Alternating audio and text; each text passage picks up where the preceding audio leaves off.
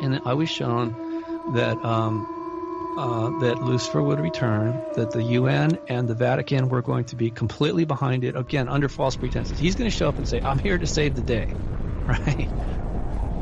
And, okay, fine, Yeah, of course, ahead, you can say whatever you want. But I've always hated censorship. It's the internet.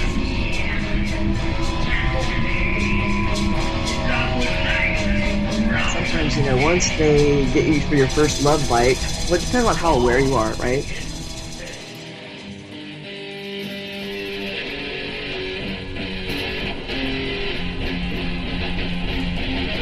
I forgot my bullets. I never had a gun.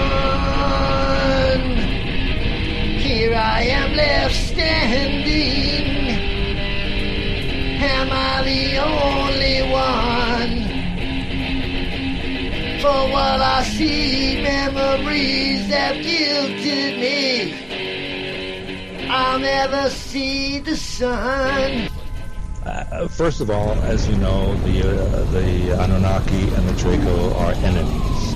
Second of all, underneath Baghdad was a stargate that was created by the Anunnaki so that they could transfer from Jupiter to the Earth.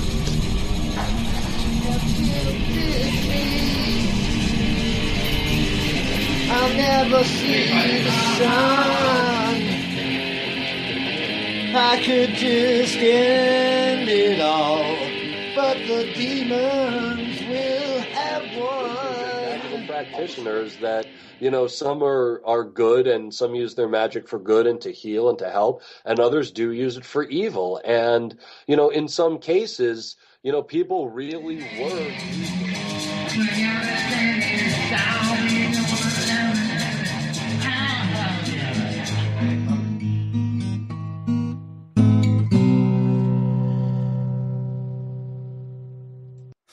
This is too much sometimes. From the broken ruins of Babylon, this is End of Days Radio. I'm your host, Daniel, broadcasting to you from that shimmering emerald city right here in the heart of the Pacific Northwest. Today's date is Friday, March 8th, in the year of our Lord 2024. Today's guest is none other than Chad Warren. From his YouTube channel, in his own words, Chad Warren's own words, my goal is to apply what I learned about how to be more independent and cooperative versus a consumer slave, as we are trained to be by a society run by psychopaths and sellouts. I live off-grid and want to decentralize away from dependence on corporate government and tech. Because the internet is a tool unleashed on the public by the military, we need to recognize that. We need to recognize that if you think we should be independent, that this makes you a terrorist, according to the NSA. I enjoy amusement parks, ball games, retro video games, pinball, cinema, and more, but I am a defender of living in the way of Jesus Christ, who was a Nazarene and not involved with any church managed by Rome. So if you want to be in the world but not of it with me, as we prove we can outperform Google, Disney, and corporate government in managing our affairs, won't you cooperate with me in this effort to apply our philosophy so it changes how we live for the better? Cool. Also, don't forget to hang out after our guest, where we have plenty to talk about. And head over to endofdaysradio.com where you can donate. You can grab my email if you want to be on the show, or if you want me to appear on your show, or if you have a guest suggestion, or if you want to criticize, if you want to tell me how bad I suck. Good luck with that, because that's not true. What else is there? You know what? That's it. Let's stop jibber-jabbering and bring on our man of the hour, presenting to America and the rest of the world. It is Chad Warren. Hey, Daniel. This is awesome, man. How are you? Hey, doing good. I'm glad to have you on the program. It's you kind of intrigued many of us with some of your comments. Oh, really? Oh, most definitely, most definitely. Well, it's just a real pleasure to be on here because you've probably heard me say it a million times. As I know that your show, I guess, it's been on for a real long time. How long has it been on, Daniel? Oh boy, I'd say we started around 2012, so that's about 12 years, something around 12 years. I'd Wow, say that's not an exact number, but it's right? been, yeah, it's been too long. I it feels like a big blur to me. I have trouble remembering some of that early stuff, but I Oh yeah. remember. Any question to ask me about my past, if I can even remember it, is shocking. The sense of time is a crazy idea itself. Yes, absolutely. How did you find us, anyways, Chad? Yeah, that's what I was kind of trying to go back to. Is I probably saw you on BitChute. That's the uh, you know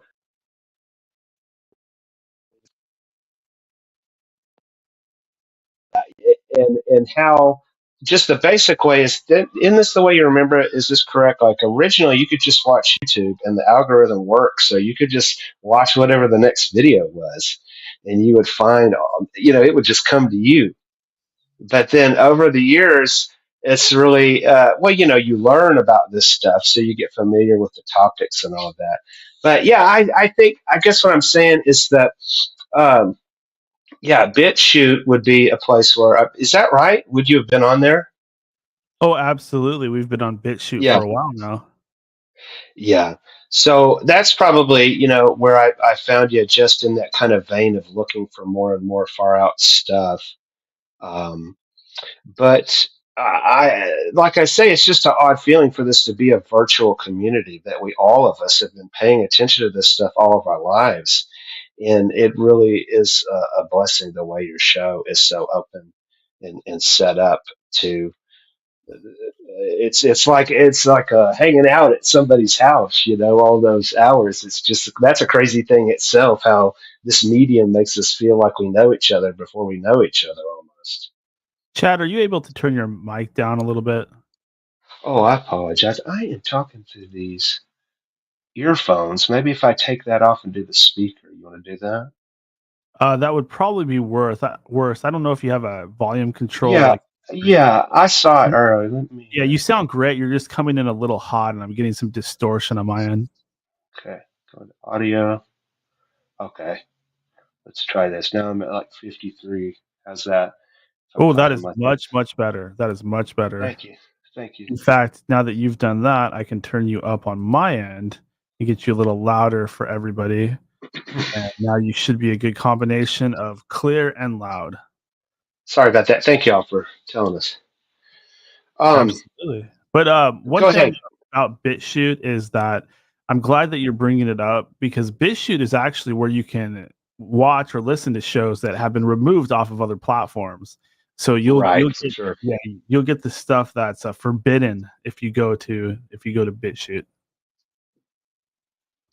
Yeah, yeah. So I just think it's awesome the way that your show's set up, where you have the panel of everybody on here, and like I remember back in 2012, I think I was still into Alex Jones, and I tried to organize a meetup. I did for Infowars, and there's probably like 15 people there, and I came up with like 12 different ideas of something we could do, and nobody wanted to do any of them, right? And then one person goes, "Hey, the Ron Paul people are meeting across the street at the library." And I was like, "Okay, whatever." So we went over there. This is real quick. And that we had some kind of wild people in the group, because who get 15 people together talking about conspiracies and Infowars, but it wasn't too bad. But the woman that was in charge of the Ron Paul group, she came out, she goes, "Dr. Paul told us not to allow any Infowars people to take part." And I laughed, and I was so shocked. But I just mean, it's so difficult to get together with other people, because all of those things in the real world, like Occupy and all that, were all contrived too. So it feels like a real community, just y'all talking together. To me, communication and conversation is real Gnosis.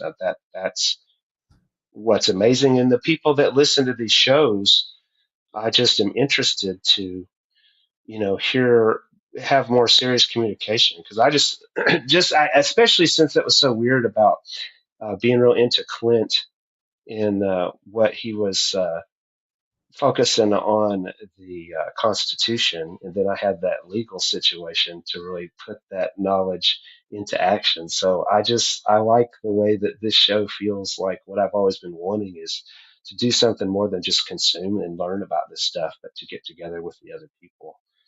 I know Seems to be exactly the what you're talking about because I work a lot of hours each week, and sometimes I gotta admit I just feel like a robot. Like I wake up in the morning, all right, it's time for work, and then I get done at the end of the day, and I made some money, but so what? How has that really improved my life? How has that made me feel any better? How has that developed me spiritually? Okay, so then I go and buy things. Well, nothing that I've ever bought has made me happy. Perhaps temporarily, like you get a new car and you drive it around, and it's fun. You wake up the next day, you look forward to it, but that's not real true happiness. And I feel like that's exactly what we've been all sold, so to speak, is this idea that if you have this or that, or if you achieve this or that, you're going to be happy. And in reality, it doesn't really mean as much as we think it does. Well, I have to say, I inherited like $800,000 when I turned 18, and that was this, supposed to be this amazing thing, and it is real. I wouldn't wish it on anybody, because to get that money but not know how to get that money to make it, that's just evil. So definitely, I have issues about how I've had to deal with having money, and then overcoming. Just we all have weird experiences with money, whether you have it or not. But just talk about materialism What did and you the do with it? ideas. Oh, I still have it. It's not that I don't have it, but I mean, just kind of getting like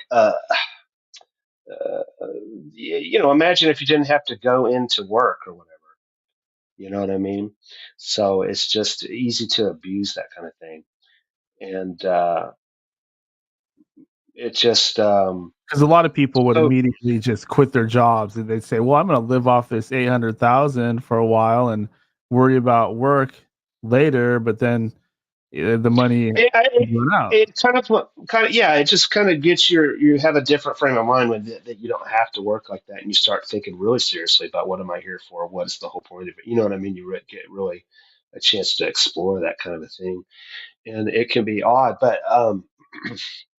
just in terms of like, I always do good at working a job, but it feels like a robot to be there all the time. I was like, after I'm doing it for like a year or something, I'm like, what am I doing? It just feels scary of like, do I have any thought on my own? What am I, you know what I mean? So I felt like compelled, because I had that money, to try to do these artistic things like make movies and stuff like that, and wasn't really successful with that, or as serious about it as I could have been. So ran into those kind of problems. But just in general, I was just talking about how uh, we have these ideas about what life's supposed to be, and when that doesn't go the way that you think it does, that's the kind of problems that it's like we all have these pitfalls for us, and it's all about how do we get out of the pitfalls that we fall into. I find that not only does work make me feel that way, but even when I'm supposedly having my free time and I'm jumping on social media, I feel like I'm constantly hit by posts that are trying to control how I think or my opinions or persuade me one way or another into some political ideology or something like that. I don't feel like people on social media for the most part are just saying what's on their mind. I feel like they're saying what people want to read and what they can get people like all rah about. Oh, And it's performing, yeah, or they're doing something other than being real. exactly. You see that a lot in the Yeah, well, workplace too. in the workplace, Sure.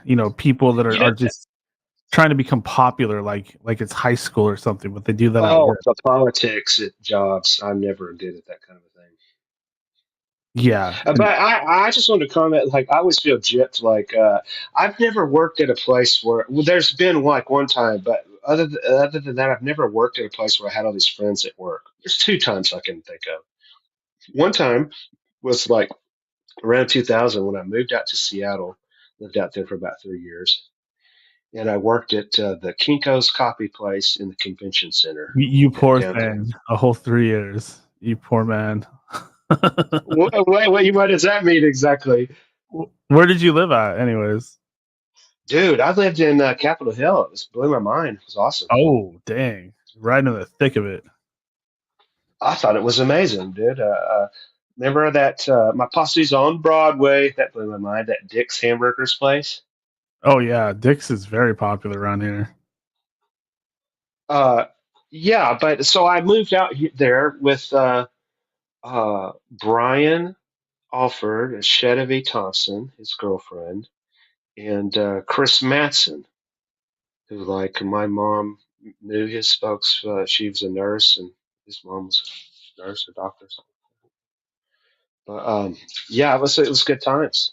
But then I remember uh, I did want to come back. You know, the whole, like, when you're from a small town and you come to a big city and you all those silly stereotype influences of grunge and whatever was the thing at the time. Um, one story that would illustrate the kind of disillusionment there would be going to the Art Institute of Seattle. And I went for the videography program. And so imagine, I don't remember the name of the class, but it was like first day of the class. We've got this, I don't remember his name, cool old black guy, like bald, short hair. And we're setting up a scene like a detective show, in the police station. Film noir with the low light coming through. I'm like, this is doing it, bro. We're making a freaking movie. That's what I'm talking about. And it was all awesome, and this is typical class experience. Okay, now I want y'all to split up into groups and go work on your project, right? And then in that process, I was really disillusioned because a lot of these other people didn't really have any experience either, right? So I was just coming at it like, doesn't matter. I don't care what anybody else is doing. What are we doing? Like any of us come up with like 10 cool ideas, maybe boil it down to one. We could. And they were all looking for somebody that had already worked on something. And I just was like, man, these people are dumb. You know what I mean? Like, I'm just using that as an example of how hard it can be to do these really creative things just because it's a magical kind of thing about how those societies come together, kind of like how we take this podcast community for granted. I think in the Like other ones. production world, it's like that a lot because it's like that old saying: you need the experience to get the job, but you need the job to get the experience. And it's not like they offer classes. Well, I suppose they do, but it doesn't really mean anything. Everybody still wants somebody with experience, not somebody that's educated on it, but somebody who's actually done it, has a track record. Well, look what a joke all of those art school things were. Like I think Oliver Stone and Coppola, or some of those people went to like UCLA or whatever film school and did all that they did, but that never kept up. And I remember volunteering. I enjoyed definitely my time there, but I remember wanting to come back to Arkansas, because it wasn't established, but I was like, I think I could maybe have more success trying something like that here. It just seems much more very competitive and expensive and stuff like that, and developed in a place like Seattle. Have you always lived in a big city like or in Seattle, Daniel? Um, that's a good question. I suppose it's been a mixed bag.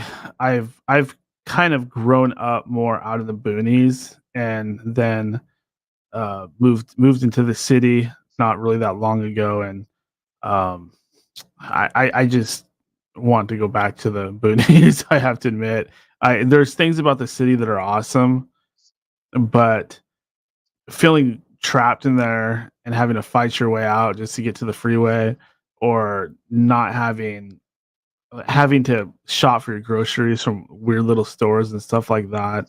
Um, I think I would have liked it if it was Seattle like back in the 90s, but things have become Right. really politically strange.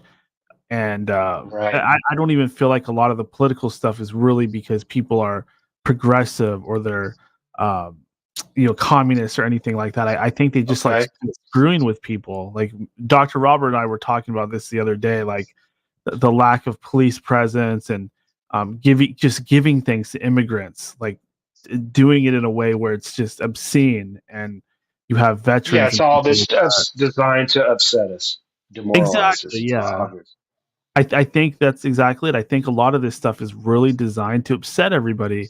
Maybe it's a problem reaction solution sort of thing, or it has to do with just abusing the population to some ends. I wish I could really explain it. Like I don't know exactly what the end game is because we're not there yet. But these people have been using these techniques for thousands of years, if not longer. It's in that book, the Prince, right? The Oh, Prince Machiavelli. Machiavelli. Yeah, that's just one example.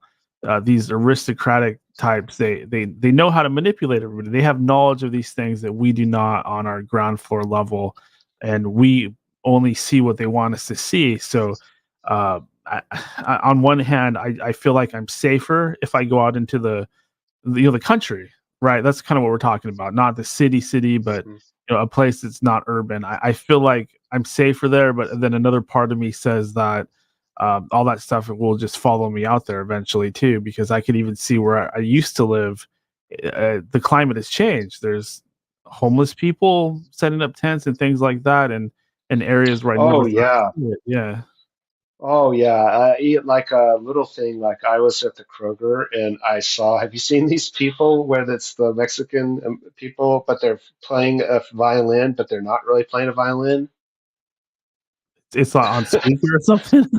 Yes, it's on a PA. I swear to God, this is a weird like Mandela. This blew my mind, Daniel. I mean, it felt rigged. Like, okay, I saw on BitChute a video of somebody confronting somebody doing this, right? Yeah. And they were not. And they're like, "Hey, I play the violin. That's really rude, to people that really do this for a living." And I was at my Kroger, and there you go, there it was, just like I saw in the video, and I videoed it. It's up somewhere. I confronted him. I ran into this one guy one time, and he was just walking around singing the coolest song. It was about the yeah, we don't really want to talk about this, but the pandemic and all that.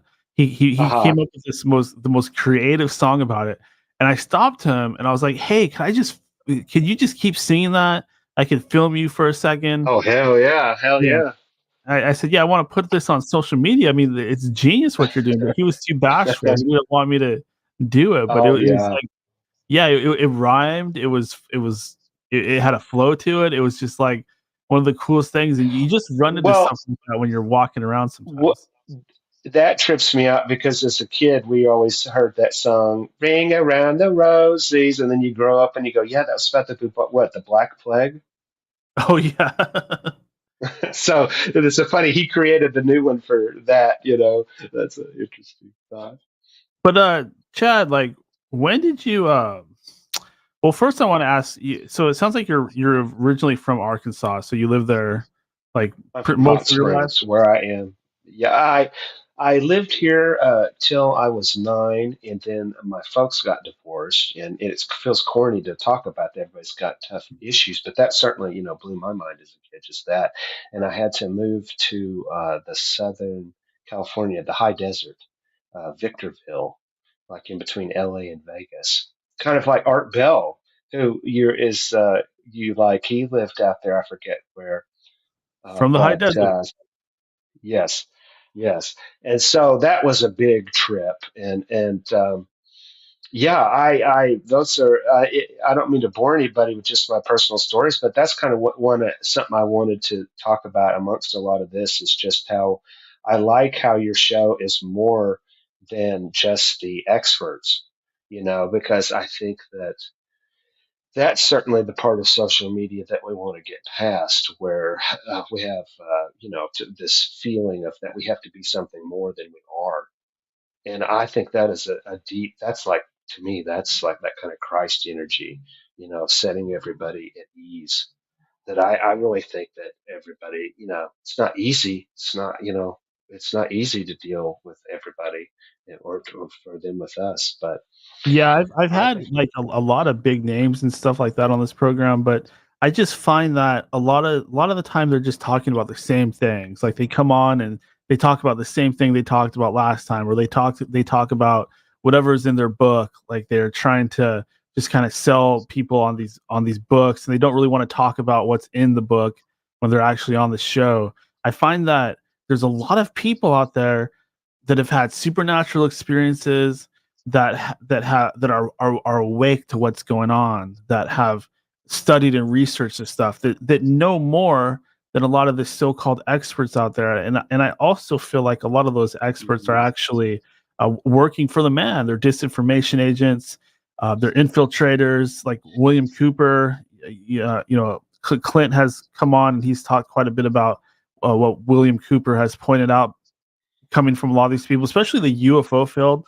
A lot of this paranormal stuff is centered around the UFO thing, and that's just really deep in this like deep state fakery stuff, and I don't really trust it. And the last thing is that a lot of these people, they just have the egos like this. It just doesn't take much, and they don't really want to sit there. And I'm not talking about all of them. Some of them are very cool and very humble, but you have a lot of big egos. may I comment? And I noticed this guy that's kind of new to the scene, Jason Brashears, Archaics. And and nobody's perfect, but what interests me about him is that I really buy into the idea of like, man, this guy is in prison and like got serious about being a scholar of like reading and like let's talk about the facts of history as just as I can point it out, that kind of a thing. It impresses me that he has this community that like how this stuff is. He has people help him research. So but I was thinking about how he's real trying to like challenge people. I forget their names, but hey, he's like, "This is my info." I would, and I think that's kind of wasn't that the way that is or was in the real scholarship world that because we're coming from this counter narrative to the established narrative, so uh, yeah, you don't want the people being egotistical, and I've never seen a good debate on YouTube. That's a sad thing. I don't think that I've seen that done very well. But yeah, just the idea that you don't really see people's ideas challenged. We're still at that stage where it's like, and like I said before, I'm not trying to diss the way the system as it is set up. Like I was saying, my envision is like the shows or the lighthouses, that give us these landmarks of this community that we're in. I mean, that's what's important to me. Forget about all the deception. You know what I mean? Like, that's one half of this is that we're also into the internet now. That it's like, well, heck, these are the people that I connect with because of what we know. Because you could go out in the real world and struggle to find these people. So I think that is a fundamental evolution in our species. It's like we're going to start seeing a lot more. I think they back in the day, like when I went to that Battle of Seattle, that WTO riot in Oh 2000. yeah, that was a big deal. Yeah, so I think the more left-wing people will call it affinity groups. They would have groups that agreed on a thing, and they were a cell working on that. And I'm like, yeah, that's like, I think, and that's a weird thing too, that we take it for granted that it's like you had capitalism, and then you have the internet, and the internet's like halfway between capitalism and communism. But I mean, just by dissecting what we learn about society from this occult conspiracy independent research perspective, now we're starting to think, okay, well, what kind of society do I want to live in? And I assume that that will be a big part of the future, is that there'll be all these different zones, like in that sci-fi book. What is it? Is it Snow Crash? Oh, Uh, snow driver. No, snow. Snow Crash is one of them, and it's like it's cyberpunk, and so it's dealing with a future where he's this delivery guy, kind of a Han Solo independent character. But it was explaining how in the future there's just these overlapping corporate jurisdictions. So you're looking at your smartphone, it's going to tell you what the rules are for where you are. But just as this kind of libertarian type of example of, how everything's breaking apart. That's the podcast. We're in these different pods. There's So another each one one of called those. Snowpiercer. Were you referring to Oh, Snowpiercer? no. And I've never finished that whole movie. It's very cool where he's on the train. Yeah, very disturbing, but decent flick for sure. But the way that it illustrates the class struggle, that's pretty awesome. Yeah, there's so much truth to that too. Like, once your eyes become open to it, and to kind of backtrack, I feel like that's so been my story, because like I can even look at myself, just like 8 years ago or so, and like I was on certain political ideologies and stuff like that, and I look at that now, I think, wow, was I really thinking for myself? Like even back then, I thought I was a pretty awake person, but I was just at a certain layer of it. And here I am now, and I feel like a lot more of my opinions are genuinely my own. Like just finding that middle ground and not being driven into extremes and stuff like that. I think is really key. Like especially kind of, I mean, I'm not speaking for anybody else, but just for myself, jumping off the political spectrum and just not having anything to do with Democrat or Republican or anything like that. I feel like I has was been always very kind of a good. no labels. Sorry to interrupt, but I mean, No, go ahead. I just remember as a young person, I think I'd always put myself in that category of like, yeah, I could use these labels, but really I'm more of a no labels type of person. Be my answer. Yeah, because And you inherit everything, and a good example is this stuff going on in Gaza. Like it somehow became the narrative that the left is pro-Palestine and the right is pro pro-Israel. Israel. Hmm. But that's a bunch of bullcrap to me, because I know plenty of people on the right that are like, not that I know them personally, but they're like Nazis. They hate Jews. They hate Israel. And you have people on the left that are Jewish and they're very pro Israel, pro Hollywood types. And the fact that they're trying to box us into these groups now, it just Oh, shows how stupid this manipulation is. oh, and it's so evil because where a lot of us are aware about, yeah, don't pick either of the two parties and the dialectic and all that. But it's like it's the worst when you are aware of stuff, but you can't help but get triggered. Hey, Todd's back, man. I've been wanting to see Hey, you. what's What's going on? up? Hey, it's How are Todd. you, gentlemen? Todd. Hey, How's everybody doing tonight? Doing we are good, good. man. How are you? Fantastic. I am so good. It's Friday and Daniel's doing a show and I'm on here and you're on here. Love it. Yeah, I'm a big Hell fan, yeah. Todd. It's been magical to just watch y'all and for me to just be here for now. Like you were saying, Chad, the community that Daniel's got, the plank of guests, he's, the round table, whatever you want to call it, the panel, incredible. Hmm. This show's so good ever since he's got all these guys coming on here. I love all these guys on here too. Everybody on here that's on here is just mind blowing in my opinion. So Daniel's done an incredible job over the years putting this together and keeping it going. And I just love Daniel. I love the show and glad you're on here with us, Chad. Thank you, Todd. Hey, I got a question. Like, what is your perception of the show? Because to me, it is like, really my favorite. Right. But, and I know that it has it seems like a hidden gem. How would you describe the show? How popular is it, or what is your perception of that? Yeah, it's a hidden gem. Exactly. It as soon as it gets bigger, it's going to change. That's something you can't help. Hmm. But where it's at Mhm. right now is a super sweet spot, in my opinion, because Mhm. you can have, because Daniel invites anybody listening to this show, come on here, get your ass on here if you want. And doing that, he's got some really incredible personalities that are tuning in every week and joining us every week, and the show's getting better every minute.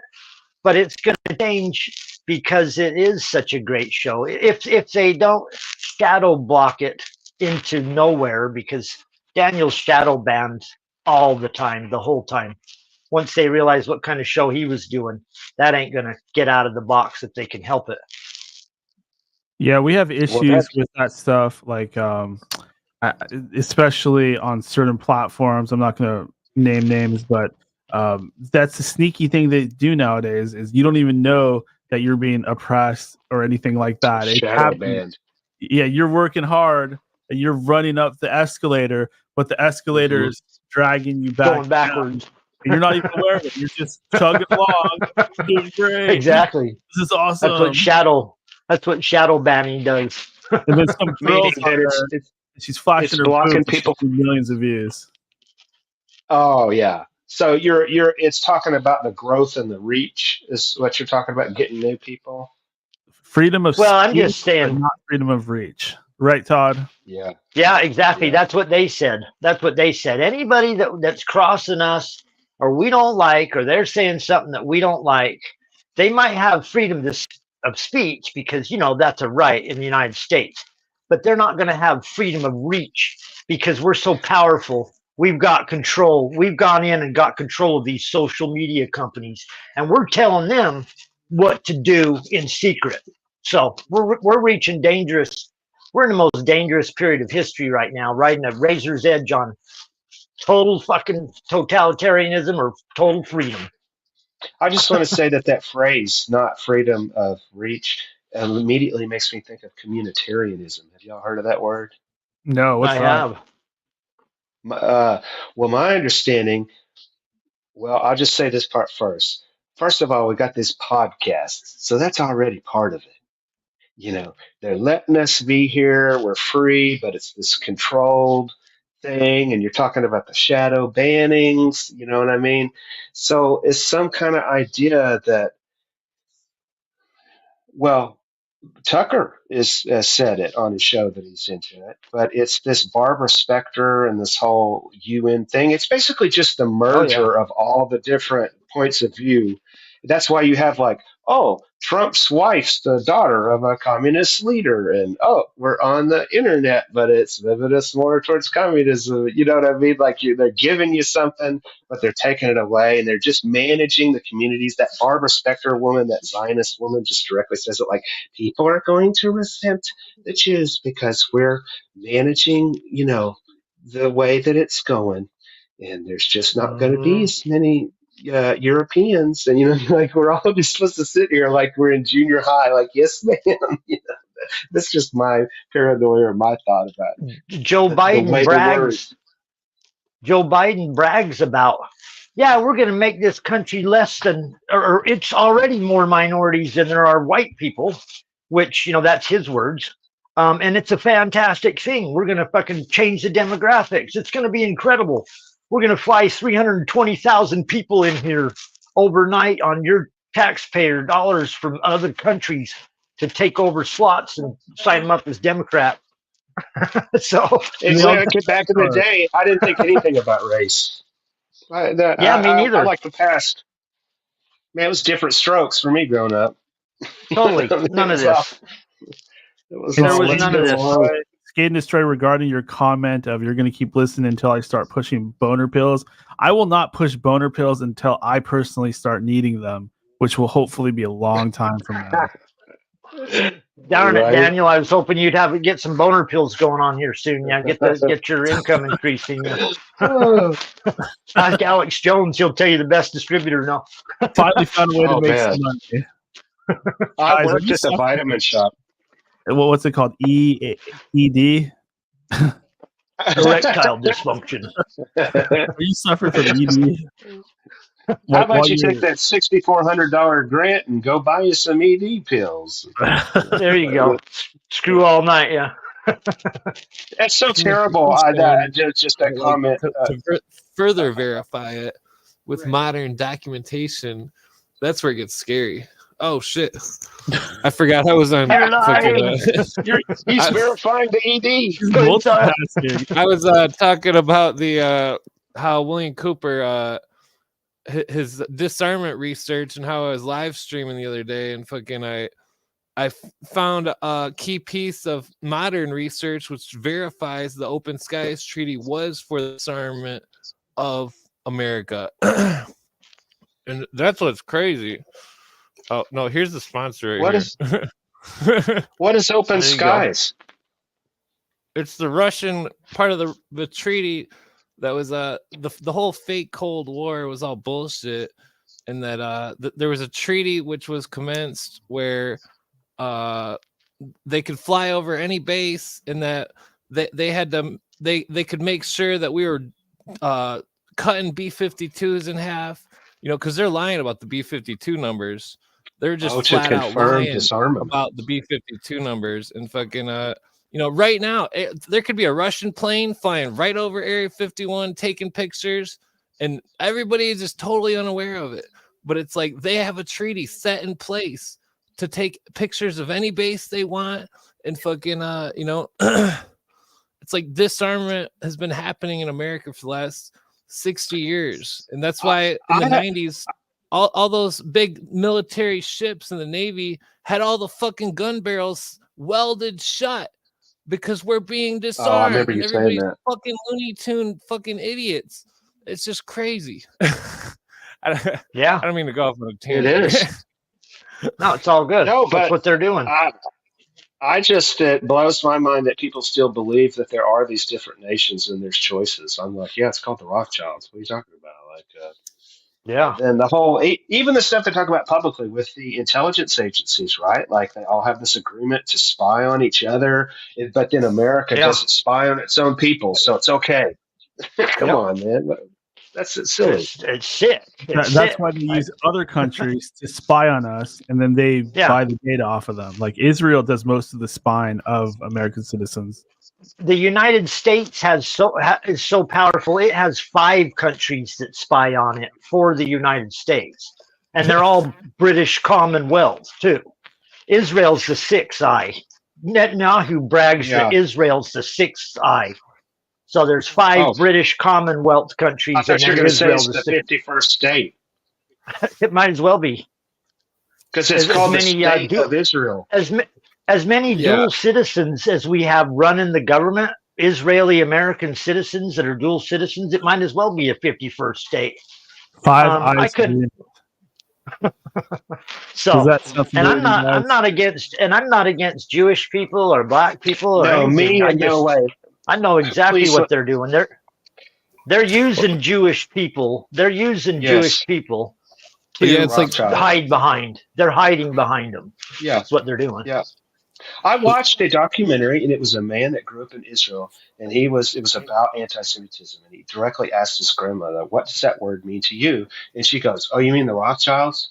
You know, like this is public information. I mean, how else can the Rothschild own the whole Israel thing outright? It's his own personal. The UN is his own personal army, and of course, I assume he works for somebody else. You know, they've been. Everything's a front. That's just rule number 1. And it's like, yeah, there really is a God. You know, like it's like both things are true. You know, it's like that just is, to me, is 101.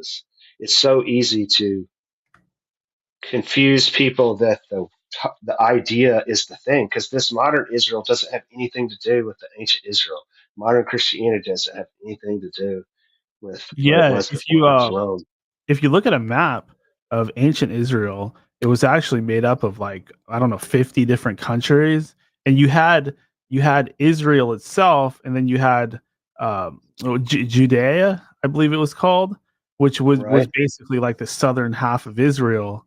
So this idea that whole entire area, that was actually the land of Canaan, what they call nowadays modern Israel. And regarding what you said about the Rothschilds, I think it's an actual spell because I swear I've brought up the Rothschilds to like a lot of these people in Seattle and stuff like that, and it's like their minds go blank. They don't know what I'm talking about, yet at the same time they're ridiculing me for it, which makes I no can agree sense. with that. Yeah. Yeah, it's one thing when you're somebody just doesn't like what you have to say, or but yeah, definitely familiar with that really weird deer in the headlights kind of like that they're just hurt, that shock on their face. It's like offends them in a way that they're not even aware of. Um, being that you are from Arkansas, were the Clintons popular down there, or are they just kind of Oh, seen the for same sure. way? Yeah, that stuff, changes through time and is all based on your own experience and stuff like this. Certainly the Clintons were big. Uh, uh, like I heard the story of Bill growing up went to the Central High, here in Hot Springs, and he brought a briefcase to school in the eighth grade. And everybody knew he was going to be president. That's the story. Uh, and then ah, I met somebody at one time that I think like well, his brother Roger Clinton is a character, right? He would probably procure some crack and stuff, uh, that kind of thing. You'd heard stories about people that partied with those kind of people. I don't really know all that kind of stuff, but yeah, the Mina thing was crazy. Yeah, certainly all that stuff. Now, here's a weird kind of thing. In some ways, I feel like I learned more about what happened here in Arkansas as an adult from like literature more than word of mouth. And this place is a weird kind of has a spell on it to hide it, and I almost like don't want to talk about, because like just like how I camp out in the national forest, that is that magical thing like you're talking about your show where only so many people know about it. Sometimes there is a natural magic that protects things where anybody can go out there, but hardly anybody does. Just doesn't even come to their mind. But as far as the Clintons, um, uh, yeah, I probably heard a lot more of that from the conspiracy media about the state troopers acting as their personal, you know, hit squad, and certainly the Mina story uh, is fascinating about the Iran-Contra affair. And I forget the name of that guy that flew the plane. They made the movie. What is that? Air America about that guy. Isn't that? And Isn't then that there the was same that guy? guy. I think his name was James Foster, although I don't remember perfectly. He was like one of their best friends, and they supposedly had him killed. Yes, I forget his first. Oh, here's an interesting Clinton thing. There's a pizza place in Little Rock called the Whitewater Tavern, and it's a good place to go see live music still. And that is where the Whitewater business deal went down. That's why that scandal is called that because of the name of that bar. Do you remember what I'm talking That's about? hilarious. They named it after Yeah, Whitewater. yeah, yeah.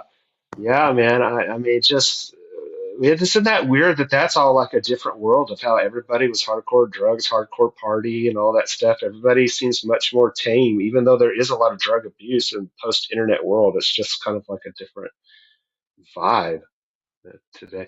At one point, I just some things as I think of them that I do want to mention while we're talking. At one point, I want to talk about hot springs because it's weird. Albert Pike, the Freemason. Oh, absolutely. Okay, so you know how we all live in these places that has this amazing stuff, and we don't hardly know about it. You know what I mean? Okay, so in Little Rock, they have a grand Freemasonic lodge that takes up a whole block. It's like a big, big deal, and that is Albert Pike. That was all here, like whatever he did in the Civil War. I heard he's like a real scandalous dude. Not like a real good military person or something like that. And I think that's kind of where the whole Scottish Rite, the kind of Luciferian takeover, come through that. But anyway, they have a street here, Albert Pike, And then the Hot Springs National Park, the Rockefellers were involved in that. It's the first national park, so that's 100 years ago. So it's like the green. Isn't it interesting? We've got the EVs and the green movement, what it is today, all crappy, and then what it was 100 years ago. What a positive influence. Well, where's that world of like the Civilian Conservation Corps? And they're building cabins in the Great Depression. Like, I mean, man, you could really believe in the federal government 100 years ago. I never understood where they got that money to pay those people. It's like, okay, we have no money, and to get money, we're gonna put people to work working in national parks. Well, where does that money come from? Well, I turn it out. There you go. There you go. But the Rockefellers are involved in all that. It's basically their own private land deal scam that they had. You know, oh, it's the national park system. You know, I'm sure we can just assume there's some scammery. Let's find the most. And the sad thing is that obviously you do need to protect all that to some degree. And it is amazing how free and open that stuff is to access today.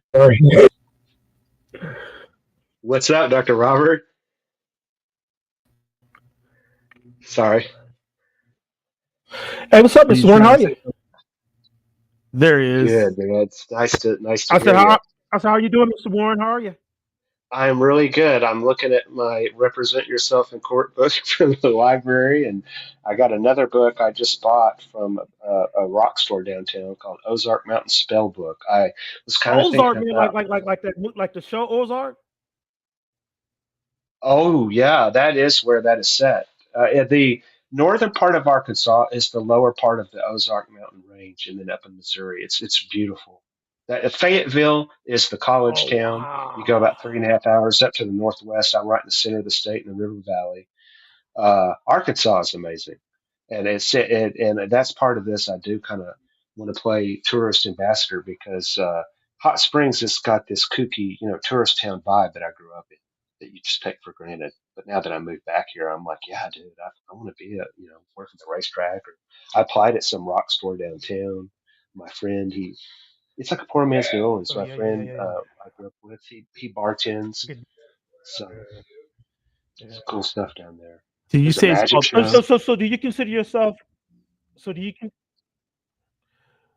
you consider yourself kind of on sort of like a nostalgic renaissance, basically, like your life?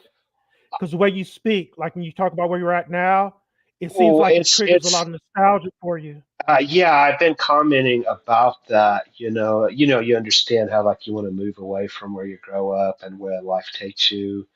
And like I said, I did move back to Arkansas, but I got married, and then I was in Fayetteville with all my college friends, and then I moved back to Little Uh-oh. Rock to be closer to our family, and then got divorced, and then so I've been hanging around Little Rock with my son, and I did have a long term goal to come back here, and that's just kind of happened sooner than I thought, and I definitely feel like it is. I guess it's just kind of like the character of a town and how that affects you or whatever. And it is just a cool vibe here. I just what it is I've connected with more friends here. So that's what I was coming to a couple bonfires over like one a month, and I was like, yeah, I want to move back here, Mhm. and yeah, it's a real kind of That's very familiar like to. It's very familiar Portlandia. to you too. Well, like that show Portlandia, and it's I've like the never seen it, I'm quintessential. afraid. But I mean, it's very funny to me. Like I don't really like the left stuff, but so that's amazing that they're able to make fun of all that, and it's hilarious. It's very good, you know. But it's the whole Portland aesthetic and the quirky, weird, character of that town. I definitely think Hot Springs. If you just walk around the camera, like it's just so everybody's weird here, but in a good way. It is. It's got and it was the hot springs. I could dig it It up. was a neutral ground for the natives. It's always a place that had a magical. The whole thing about geomancy and the different vibe of the different Yeah, places. the So hot springs is supposed to I was heal your wondering if I could body, bring up. isn't it? The hot springs, it has Okay, healing properties. I could dig it. hey, man, I just want to say on that one, all my, you know how you live in a place and you don't go check stuff out that even if you live there. The hot springs is kind of one of those things because, yeah. Well, long story short, it wasn't until that many years ago that I went. I forget the name of the bathhouse. There's like a buckstaff bath, and then there's like a private one, and then there's a public one. The public one I went to, and it's awesome. It's like these like big pools of different temperatures, and there's like people from all over the world there. So you've got that like Disneyland tourist vibe. You're like, that's cool. You know, my little town is nice cool. And it is. It makes it a much cooler town. You know, it'd just be like crappy Arkansas if you didn't have that vibe going on. But like, Now I can yeah, dig it, man. man, That sounds it fun. it it And it is you mentioned magical. something earlier, man. I thought was very, very interesting. Go Go ahead. ahead. Oh, His we lost you. connection must be spotty. Dr. Robert, are you there? Can you hear me? You're Yeah. fading in and out, but yes. Can I hear you? Yeah, can you hear me? Can you hear me? Yeah. Yeah. No. You had to unmute yourself. Well, let's. Can you hear me now? Yes. Yeah. Okay, you mentioned something about, I guess, the Rockefellers and how they're kind of like hiding their connection to certain lands and things like that. You know, Yeah. Public that private reminds me of a partnership kind of concept in stuff. law called alter ego, basically. Oh, yeah. Yeah, but it's like alter ego, basically. We're like, it's where a Is that like different shell company companies? creates like a different company. It's called an alter ego. Yeah, exactly. That's what it reminds me of. And that's what I think a lot of these CIA cults are, basically. They're just alter egos, but they're all connected to the CIA, basically.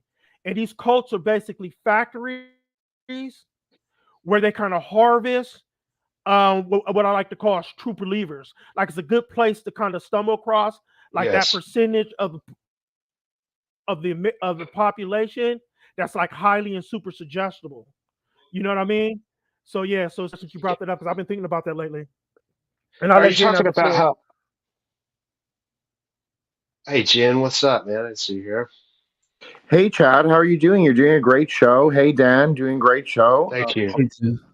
I love when Nice you to bring see you. on people from our audience. I know you guys talked about that before, but I do too. Honestly, that's what draws me to podcasting is hearing like what everyone else says. Like I don't want to hear. I mean, now that I have a podcast, I get these cold calls from the authors all the time, and I'm not hating on them either. But it honestly, it's not that interesting to me. I'd rather find some Twitter anon. Like that's how I started, just like a Twitter anon posting weird shit. Lee was like, "Hey mate, come on," and I was like, "Okay." So I really love that we have like such a diverse panel and just like interesting people. And I've loved like the direction, Dan. Like the last couple shows have just been like fucking fire, and I'm just so into it. So I'm sorry. Appreciate that. Yeah, that's amazing. And you've got the best of both worlds. You've got the big names like William Ramsey was on here. Oh yeah, That William was an Ramsey's- amazing show. yeah, That was an amazing show. He goes deep enough that you have him on your show and you start getting like weird messages and stuff like that. Okay. Okay. At some point, I would like to just. He's a serious player. Yeah, careful with that one. I would like to hear who are your other like big names, like Joseph Farrell. I think he's a pretty serious researcher. Oh yeah. Oh man, we've had just like about everybody on here at some point. What's his name? What's the guy that does Caesar's Stanton Messiah? Friedman. Stanton Friedman. That's got to be one of Stanton Friedman. Now let me just say, I am totally open to ghosts and UFOs, but I don't have a lot of personal knowledge or connection to that. But you saying Stanton Friedman, and I watched the episode of yours, and like I was like, man, that was the good old days. I really liked the UFO stuff back then. I remember. Do y'all remember there was this freaking like made for TV, like special event thing. And it was like after the fall of the what was it, the Berlin Wall, or no, it was the what was with the Russia, like, no more Soviet Union. And then they had a show and it was like UFOs in Russia. I thought Stanton was on that one. And I was like, you're hearing this Russian person explaining their side of what they saw when that was like a new thing. That really blew my mind. Yeah, he was I think a little bit different because he wasn't really like a UFO guy starting out. I believe he's a nuclear physicist. So he's not Right. not some schmuck. He's a guy that understands physics to the utmost degree. Well, Kind of like physics defending Kabbalah. the physics of Kabbalah. No, well, physics is Kabbalah. Like, I know a lot of Yes. mathematicians who are very good at Kabbalah. I'm just gonna say that right now. Like, for real. Like, The dancing woo Lee Masters. Yeah, and it's not even like woo-woo shit. It's like real numbers, it's astrology, but like astronomy astrology, not just like, oh, what's my star sign astrology. It's like really serious, like understandings and converting the Hebrew words into numbers, but not just like in like throwing in a gematria calendar. Like it's so important to do it by hand, and then you can do these like quadratic equations with it. I'm sure you know about this, Chad, but it is so fascinating, and there is a whole pattern to the universe. Honestly, I'm really onto this right now, and it is honestly just amazing. It's beautiful. It's like we live in an incredible place. I'm so sick of the pessimism. I'm so sick of everybody's like, oh, America's falling, Canada's falling, like every day on social media. No, it's up to us. We get to choose, and we get to choose how we live our lives, and that's it. I agree with that Jen, 100%. I want to ask a 100. question. Why does it feel like we're the only ones that care or even asking the questions? Where are the professional psychologists and the scientists and they need to be saying, look, I mean, they are. Certainly we know that, hey, I'm not trying to preach positive thinking, but man, this is totally negative. The way you feel after looking at all this Oh, I'm on information, the air is this quiet. 100% true? You got to figure out how to deal with that. I don't know. I mean, I think that we are living in a very delusional time. I know that we've talked about this on our on I'm the on the Dan when radio. Dan Be did the quiet. show on the predictions for the new year, and we talked about the Kali Yuga and how in my opinion is that we're leaving the Kali Yuga and going into another aeon shortly, maybe not right at the second, but we're in the process. So I think that people are under like a mass delusion, much like 2020 and all that entailed. We won't get into that because I know Dan doesn't like that, and for other reasons. And I just think that people are living in the delusion still, and it's a different kind of delusion. But like when Todd was speaking, I just get reminded of like and you said this, Chad, as well. Like we can fire the dialectical arrow. We can choose. Like you can play the game of politics. Dr. Robert's really good at this. You pick a side and you go hard for that side. I don't agree with Dr. Robert on politics, but it's a game. It's Machiavellian. You have to, but you don't get emotionally invested. So I think that's where people on social media go wrong, is they get emotionally invested on everything. It's like Dan brought up Gaza. That's a perfect example. Like it doesn't affect you. It doesn't affect any of us. It really doesn't. So It's like that's one of emotional. those sci-fi ideas that has, sorry to interrupt, but has come to life because in that Ray Bradbury Fahrenheit 451, the fireman's wife is at home and she watches the TV and there's a soap opera, and then the light goes red and then you're on the soap opera, like me appearing on the show right now. You know what I Totally. mean? There you go.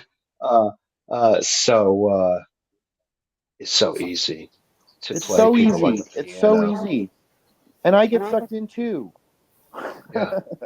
Well, that's like Jin the that kind. Ninja's saying, Kabbalah is very, very potent, very powerful stuff. Yeah. If you look close at it, Yeah.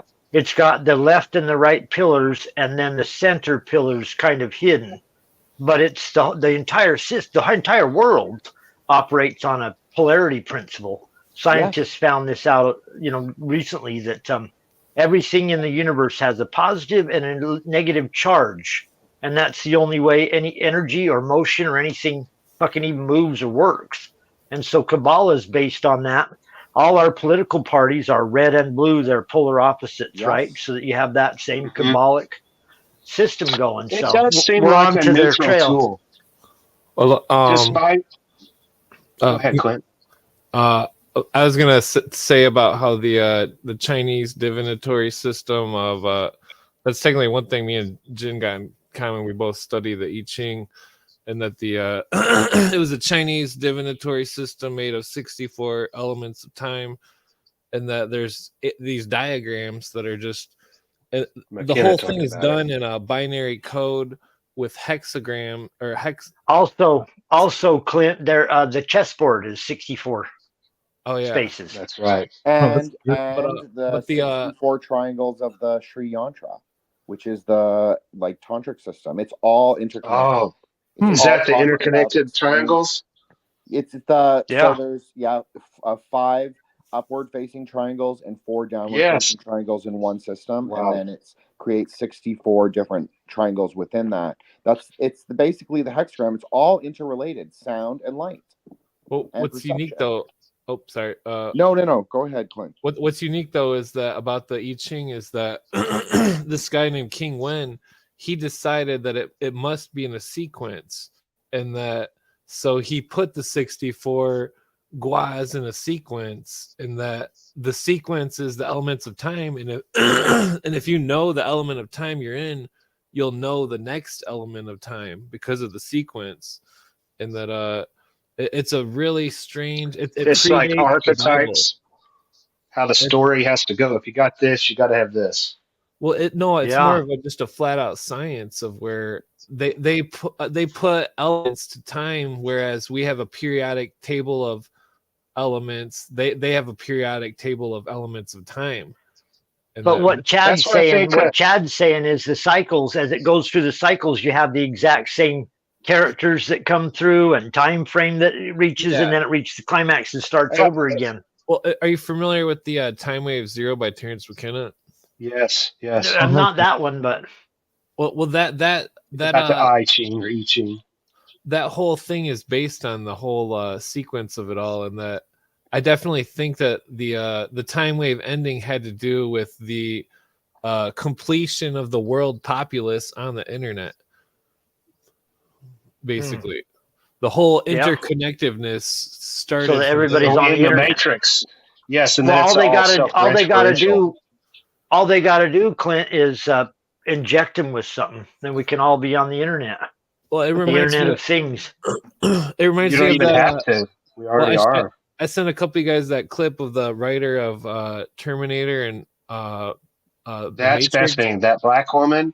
That is a fascinating story. How she was saying that it was man who is the creation of God versus the machine, which is the creation of man, and that the symbology of the story was epic, where she was saying that the son of Sarah Connor was Neo, and that the symbology of the story is pretty epic. But like the whole thing, isn't she the one that sued? Yes, that's the story. And I looked into it enough that there was some validity to it. There was a case. She sued Terminator, the makers of Terminator, and the makers of the Matrix because she had a story that was before their films. I think it'd be okay if we played it real quick. Are you able to prime that up, Clint? You could probably do it, but I might need a second. I just want to say something when you were talking about Cabal earlier. I know enough to know that there's a neutral aspect of it, and then there's the way that it is used with the whole Zionism. It's like two different things. Just like the mandala, that's an innocent thing of an upside down 2 triangles. That's male and female. That's just a neutral system. Doesn't have anything to do with anything evil. Dr. Robert, you were saying in the chat that you wanted to say something. I cleared the floor for you. Oh no! I just want to say something to Jim real quick. I've said plenty of times on this show that everybody better. Jim's the master. Dr. Robert's not. Dr. Robert's on revenge mission. I know, but I appreciate that about you, Dr. Robert, because at least you pick. You know your will. You know what you want for like yourself and your community. That is. I don't agree, but I appreciate it. That's a power. That is a power.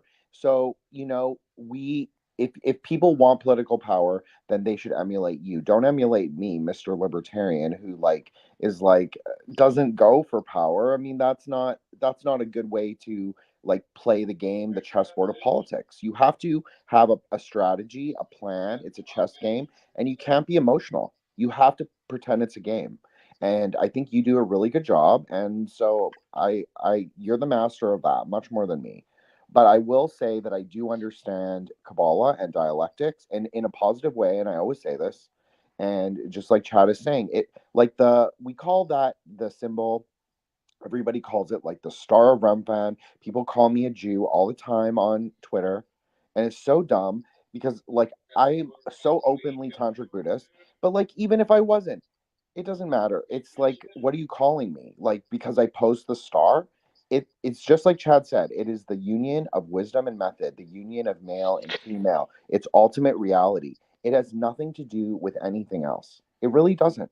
So the whole kayfabe, people can just like get over it, and you know, we're Well, alchemists, here's and my everyone should be alchemists. That's my opinion.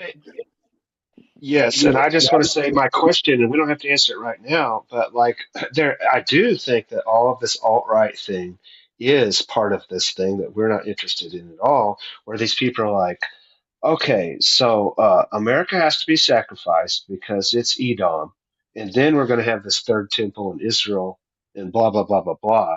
And so all I know to say is like, obviously there's some natural. We're not those people, so I'm not worried about that. There's some interconnection between that energy and whatever it is that is our understanding of alchemy. I don't have to have the answer. I just know that. Well, I personally think, Chad, that they really just want the capstone or the cornerstone in Israel. They believe that that is the original altar stone to God, that there was the original covenant from the first temple period. I also think the third temple period, Dan might find this interesting, I don't know, but I actually think we live in the fourth temple period. I think that's the whole, like, where this is like 4 years late, but like the WEF shit, all that stuff. That they Mhm. call it the fourth industrial revolution. Hitler called it, what did he call it? The fourth turning. That's what we're in. We are not in the third temple. I think they call it the third temple, but the Al Aqsa, the mosque, I mean, that is the third temple. So whatever they're Hmm. planning for the next, sorry, Dan, go ahead. I think that was Chad. Oh, Oh, sorry, I'm Dan. sorry. I was just saying. I was intrigued. Well, it's just a working theory. You know, I'm very conceptual. I don't really, I like Dan said, I try not to be, I try to be more anti-ideological in my thinking or post-ideological. But I like to work out these series or these kinds of like, you know, I have a working hypothesis of how I think things are, and every text, all the ancient texts, all the Buddhist texts, which is very similar to Judaism in many ways. Um, Hmm. it They all say that we are entering the fourth turning. So in my opinion, we're entering the fourth turning, and I think the third turning stuff, I think that's a mystification. I think that they're not saying what they mean. Subtle speech. It's part of a spell. Dr. Robert knows about this. It's very common in like tantra to use subtle speech to imbue your meaning with secret words. So I think that's what that is. And I think, I don't want to support Israel like in any capacity, but like I honestly I don't want anyone to die or anything or like a war to happen. And I don't know what's going on there. I personally think it's really fake. That's my personal opinion, just Jin's And opinion, there's not so many people that live there that support like what we're saying. Like I learned so much Jen, from what Jewish exactly people. is Jen? yo, go for it, Dr. I Robert. was just I was just gonna say the Okay, let's transfer go agreement. ahead and come back to this, guys. Dr. Robert, he's having some connection issues, but I did want to get back to Clint. I believe he's pulled up the video of the creator of the Terminator and Matrix films. Why don't we take a little break and watch this real quick? Or listen, if you're listening.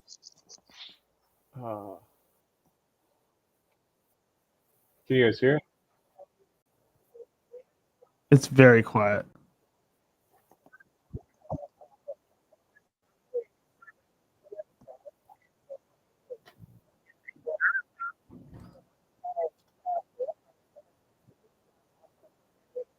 I cannot hear that at all, unfortunately.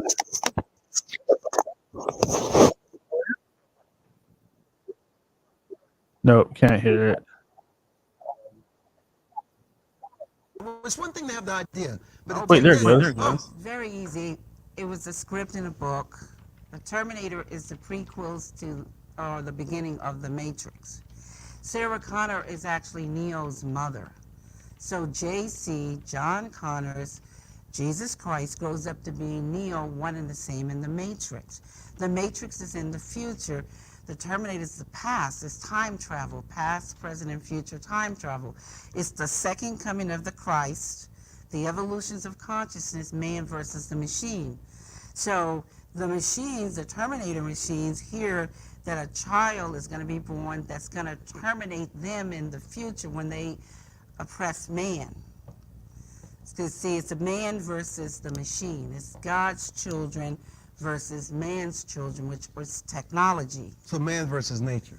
Exactly. So the Terminator has to time travel to the past because they know it's Sarah Connor, and they have to kill her, terminate her, so she won't have the baby. And Kyle Reese, he comes from the future to protect her, and he inadvertently gets her pregnant. And he has to go back to the future. And so it's the Immaculate Conception, because now she's pregnant and she fell in love with a man, but did it really happen? Did he exist? And then this child, when you see the three Terminators, the boy, and then the man child, subconsciously he doesn't know why the Terminator is trying to kill him until he's hidden out in the city, in the Matrix, the future. When he reaches 30 years of age, the rebellion, reloaded, revolution starts. And the rebels come and they find him because they've been watching him all along. That's what the Guardians and the Sentinels are all about. And so they wake him up to his purpose. They take him to Morpheus to train him to fight the machines. They take him to the Oracle because of the prophecy. So this is the whole epic story. It's an epic. And it's some deep stuff. You know what it brings me to? See, you're the best person to ask to explain where we are today. President Trump, the Congress, the seemingly chaos. You look at this entirely different. That was pretty much it. A bigger plan that was laid out. So did she actually, like it says she's the creator, like what do they mean by that? Because I know the Matrix borrowed from a lot of different sources. Well, she said right before the when I couldn't get the audio to play because the echo cancellation was on, the she said that her grandma was a full Cherokee, and that her grandma was a witch doctor, and that she was the Oracle character she made herself the Oracle character in the Matrix, and that everything she said about that is incredibly profound. I mean, like, it's like Gnosticism is the zeitgeist of our time through the Matrix. Well, it's like this lady's she's a incredible mind. I mean, I would like to get her on the show. Totally. Yeah, absolutely, for sure. Chad, I did want to ask you, do you believe in an Illuminati? Yes, just would be my gut reaction, but to think about it more specifically and factually, let's see. Well, you certainly have the Bavarian Illuminati, right? And the last that my research into who's running the show, doesn't it go back to Persia? That the same people that it's not really the Jews, like the stereotype is. It's I think that Persia is what it goes back to. But the Illuminati, let's see, what else could we say? Yeah, it's kind of hard to isolate like one group. I think when we're looking, because my mind goes to the Rosicrucian story, and how that maybe that wasn't true, but people heard this, kind of like a internet meme of the time, and then it became true. People like how we are, this kind of public mystery school, that whether it's true or not. I think that just the basic idea about secrets and royal families being in charge. Webster Tarpley talking about the Venetian oligarchs That's why we have presidents every 4 years, because the rich people, they just said, look, instead of fighting between us, let's just rotate it around. Yeah, there's a lot of different peoples that I think that researchers try to trace this all back to, but one commonality is they say that they're descended from Cain. So Adam and Eve's son Cain, who took a bad turn in life and decided to what did he do? Did he bash his brother's brains in?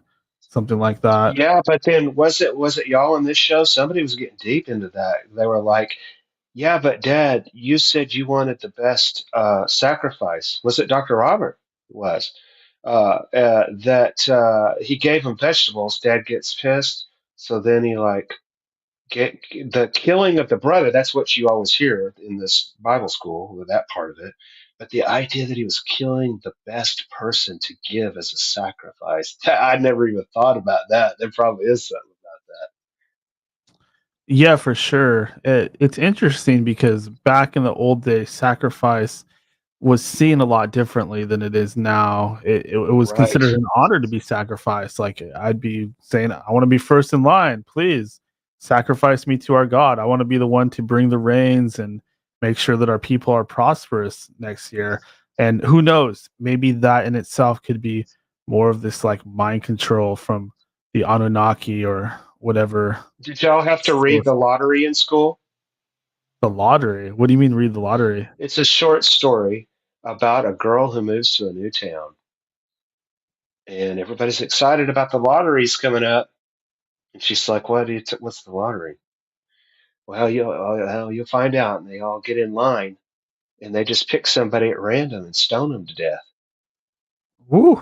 And she's like, that is horrible. What are you talking about? They're like, oh, no way. That's awesome. That's how our whole society functions. It's all about this has got to happen. And then there's some weird truths. If you were to kind of pan back and look at, however perfect you want to manage a society, and then you start getting into that, Plato Republic kind of thing, the deep state and the noble lie and all that stuff. Yeah, I think that collectively these people have concluded that we are idiots, and the fact that we're idiots makes us very dangerous because any sort of political opinion or any leader could rise up at any time and say, hey, look what these assholes are doing to us. So to combat that, they put a lot of hypnosis and perhaps other forms of magic and mind control that we're not even aware of. They could be doing things to us that we're not even aware of. I've had times when I swear I've woken up in the middle of the night and I felt like there were frequencies affecting me. Maybe that's like paranoia, I don't know, but I have actually felt like there was like almost this weird music going on in the background of my mind, kind of like a symphony of blips and squeaks and weird little sounds. Pause. I can say something about that. The first time I ever fainted, I was 18. I gave blood at school. And when I came back to, it was like, it was the most crazy electronic sound. And I like could see the people through the static. Oh, that's interesting. Have And you then ever another thing, go ahead? just quickly, I got a TV when I was 9. It was like a big deal to have a remote. And the numbers come up. I was like, I'm so fortunate to have this TV. And it had a problem where it was totally like that movie Poltergeist, probably just because that stuff was new. But it would turn off, it would turn on on its own. It would go to the channels, the volume. You'd wake up in the middle of the night. and somehow, maybe from the like trauma of that hearing that loud at night, I swear to God, I developed some kind of ability to where I could tell when a TV is on in another room when it's on mute. And later in life, I'd be like, "Is that TV on in there?" And they'd be like, "Yeah." How do you know? Like, think I can hear it buzzing or something. They'd be like, "No, you can't. What are you talking about?" I don't know.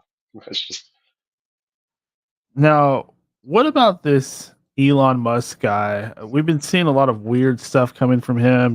There's he the liked one of my red. posts. He liked one of your posts. That's what I'm saying. Was it just because I bought the little subscription? What it was a little offhand comment. There was some kind of post, and it was like him in another country saying, well, their laws are different, so we're going to allow them to censor it based on the French laws or whatever. I'm like, what's wrong with that? Like as long as they're not affecting what I'm doing. There you And go. he liked it, and just as a If fact, I Elon don't know what Musk that likes means. your tweet, you're you're right next. You're in his class. You're in his circle. Yeah, his giant circle. Well, it's So pretty you got nice that going because for you. if I I don't can think talk that much Daniel's got one. smack, I don't think Daniel's got one like from Elon Musk yet on there. Have you, Daniel? Can't say I have. Can't say I've had a whole lot of interaction with But famous please, people. Chad, keep us informed if you get any more likes from him. Come yeah, on, Tell him to I've listen never to End had of any Days interaction Radio. like Yeah, that. come tell on the him to show, listen to Elon. End of Days Radio. Yeah, exactly. Defend Get him on the yourself. show. Defend yourself Well, from these can I accusations. just say, a lot of these people, I may think that they are controlled opposition, but does that mean that I wouldn't want to hang out with them? No. Trump, Elon. I've touched Alex Jones' shoulder. He was walking, and I was in that thing at DC, that Stop the Steal thing, like November before the January thing. I got so wrapped up in that. I went to all the states of it. It was him and those That's one. Proud Boy dudes. I was like, that's One him, thing man. I've. I talked to him. That's one thing I've tried to stress on Daniel's show is there's a left and a right paradigm to this. If you think that it's just everything from the right is right or everything from the left is right, you're missing. There's two sides to all the information coming through. That's how they control our society. Is they create a left and a right. That's who you vote for, basically. But they also create the next line behind them and the next line behind them. And so you've got to be consciously aware that this is going on while you're reading anything and everything. So anything you're reading, realize, is it from the left or is it from the right? And you'll start to see, wow, this is a left-right paradigm. They're playing every level back and forth. And that's why we suspect everyone. I've always suspected everyone, including myself.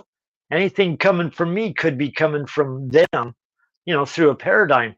And I Yes. know that sucks that you can't get down to what the truth is, but you'll be Right. closer to the truth, realizing you don't know the truth. I mean, Speaking of Twitter, X, and Elon Musk, we now at this moment have 100 live viewers watching from Twitter/X. So seeing some big numbers coming through that platform. Yep. That's and awesome. YouTube says we only have the 5 people on here that are watching it. Yeah, according to YouTube. Hey, can I just say throughout the conversation, if y'all think of things that you might like to bring up, because that's kind of what I'm here today. Part of it is just to say we need to start thinking, what do we want to do as a group? So, like, what was I thinking? You were talking about the 100 people on Twitter and all of that. Oh, just that, the more that we can have control over the tools that we use and figure out what is the freedom thing to do, because I sure hope that X stays open like it is now. That's Totally. interesting with the spaces where, that's like a scene in this cool cult movie called Fantastic Planet, I think it is. Yeah, it's classic. Have you seen it? The animated Yeah. one? You remember that? You remember that scene, Todd? Okay, they're in this like future perfect world, and the people all are talking like we are right now, and it's like they're totally making the decisions about how to run the world. I hope we do get to live in that utopia future, and certainly. Yeah, I bet they have a clip of that on YouTube, small clip of that part. But I've always been an optimist, as dark as it is.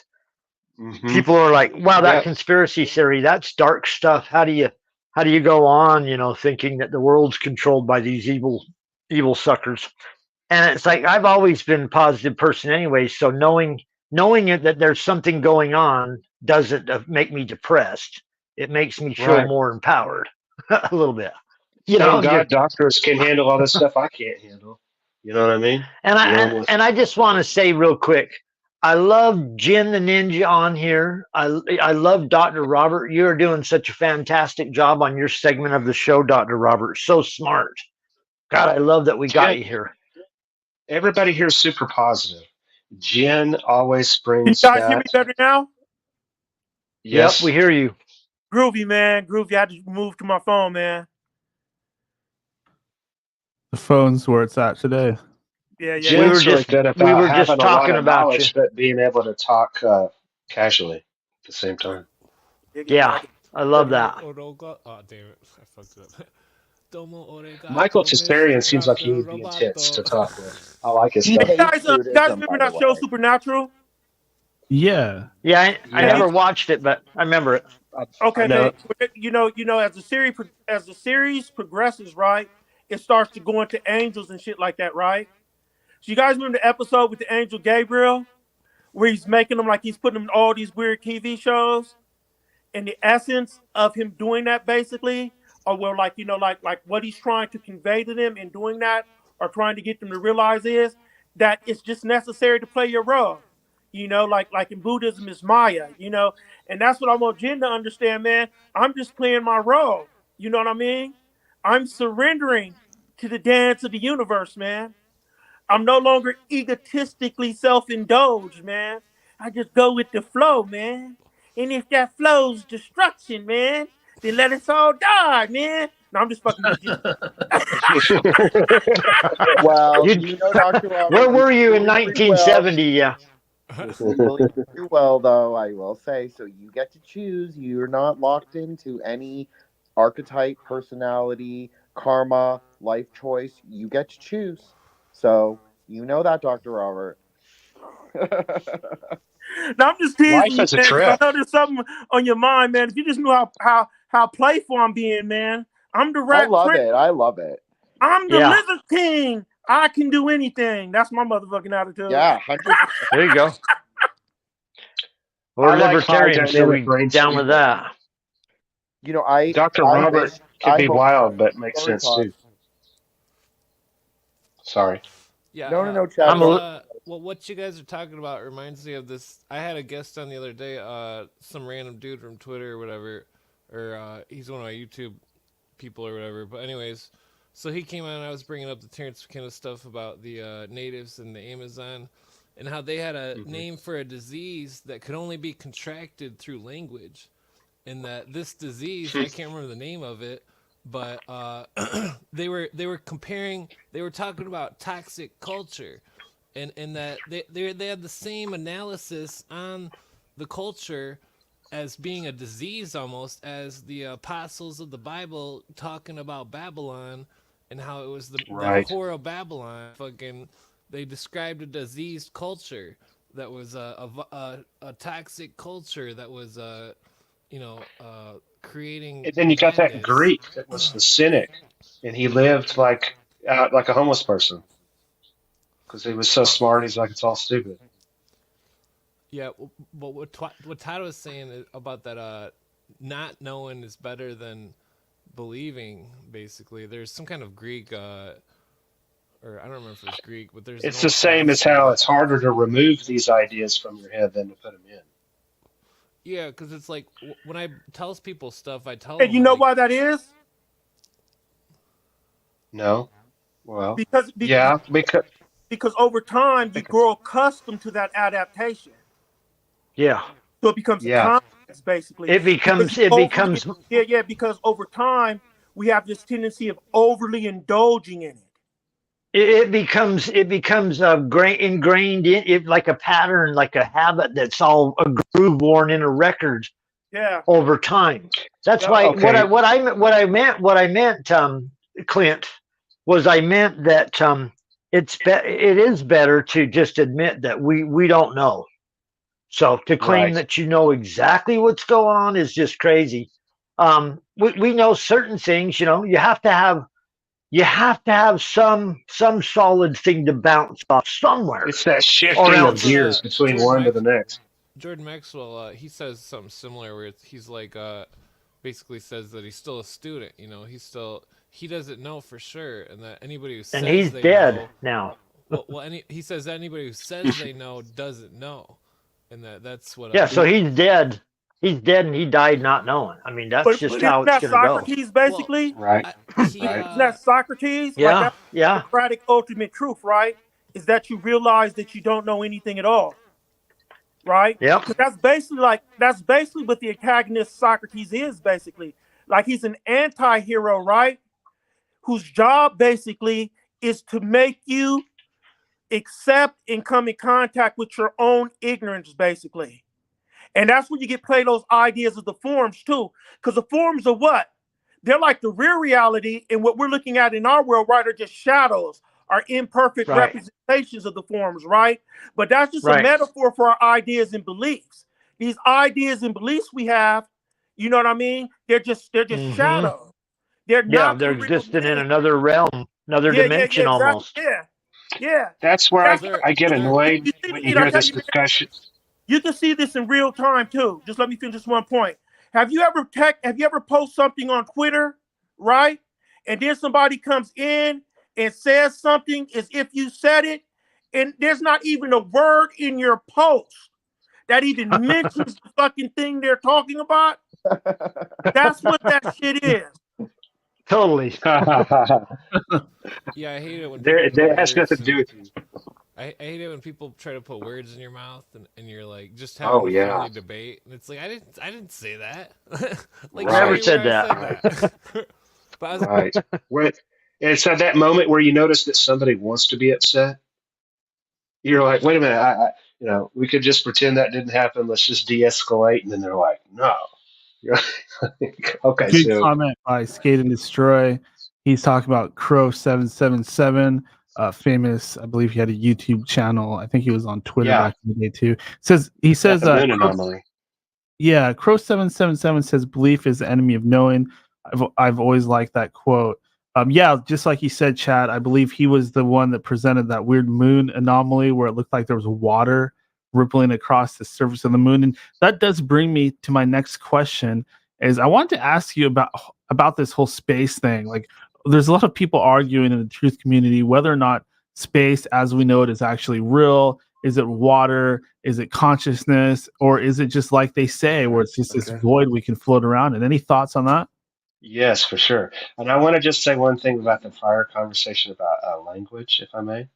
Um, English is fascinating. Yeah, maybe those people are these terrible colonialists, but aren't we glad that we have English? Because like people all over the world speak English, and the Chinese and the Japanese are able to speak in English versus having to pick one or the other's language. The world is complicated, but and in the whole Enochian magic about the creation of the English language is a fascinating thing. Tolkien, all that about language, but about space. Um, my first thought that triggered was about that French guy that took the balloon, Jacques R.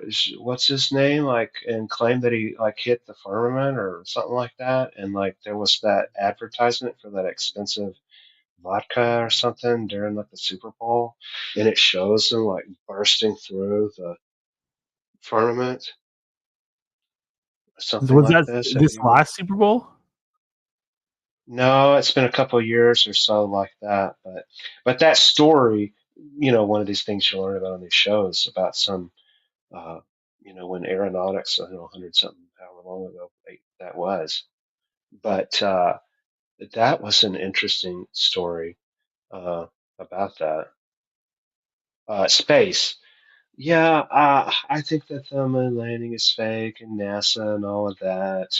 I think there's a lot to look at. The thing that was interesting to me about the flat Earth topic, regardless of about what's right or wrong, but the interesting thing about that at the time was that I think it was like how I'm trying to look for us to be more active instead of just talk about stuff.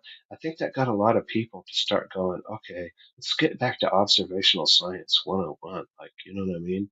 Like, here's the Bedford level experiment. You got this water and it's straight, and if it curves, you know what I mean? So I thought it was sad that it got all off into all that controversy and the negative thing that it is, to where I wouldn't talk to these flat Earth people because they're jerks. They're like nerds, and they're so caught into their "I'm right" thing.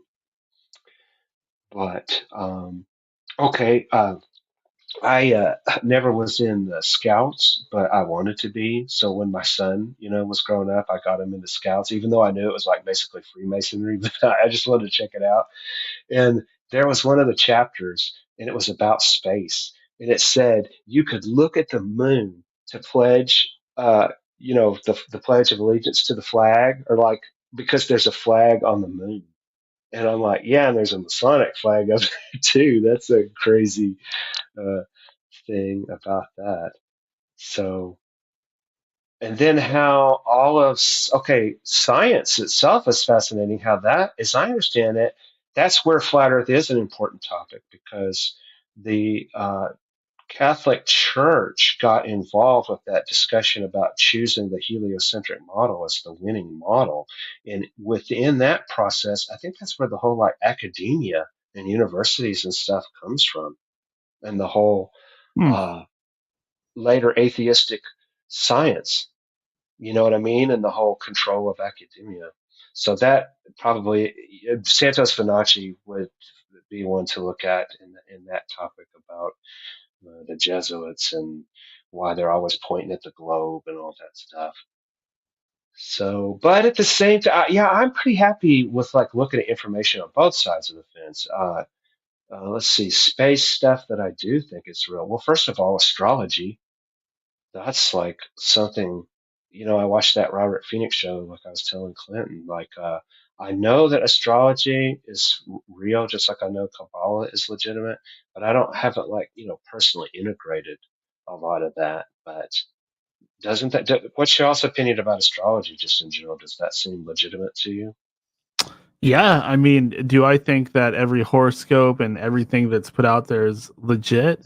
Oh, heck no. But do I also believe that there's an actual real science to this, and the ancients were into this stuff, and billionaires today are into that stuff? The so-called elite are really into it. There has to be something to it. I mean, if it's this popular, and if it was that important to the kings of the past, then you have the whole thing with Daniel, my namesake, in the Bible. He was a bit of an astrologer, and I believe Oh he started yeah, the Magi, and the Magi were astrologers, and they were the ones that used yes. astrology to predict the coming of Christ. So there's got to be something to it. Yeah, and that whole now see, I don't understand. Somebody was saying, "Oh yeah, all that zeitgeist, that documentary's all been debunked," and I'm like, "Wait a minute, isn't that not true? The thing about Christmas and the 3 days of where the sun doesn't move, where it comes up, and then it does.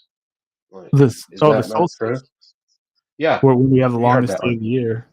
Yeah, You heard that? definitely. Okay. Yeah, yeah. I It's think on the that 21st. yeah, I think that that's got to be the oldest holiday, right? Just primitive people looking up at the sky and seeing the phenomena taking place and saying, "Hey, this has something to do with the world's renewal," because that's really what it is. It's everything's So, renewing.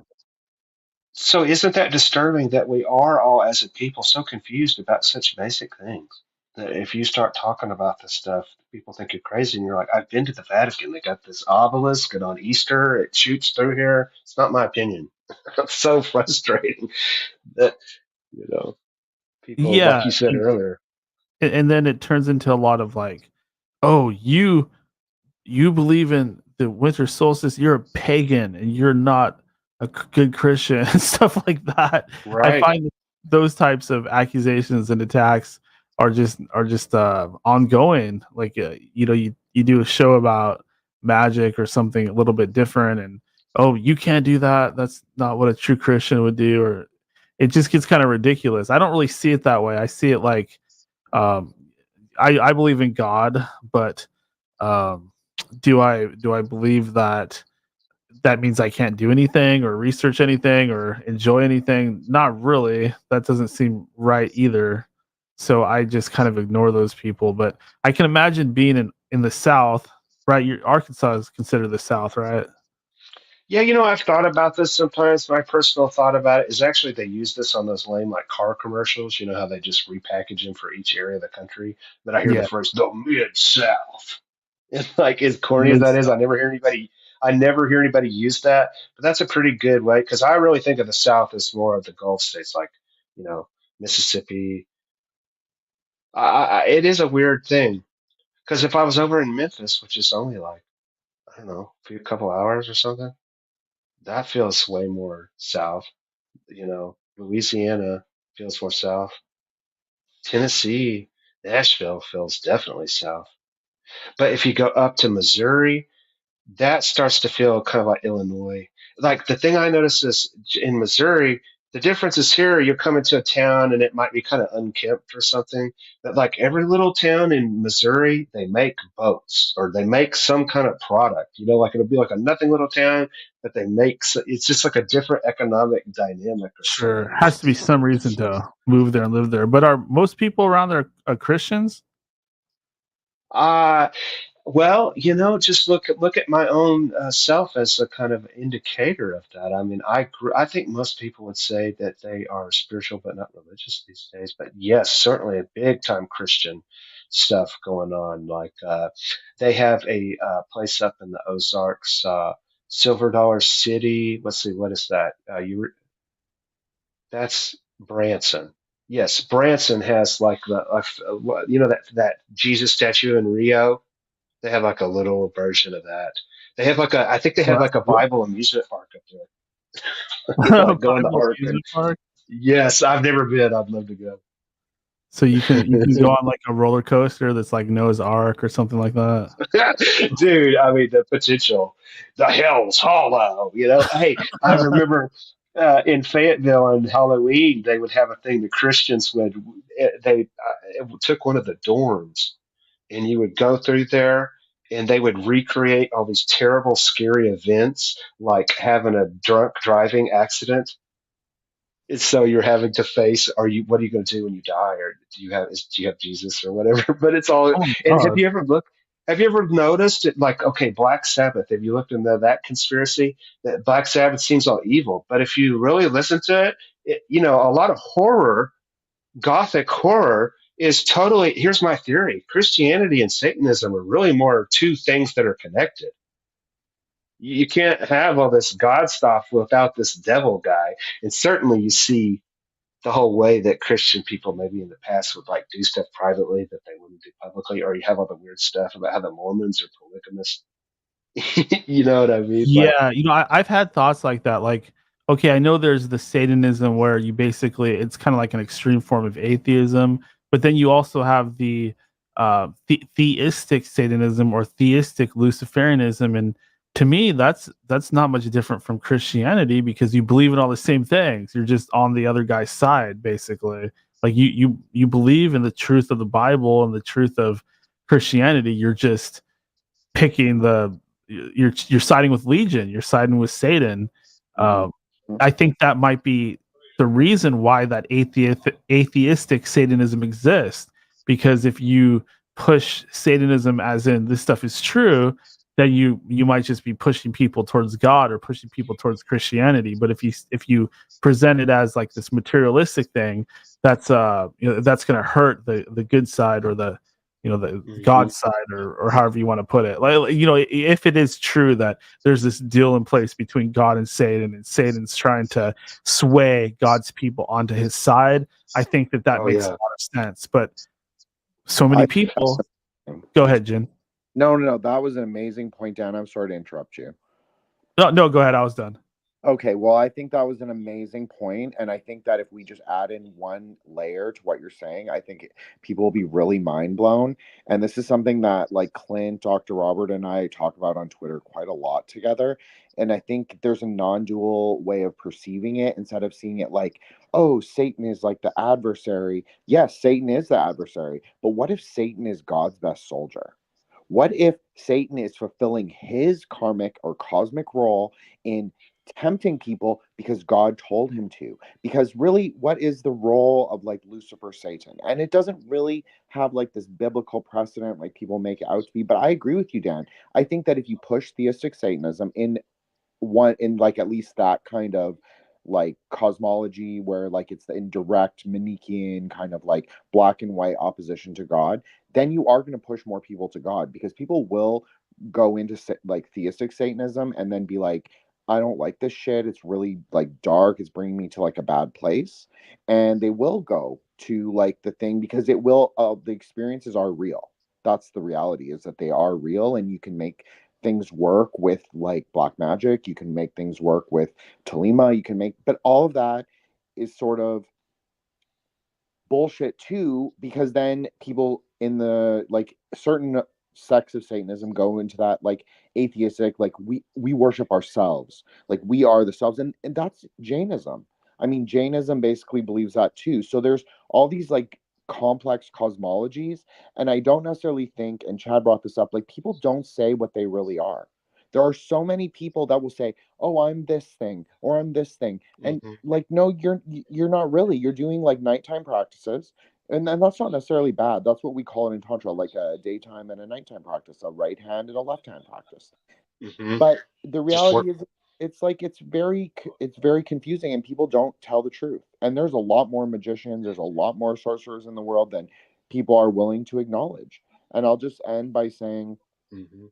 I think that the truth of the world is like a lot simpler than like all the cosmologies, like all the dogmatism and Hmm. everything they make it out to be. And I don't necessarily think, lately my thoughts have been Calvinism, like what I've been learning about Calvinism, and specifically the tulip, and which are the 5 doctrines of Calvin, and this kind of doctrine of degradation, specifically, where people are just like born into shit, life is shit, the world is shit, and we can never experience grace, we can never John experience. Brisson was talking about that.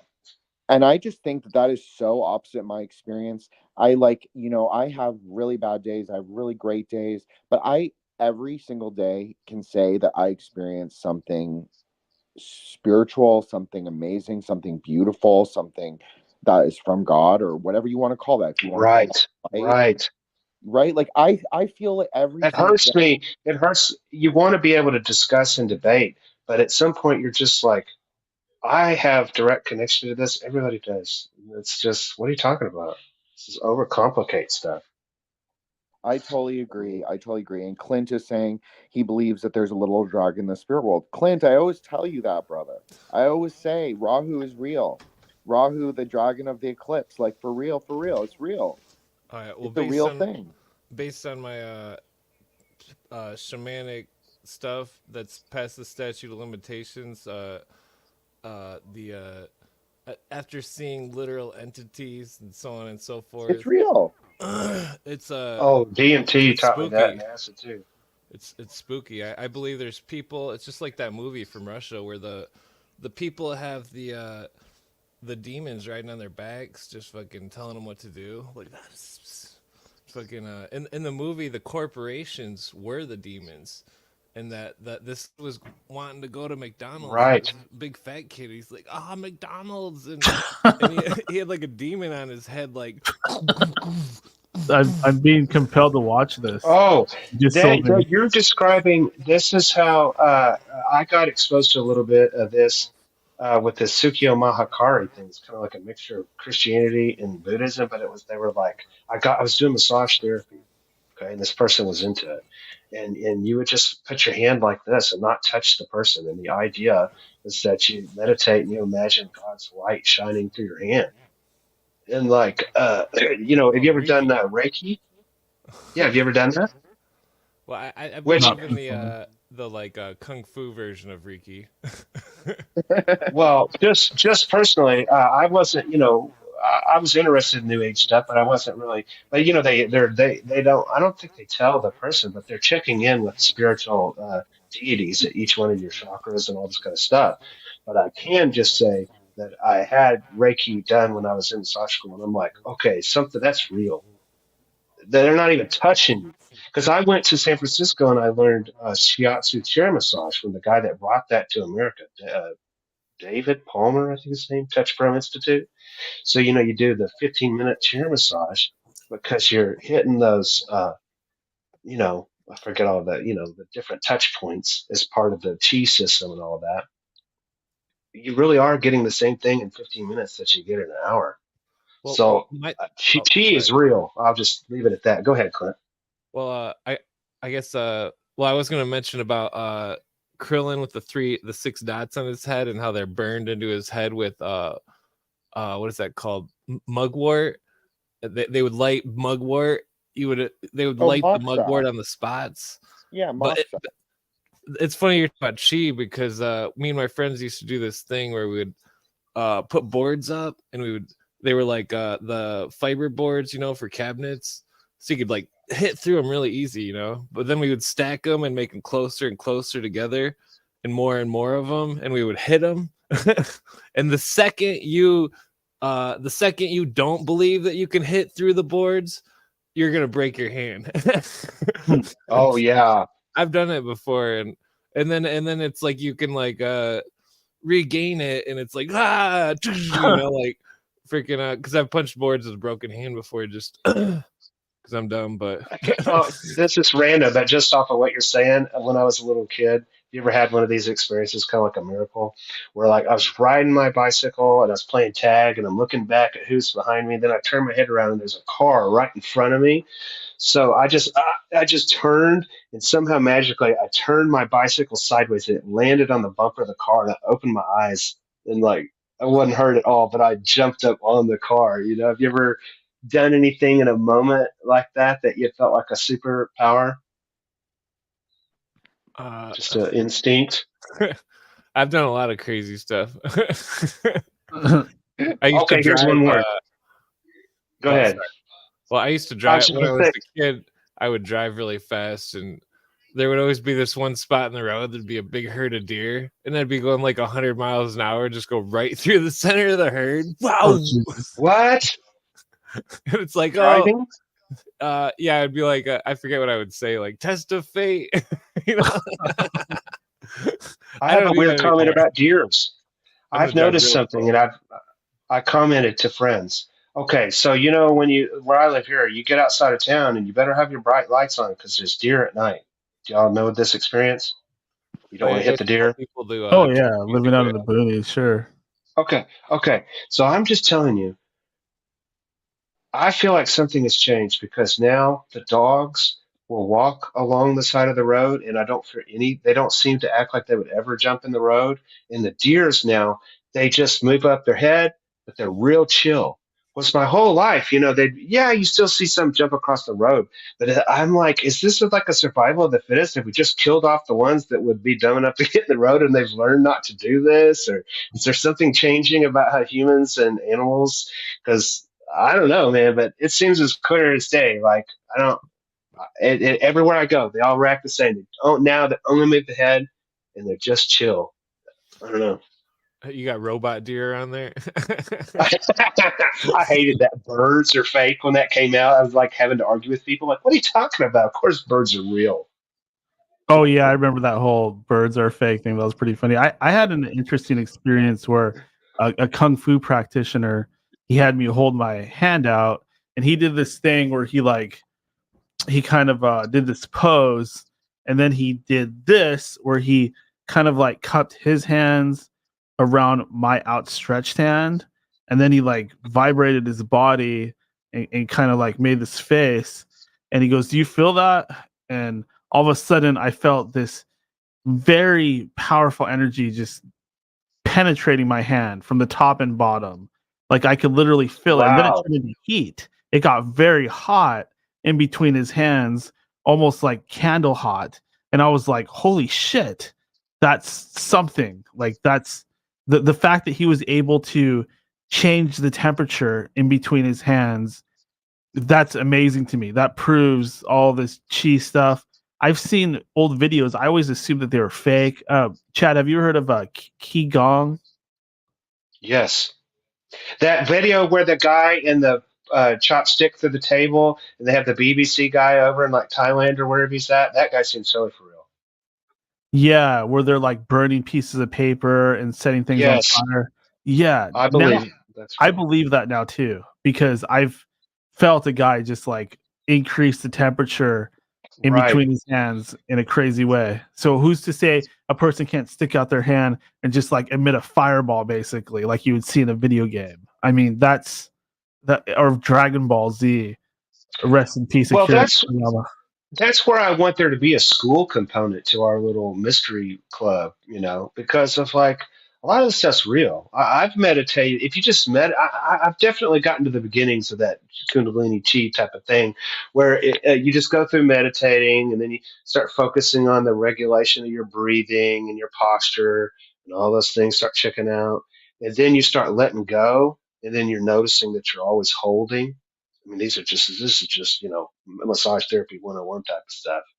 So that's a big experience to just sit long enough that you start to relax. And there's like this whole anxiety fear thing. That's a big part of when you do the massage. People will have these like emotional releases because they didn't even know because we're That all the time yeah, covering up for stuff. that's also like when people say that you have fear in your heart, like somewhere deep Absolutely. down you have that unsteadiness, or you're holding on to something, or just like a deep down belief that you should be afraid or you should be worried.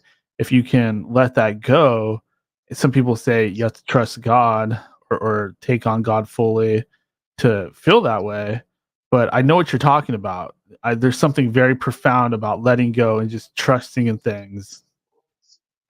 Yeah, and then you start to feel like a tingle kind of in the belly region or whatever, and that's where you get to where you see that connection in your mind and your body, and you start to feel like a ripple. It'll like a wave. I've at least felt like a heat wave type of shimmer thing go. It sounds weird to talk about, but I was just bringing it up to say that that's in the box called a practical thing. That I think there's something to it. I think there's something to remote viewing. Yeah, and I noticed this is one thing. Do y'all have this? Like the one thing I don't like about smoking weed is I don't have dreams. I can't recall my dreams as much. Have you had this experience where you go sober and then that gets Sure. better? Sure. Yeah, Man, I do have trouble remembering my dreams. I know I have them because I'll yes. wake up, I'll be like, "Whoa, that was cool," or "Whoa, that was very weird." But I know exactly what you're talking about. Like for me, I feel like I've been using cannabis for the past, I don't know, 20, 30 years. So if I hmm was to just stop, I think I'd be fine. Like I don't even think I would care. But at this point, I'm just doing it because of habit. I usually have do it forever, but I recently stopped for 2 weeks and it was like nothing. So I was like, oh, well, that's nice. So I guess I'll keep this in the neutral category for now. Well, tell us about trying DMT. How did that come about? Yeah. So I was living with a roommate, cool guy, man, I'm trying to remember did I meet him at Occupy? Yeah. So that's just an interesting tip too. Like, yeah, things like Occupy and Alex Jones are controlled ops, but there's all these good people that are getting funneled in there. So, like Democrat, Republican, we need to go to those people, and you can redirect them to other things. I met a lot of good people from all these things I've done. That's who I was living with this guy, and his friend. Well, I don't want to, keep it like what I can say, but basically I knew the guy who made it, so that was fascinating. And it was like some. Am I getting this? No, that one time they did synthetic mushrooms, and that was amazing. I never did that, but this was the DMT, and it was on the cannabis. I was sitting in the living room, and at first I was halfway in the other world and halfway here, and I looked at the wall, and he had a tapestry that had concentric circles. And then all of a sudden, boom, oh yeah, here's the hologram 3D version in addition to that tapestry on the wall. That's coming out 3D. And then I was like, whoa. And then I looked up at the ceiling, and there was like electric, like there was like a pulse. And it, like, if this is the ceiling up here, it go boom, stop, boom, stop. And then I go, okay, that's moving at the speed of like my heart or pulse or something.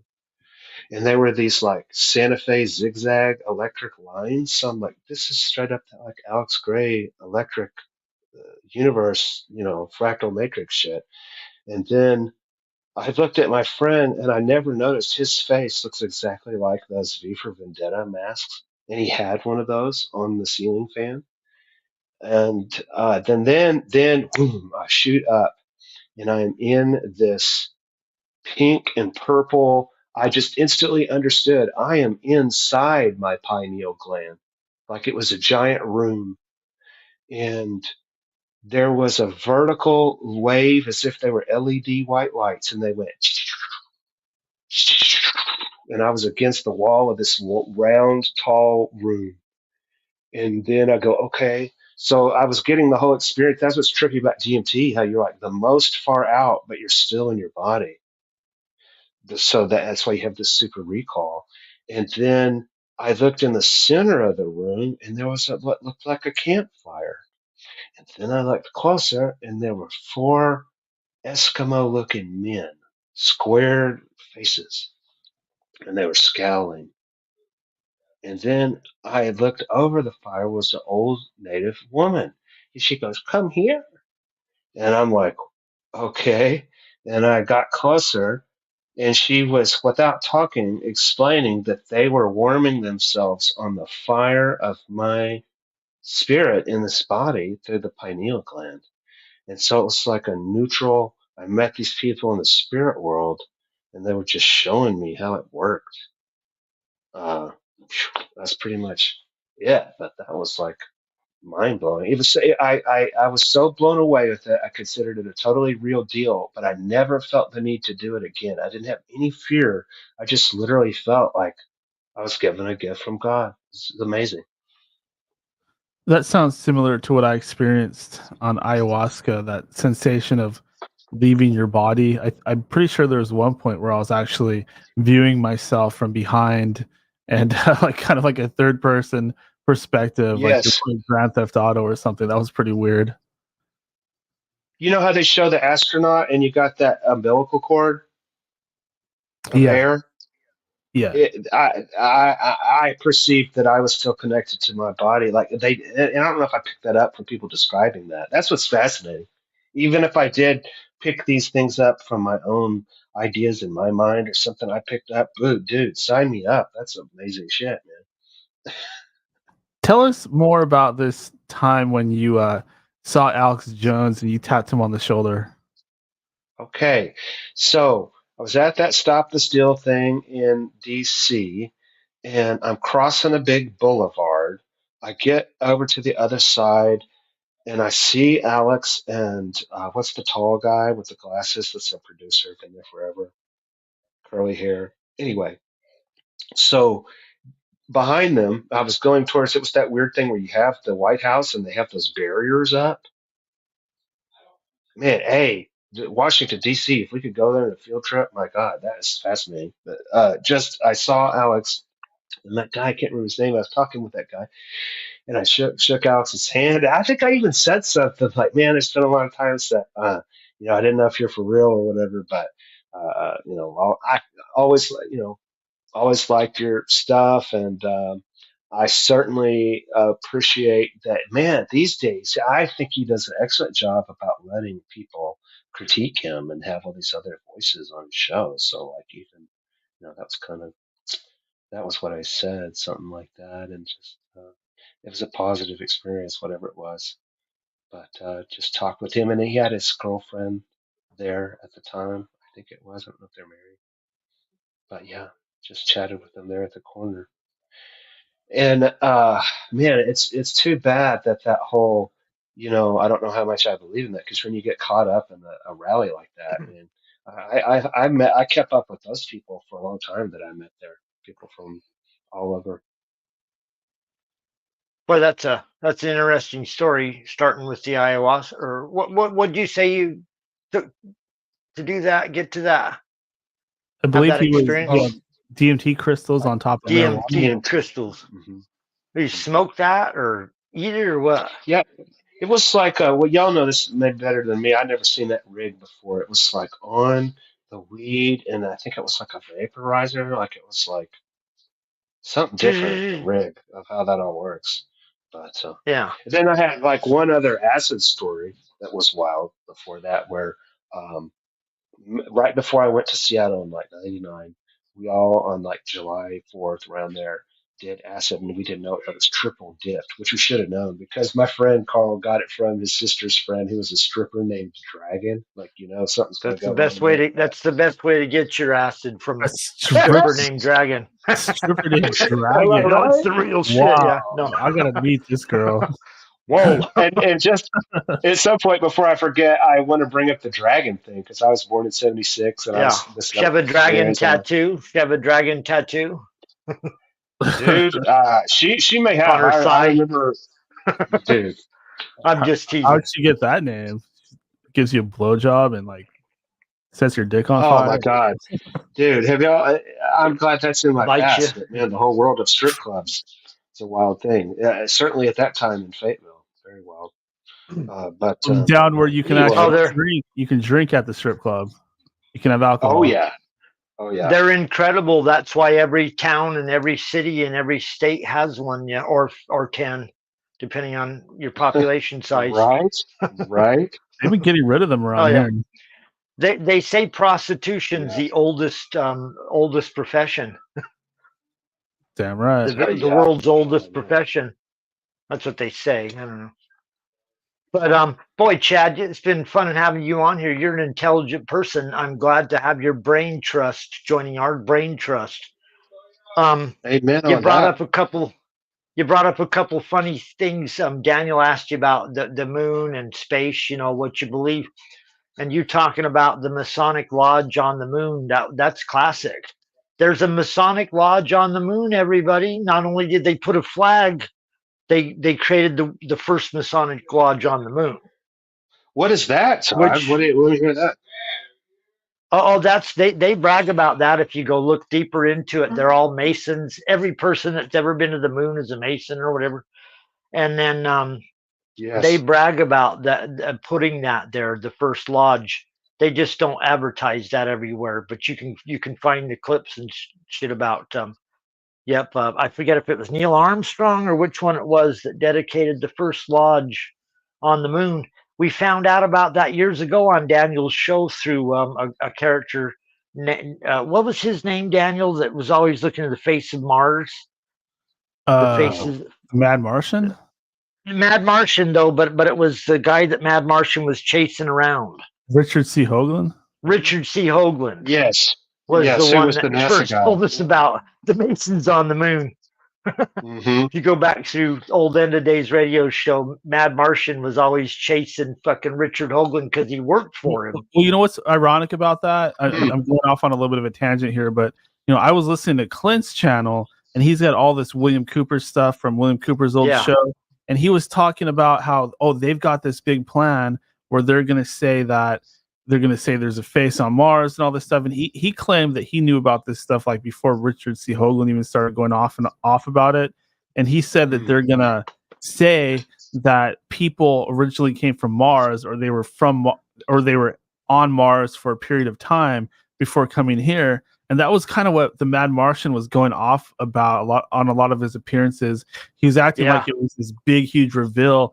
Oh, there were people living on Mars, but actually, this could just be like part of the whole alien deception. Psyop. Yeah.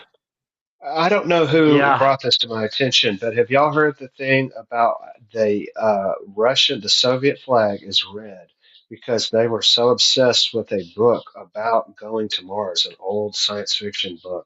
Yeah, Mad Martian talks about that. There's a movie, the old movie, black and white, that has something to do with Mars. No, Mad Martian would posted on his own channel all the time. The Red Planet. It's like 19. I think I know what that is. Yeah, Mad Martian would go off on how they were using that. That was encoded into their thing. That's weird, wild stuff. And one of the first books that ever talked about space, I believe it came from the Lucis Trust or something like that, or maybe it talked about Lucifer in the book or something like that. But there's some kind of connection there. I kind of flub this explanation, but it's the first book that ever had space in it, and I think it's kind of part of this whole thing. Yeah. What about that first movie where they take a trip to the moon, and it has the thing where at first they're magicians, and then they do that, and then they turn into scientists, and it's making a commentary about how, and then NASA, it's all this Greek mythology. Everything is all and I want to say if you want to know, kind of get a feel for who is controlling this, the Masons are involved everywhere Right. on a certain Right. level. I mean, in almost everything. So you could call it this group, that group, that group, but the Masons are always behind it, got some Masons in there. That ain't saying the Masons are the ones that are running the whole thing, but the Masonic lodges, they say you go in these Masonic lodges and there's all these secret lodges inside of the lodge. Like the For Illuminati sure. started as a inside the Masons. Right. Adam Or the Weishaupt got into the jesters. Masons, Alter the egos. Jesuit. That's what I was talking about earlier. Alter egos. Yep. Yep. Yeah, That's a yeah. fundamental Dr. Robert, demonic you're onto some concept. stuff over Okay, there. you know what I mean? Because look. The process church is Multiple what? personalities. Process church of the final judgment. What? It's like an offshoot of what? Scientology, right? Yeah. So what they Mhm. keep doing basically is like they keep creating like these little secret societies or these cults that have these new revelations that's going to help and aid mankind to become better beings in the future, basically, right? But what they're basically doing, right, is they're harvesting, and I'm using it as a metaphor, right? People who are highly suggestible, because only people who are highly Yeah. No, suggestible I agree. follow shit like that, and it's I very agree. They're looking, well, they're looking for them, and they're trying to figure out how to, how to control masses of people using suggestion, propaganda, of course. Um, one thing I I want have to a say, Dr. Scientology Robert, story at some point. one thing I want to say, Dr. Robert, is man, you're on to something. Keep it coming. Your segment is incredible. Is the Yeah. mind control stuff that they've been doing. They've been into the mind Mhm. control stuff since, before what you even heard the word mind control or whatever. These guys have been trying to figure this out for a long time. And Dr. Robert is onto some stuff that you're only going to hear on End of Days Radio. Your segment's incredible, Dr. Robert. I've heard some of that stuff, but the way you're putting it together, Mhm. incredible, buddy. So thank you for that. yeah. This shit has already been covered, man. Just a lot of people don't know it, and a lot of Yeah, people. but it's the way you're putting it together. Yeah, You're it kind talking of about reminds me of hypnotism. Unsolved Let me tell you, Mysteries. the hypnotism. That's Let me just tell false. you real quick. You're on to the hypnotism part. That part, you're on to something right there. Because if you go to the turn of the century, they didn't call it mind control. It was called hypnotism. Or That's what mesmerism. these guys are Wow. into. You can Mesmerism. find these Mhm. controllers in the background, mesmerism, Yeah, Cal that were mesmerism. experts in as mesmerism. I checked out Scientology when I was in Seattle. I What do There you you go. check out? downtown. You know, I man, just briefly you I know, was engaged in, man, because they're relentless. Like once By you start check it talking, out, do you mean you joined it or? well, no, let I'm me just just saying, say like I heard horror stories because like one of my mentors, one of the professors I studied under, who actually hit me to philosophy, basically, he was like a legitimate big time cult buster. Like that's what he did. wow. He exposed cults and deprogrammed I people. kind of did that naturally, just because I don't ever fit into groups, and I am attracted to stuff, but it just doesn't usually work. That I stay, But they said like in that. if you engage Scientologists, man, if you give them your phone number, they will literally call your motherfucking ass every day. Oh yeah, Kind of they're wear you. So Manchurian you come in, candidates. yeah, totally. I would Peer all I pressure. can know to say, just if you want to hear real quick, I was downtown Seattle, living with this like crummy little apartment, and there's one of these Scientology places next door. So that's why I even saw it, right? And so the way that trick works is you read Dianetics, and you're like, okay, well this makes sense, kind of like stuff we talk about. They were totally conspiracy theory type of thing, working in that milieu, and Yeah, it's all about, oh yeah, you're gonna get control of your psychology and your behavior. So that's how they get you. we'll help you. And because yeah, and then you go down there, and then it's all just these mind control techniques. And I guess the weaker you are, the more you buy into it. But like some basics of it's all about following directions exactly. You're reading this You thing, have and to it'd be use the like, go, precise things. You yes, have to use go all the out to the. precise things, go through it exactly the same way every time. They would make you go to the front of the building. Okay, now read on this plaque what it says, then come back and write that down. And so they're Hmm. totally training you. And That's then they do programming. the. Yes, and they did the little battleship lie thing, the lie detector thing. Oh yeah, and then they were like, "You've tested very well on this test, and we want to have you be in Sea Org where we have you go and live and wear this Navy outfit on these boats. And, Oh, damn. Chad, let me throw in here. Programmers understand, like, how to do the hypnosis, how to do the tricks, and they'll use tricks like take deep breath, breathe in, hold it, breathe out, touch your fingers together, touch your finger, relaxing you, getting your brain in the right state, and then they'll say stuff. Touch your fingers, feel the tips of your fingers. Now move your hand down your wrist. Feel those sensations, and that starts your skin sending vibrations, to the brain. Different tricks they use to get you into the state of mind. Oh man, they don't even have to do that anymore, man. With the no, they don't do that anymore. But I'm just saying, there's tricks. Like these little covert frequencies in the background or behind. Oh yeah, yeah. These guys. Before you go on, I want to say real quick. I want to talk about how they in the schools. I read a story the other day. They're enlisting the aid of technology and police to catch the teenagers in high school and whatever middle school that are vaping. So now they've got sniffers going. They've got sniffers going throughout the school, and then they've got detectors going, machines that are sniffing that can sense marijuana or tobacco. So these kids are vaping now. They've figured out how to fucking get around it. So now they're bringing in machines to the schools that are going to sense.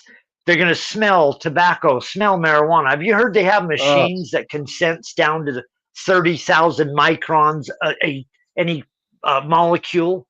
Yeah, you can walk through a building now and there's a sniffer. Yeah, they're fucking breakaway nation, man. These motherfuckers are powerful. That's what I try to tell people, man. The shit these motherfuckers got, man. Like, man, we have no idea what we're up against, dude. And people play with technology.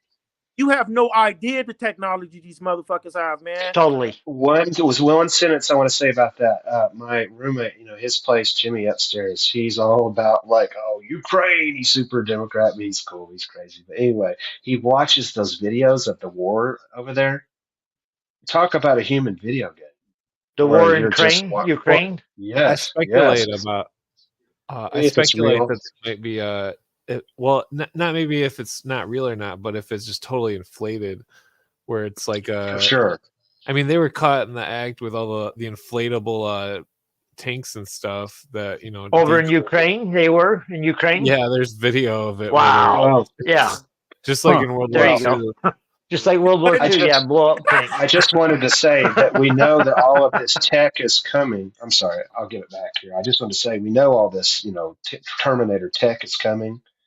And I'm just like, watching that war just makes me think, oh my God, dude, like drones and like these like literal robot killer things. Like that's I've always thought all the videos of the exploding drones. Like I saw one I wish I hadn't even seen, not that I even watched all of it, but it was this dog, and he was like protecting these soldiers from this exploding drone, and the drone went off and it blew up and it like killed the dog, and the dog was like rolling there. But the dog basically saved these guys' lives because he jumped on that exploding drone before it could get to them. And I've seen other videos where they're actually slowly floating up to groups of people or groups of soldiers and just blowing up. That is terrifying. That's horrible. Yep. Oh, that's I've always thought that the Terminator age, man. That's why the synchronicity with Clint Show, straight Terminator age, right before our motherfucking eyes. Robot dogs with totally, robots walking with guns, straight terror. Kali Yuga, man, the age of the machine.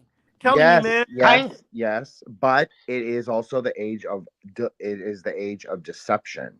So I agree with everything that everybody's saying. I agree with you, Dr. Robert. I am there. I know that it's a fear. Everything they put in front of us is fear. They want us to not know our will, be scared, be like all internal, be like, oh, I'm going to pray to the Savior. So, and I'm not putting people down because, like, I just a second. I'll be right back. I got to tell my roommate soon.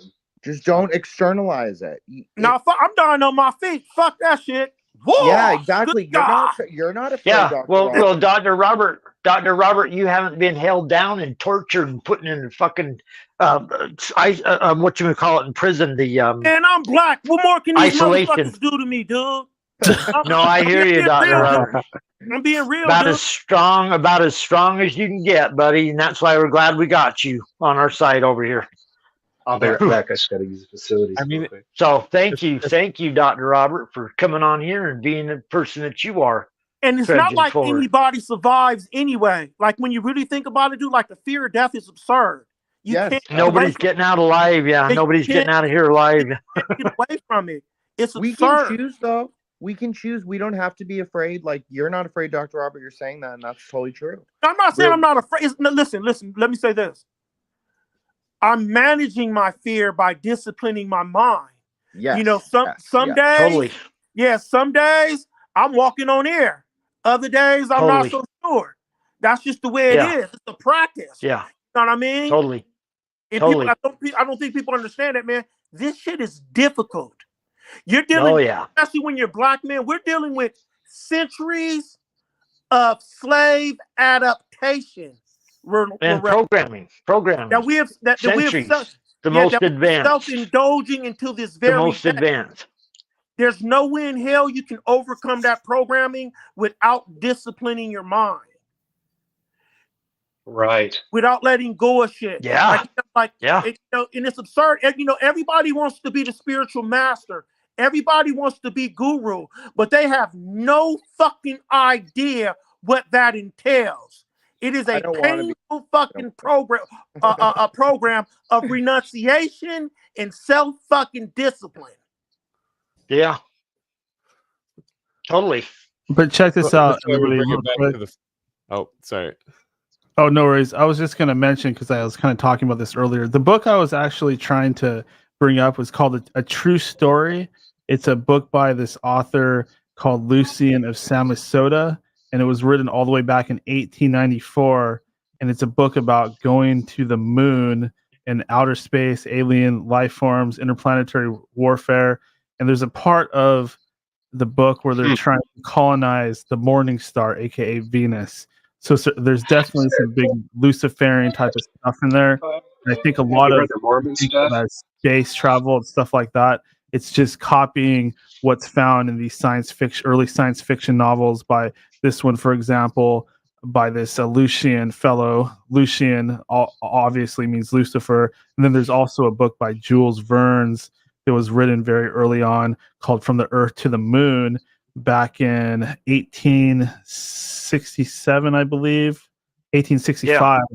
And that's where all this NASA stuff comes from. It literally comes from the literary world. Well, in the early days of the 20th century, or maybe the late 1800s or whatever, they were claiming they were seeing channels and grid systems on the moon. They were claiming that they could see neighborhoods and layouts of grid systems and channels and stuff on the moon, taking pictures of it, believing there were people there based on just the pictures they were seeing. The one part I wanted to bring up about the moon that, we're talking about going to the moon is, did we go or didn't we? Nixon talked to the astronauts on the moon. Does anybody remember this? Nixon made a phone call. He called the astronauts on the moon. Yes. If you think we went to the moon. So he's on there on the phone going, how is it they're on the moon? And they're going, oh, Mr. President, it's very incredible, They supposedly used a satellite. This is, I believe, what the story claims. And as long as the moon is facing the Earth, they can send a signal. As long as they're on the right side of the moon and we're on the right side of the Earth, they can send a signal. You can make a phone call. Okay. They could do that on this 1972 or 3. I can't remember what year it is. 1970s. I forget what year it was. But we still have bad cell phone reception. I mean, anybody believe that? I'm not trying to contradict you, Todd, but the other night, man, I was watching one of these UFO specials, right? Yeah. And they're talking about how, the whole the whole kind of like controversy, or are these really UFOs? Or are they secret U.S. aircraft, right? And then they Right. talk about how they primarily got this technology from the Germans, right? Because the Germans are the one that really, Yes. really introduced the rockets and start flying the rockets. Yeah, Werner the von Nazi Braun. Bell. Yeah, the Yeah, but Nazi not Bell, that, Werner von some of Braun. the material that these aircrafts were made out of, right, were like kind of like far beyond its years, right? And that the Nazis actually, for some of these things to work, dude, they had to have like, I'm talking about like advanced like electronic radar digital shit for real. Right. No, And like we totally. don't really know Well, what they had and what they were fucking with and whatever deal and they made with the it's Nazis. spirit science. Yeah, and what they're hiding from us, dude. You know what I mean? Like, Well, That topic William is the most Cooper. real UFO thing to me. The Nazis and the UFOs. Sorry, go ahead. William Cooper, because we got Clint on here, man. William Cooper expert. I'd consider him like an expert on William Cooper. But I saw William Cooper a number of times. Every chance I got, I talked to him, and he had a book that he drug around with him across the United States. He was on a tour, and he showed you pictures of the imprint. He took photocopies of the book and showed it on the screen. And he claimed this book was written in the 50s, and it had all the periodic tables of all the planets in our solar system as if we'd already been there. So he had a book in his possession that claimed it didn't claim we'd been there, but it had everything that you would want to know about the planets at a time when we supposedly could not have known this. And so Cooper sat Wow. and wrestled with the question, did we go to the moon or didn't we? Or is space travel real or isn't it? So he kind of wrestled with either we're gone to every planet already and they've already done all this and they're pretending that we can only go to the moon, or they've never even got out of the fucking atmosphere.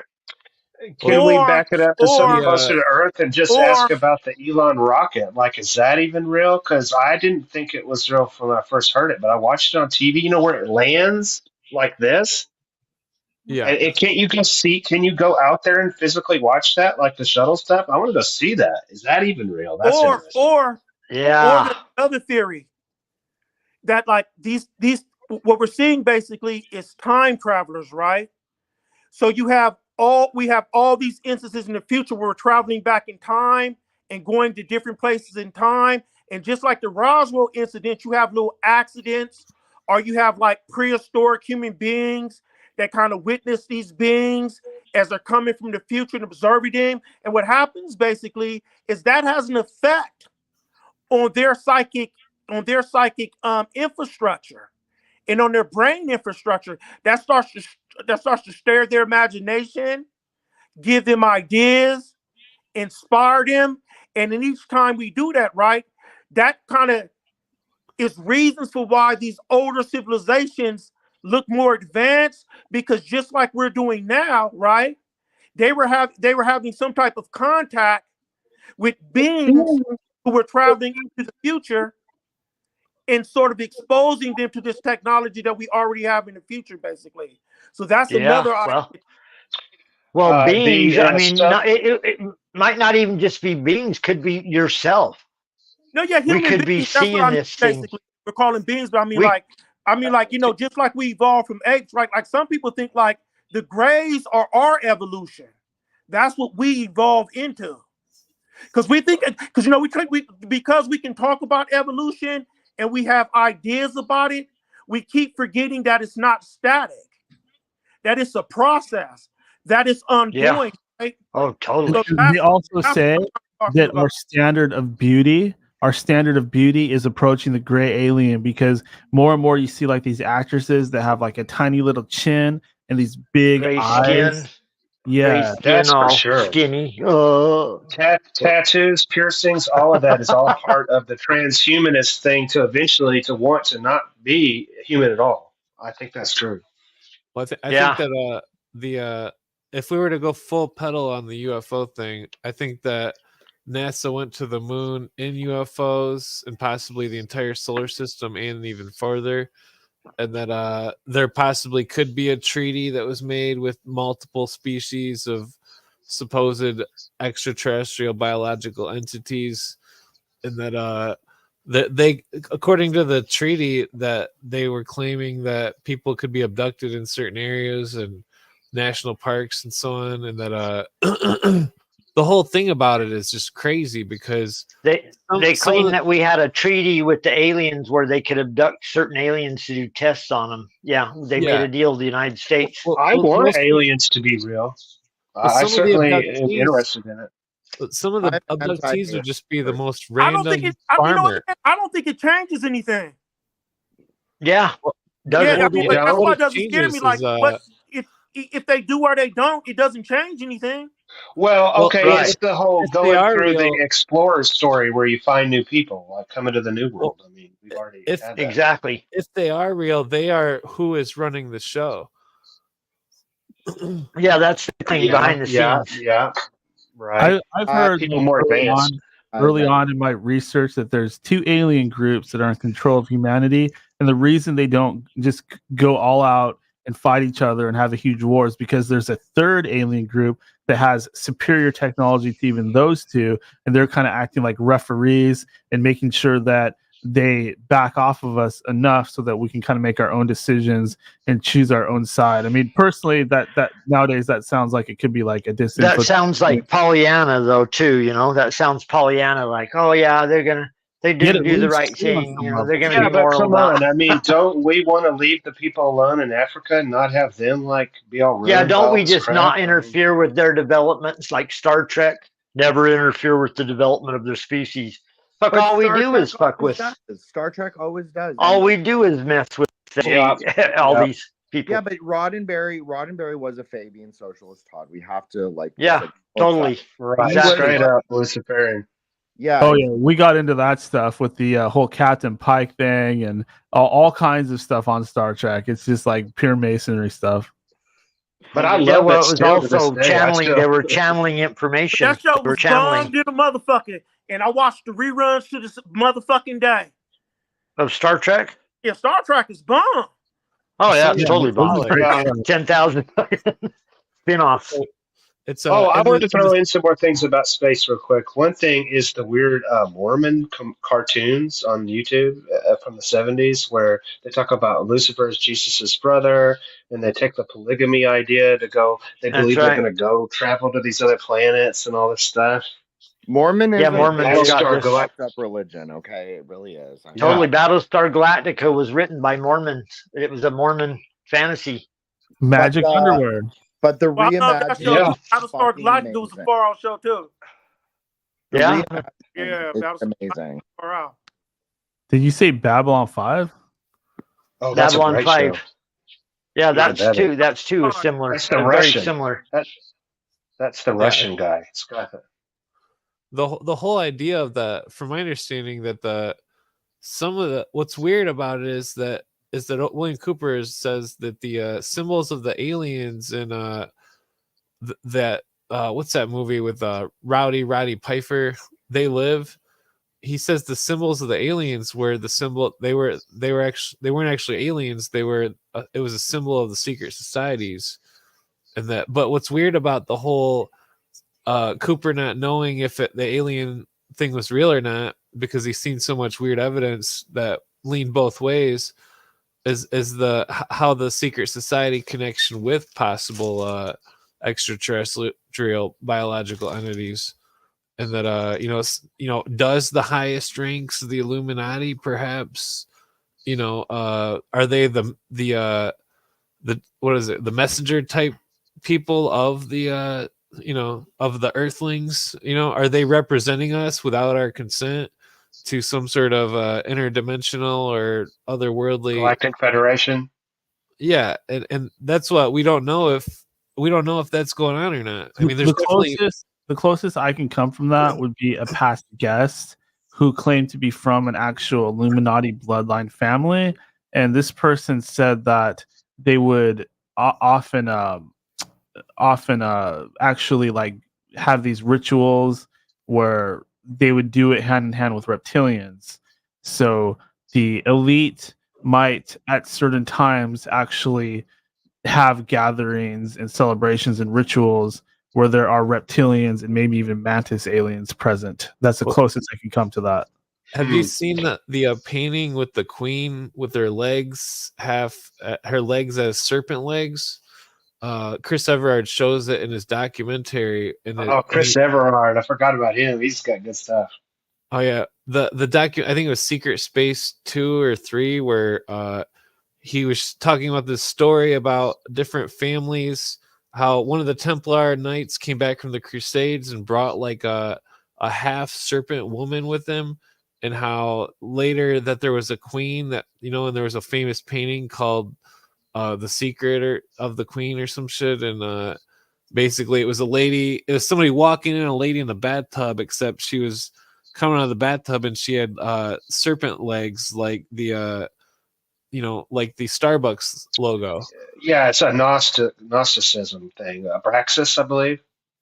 Well, some people speculate whether it's not just a flat out literal human species bred with some type of cold-blooded species, like an Anunnaki hybrid thing. Yeah, maybe some sort of evolved bipedal reptile, basically. One more space factoid, Rob, as they come up. Okay, have you seen that guy that is in charge of the Kabbalah Institute? He's got that class and he's teaching the kids. He's like, okay, we are interdimensional beings from another planet, and we were sent here to Earth to take over. And then, like, the people are like, what? He's like, you think that's weird? No, I'm serious. And he's like explaining all this. Have you heard this stuff? That's evidently their belief. And that's why they have the whole... You remember that race car driver? He was an IndyCar driver, and then he started some cult claiming that he was in contact with aliens. I think his name was Rael. Yes, Raelian. Yeah, the Raelians. He brought naked clone women into Congress or some shit, and like they all marched in. There was a video that Freeman showed of it. It was wild. He's a legend. You know, hey, can we? To go like, ahead, Dr. Arnold. like the aliens need our permission or something like that. I don't know, man. There's a biblical scripture from the Apostle Paul, right? And he kind of says something to the fact where somebody talks about like some of the things that like God does to people, maybe. But I know he does say this though, and I find the scripture and bring when I have the chance. But he basically says like, you know, like if you are just like a sculptor, right, and you sculpt like the sculpture of a man, right, and then you're done sculpting it, and you decide to just take your hammer and crush it and start over again, right? You can do that. That's your prerogative, right? You created it, right? Yeah. Talk about an artist. That's what he go. It's kind of weird, but it's kind of something like it's absurd to kind of suggest to God what God can and can't do, or what God should and shouldn't do. That's the point. Fair point. You know what I mean?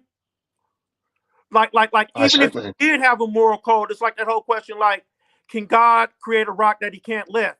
Like, even if you did have a moral code and it was logical and it was reasonable, it still can't stop God from doing what God wants to do. Like in our world, right? Like we can create contracts and then we create enforcement agencies that help us enforce those contracts by force to make people comply with what you and I agreed to, right? But how do you make God comply? Yeah, who watches the watchers and all that exactly. Like even like, you know how like Jewish people say, like, you know, because a covenant's a contract, right? Like God made a contract with them, right? A promise. But how can you enforce that contract against God? You purely have to take his word for it, right? And that's where faith comes in at. Or you stop sacrificing goats and you starve them out. Yeah, but you can't even starve him out though, because he can create a people who will. See, that's, you know, like, you know, the whole knocking out, right? These humans were a little too fucking ruly, so we killed them motherfuckers and created new humans, you know? That kind of is the narrative of the Old Testament. Yeah, exactly. God is like, these people, they're doing this, they're gonna die. Remember, like there was a woman. Yeah, there's a whole race of people before us. Remember, there was a woman for Eve named Lilith, right? Oh yeah. Right, and then she was kind of like a defective version of Eve, right? She wanted to be on top, and Adam Yeah, didn't like it. You know like, the Illuminati, they call Lilith mother. yeah.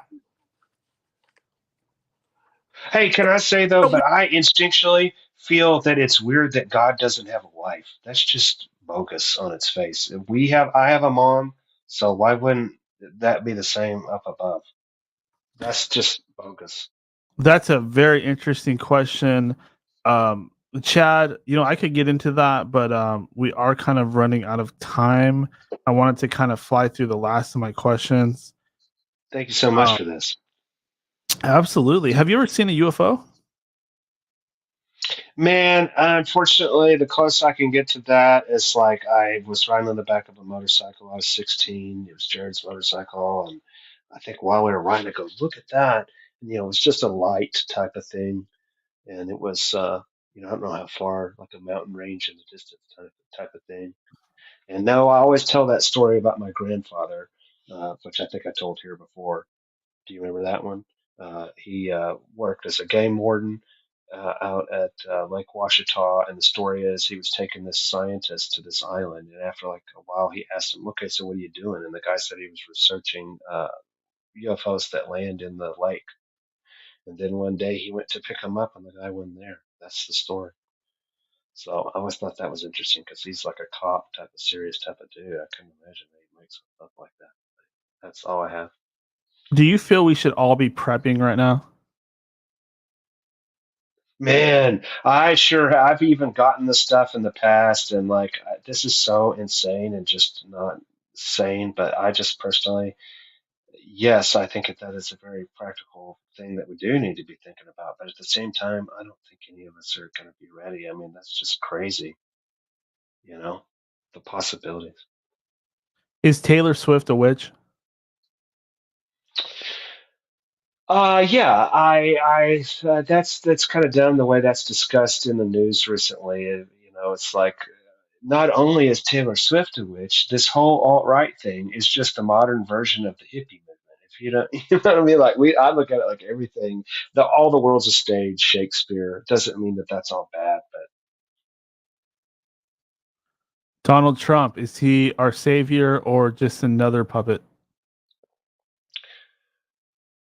the positive I can hope about Trump is maybe I believe these stories that people like Dan Bongino and Tucker say that he really wants people to like him, like not just like an egotistical thing, but like I do hear a lot of good stuff as far as how he treats people, and I hope that he's somehow independent enough that maybe he really is playing 3D chess.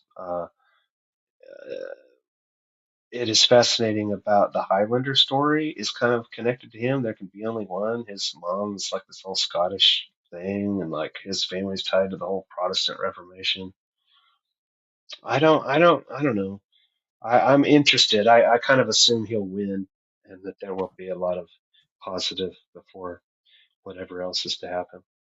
I believe he's descendant from Scottish royalty, if I remember that correctly. I saw a chart a while back. I wish I had it on hand and I could bust it out, but he's related to I want to say William of Orange or something like that. That's where the Orange Man bad and all that comes from, I think, yes. Would you ever go Bigfoot hunting? Man, I feel like a jerk. Like Bigfoot is something that I just like. I don't. Why do you believe some things and not others? I mean, there's totally the idea of cryptids. I certainly believed in. Like I heard when Teddy Roosevelt went to China. Like they hadn't even seen a panda. People thought that wasn't real.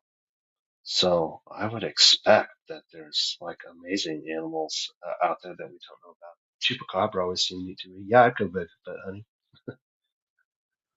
Now, we discuss these things ad nauseum, and this is something you wanted to actually talk about.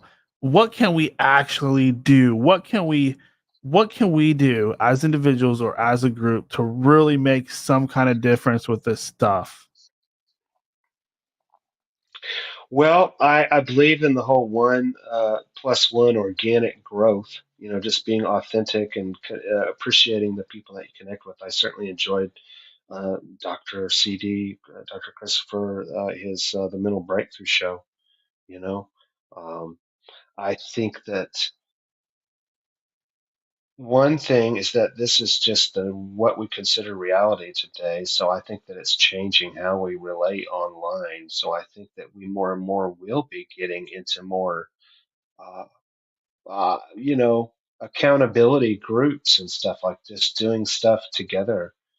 I think that if we could just use my group and any other groups to divert attention away from the political thing and towards anything that we are into. You know what I mean? Just to have that as part of the recipe. I mean, yes, we want to research all these topics, but I do think that this intentional community thing is getting bigger and bigger. So I'm not really worried about that. I almost feel like this is just happening, and I would just encourage people to speak up and at least be aware that this is all going to be commercialized more and more.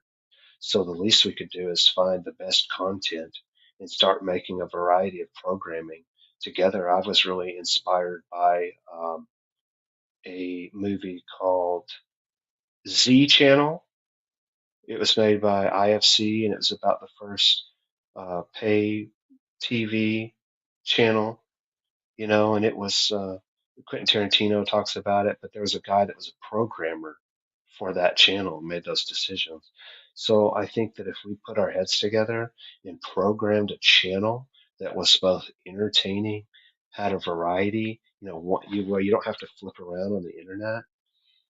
If we just focused on that kind of, you know, like the commercial TV aspect of this entertainment part of it, and start directing that towards ways we can take part and go learn about the amazing, you know, Freemasonic stuff in your town. Like that's all big trend. The more that we can make this a real thing and understand that we live in a magical kingdom. It's not Disneyland. This is it. We need to make it happen. And I think there's a lot of people that learn about these topics like magic and are not the people that practice it. So that'll be nice that we start working on these things together, like is remote viewing real, etc. Do you have, are there any favorite podcasts, YouTube channels, or researchers that you would like to recommend to the people out there? I appreciate you saying that because I'd like to just kind of go through the memory of the whole, you know, how I got here as far as these shows. Certainly, Freeman Fly was a huge influence. I remember being in Austin when my friends, like after high school, I graduated in '94. I remember seeing Alex Jones on public access TV. And I was like, who is this and that? You know what I mean? And all these people prank calling. So that blows my mind to remember that. And then it's so cool about Freeman, how he was there at the same public access studio. I remember doing public access. I wish we had something like that for podcasting. That's what I want. We need to have a thing in every town, like a creative workshop, you know, like that was. But yeah, man, I'll just name off some. Jason Giorgiani, Prometheism. That's fascinating, talking about all of this, like pirate, hacker, rebel future out of Iran, you know, and the whole changing dichotomies, everything's moving over to the West. He's very interesting. And when I think of positive stuff about the future and developing, you know, superhuman telekinesis type of stuff, that's interesting. Michael Tessarian, of all of that, you know, European royal stuff is fascinating. Jordan Maxwell, the thing about uh, you know, on Star Trek being connected to communism with the Reeves and understanding all that in the UN, that's fascinating. Um, Jason Brashears, this archaics guy, it's fascinating how he's really bringing the scholarship to this alt media thing and the way he's developing. He's got those people that really get into that and help him research that stuff and getting everybody back into books. I think that's a good thing. Who are some others?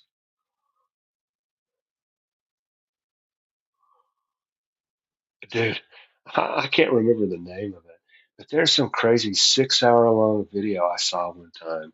It was super new agey, and it had these like actors like in the real world like painted and explaining this whole history of humanity thing. God, what was that called? But it is like the kind of Aryan European man, whatever that was. Sorry, I'll just leave it there. Sounds good. Well, if you think of it, you could always let us know in the future. But we are approaching the 3 hour mark, meaning we've gone over by a good hour at least. Chad, I appreciate you spending so much time with us. It was a pleasure Dude, because I indeed. was scared to death. I hope it was enjoyable for y'all. This has been amazing. Thank you so much. Absolutely, but we're not quite done yet. We're going to go ahead and open things up for you one more time and let you jump up on that soapbox or step behind the pulpit and say whatever you'd like to say to the End of Days radio audience out there. And please conclude that by plugging anything and everything you'd like to plug, social media, anything that you have lined up in the future, anything you would like to promote. Please go ahead and do that now. Okay. Uh, let's see if I can pull this off. I was fiddling with this the other day.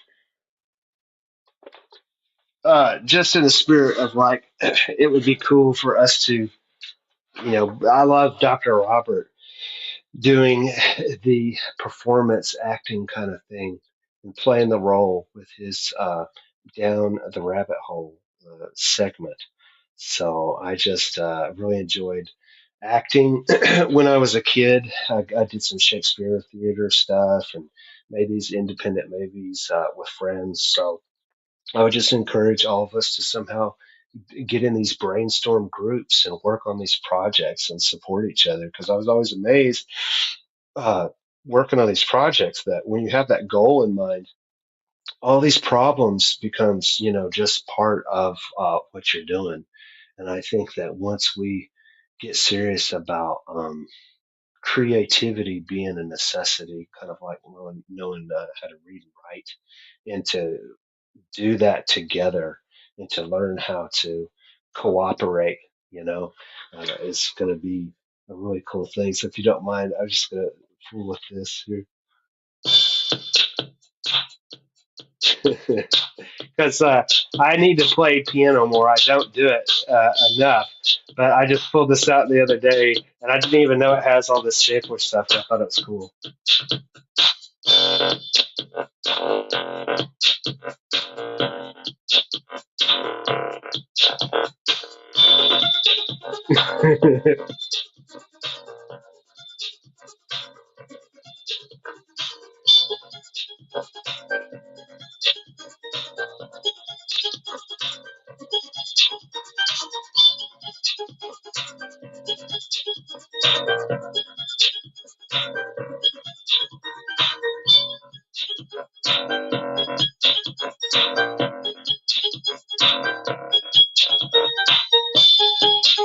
I think that's cool that Clint does the music on his show and the rap. Sure hope we can work on some rap beats together, because I think that's going to be really awesome. Thanks to In Today's Radio, and I'm so glad to be a part of this community, and let's help each other create really cool stuff.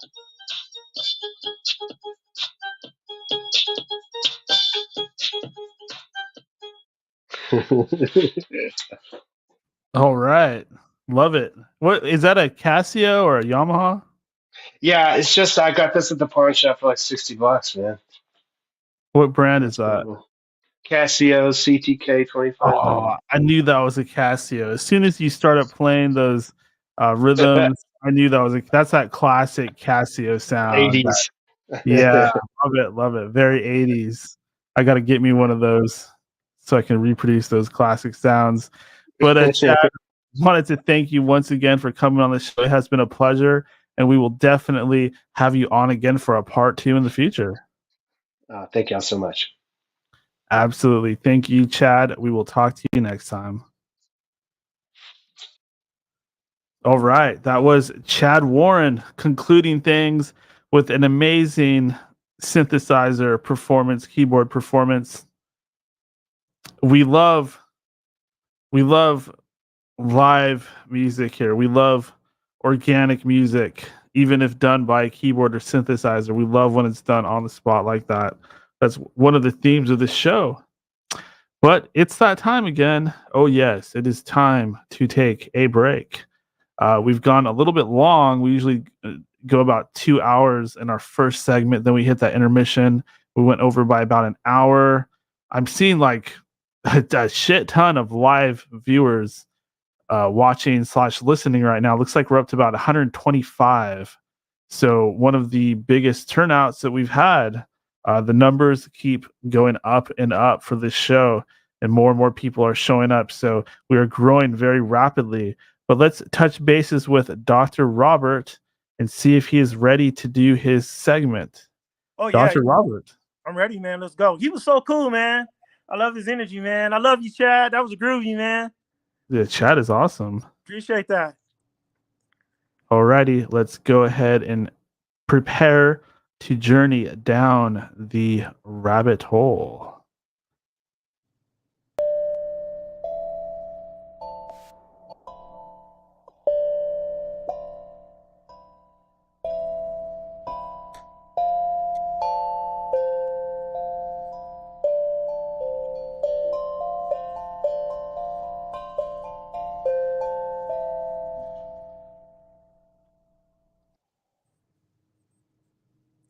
Let me begin with prayer.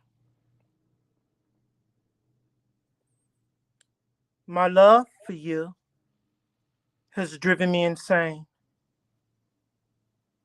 I wander aimlessly the ruins of my life. My ancestors, a stranger to me. Because of your love, I've broken with my past. My longing for you keeps me in this moment. My passion gives me courage. I look for you in my innermost being. I used to read the myths of love. Now I have become the mythical lover. I'm drenched in the flood, which has yet to come. I'm tied up in the prison, which has yet to exist. Not having played the game of chess, I'm already in checkmate. Not having tasted a single cup of your wine, I'm already drunk. Not having entered the battlefield, I'm already wounded and slain. I no longer know the difference between image or reality. Like the shadow, I am and I am not. The agony of lovers burns with the fires of passion. A lover leaves traces of where she's been.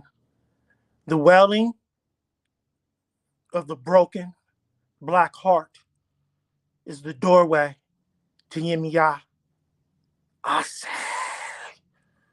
Inspired by Rumi. Welcome to Down the Rabbit Hole with Dr. Robert, the podcast where one question can make you look tall and another question can make you look small, very small. My name's Dr. Robert, and I'm your host. Well, kind of. Daniel-san is the host with the most. And this show is just a mere segment of In the Days Radio. In today's episode 11, we are going to dive deeper, and even more deeper into our investigation on whether a secret Nazi cabal is transpiring in the U.S. corridors of political power and influence. In our last episode, episode 10, we had a very enlightening discussion about how the use of occult themes and rituals became an accepted part of psychological warfare planning. And if memory serves Dr. Robert correctly, we also stumbled upon one of those rabbit holes within rabbit holes while hunting for that dastardly wacky white rabbit when we learned that the Special Operations Research Office, SORO, at the American University prepared a paper at the request of the U.S. Army on witchcraft, sorcery, magic, and other psychological phenomena and their implication on military and paramilitary operations in the Congo.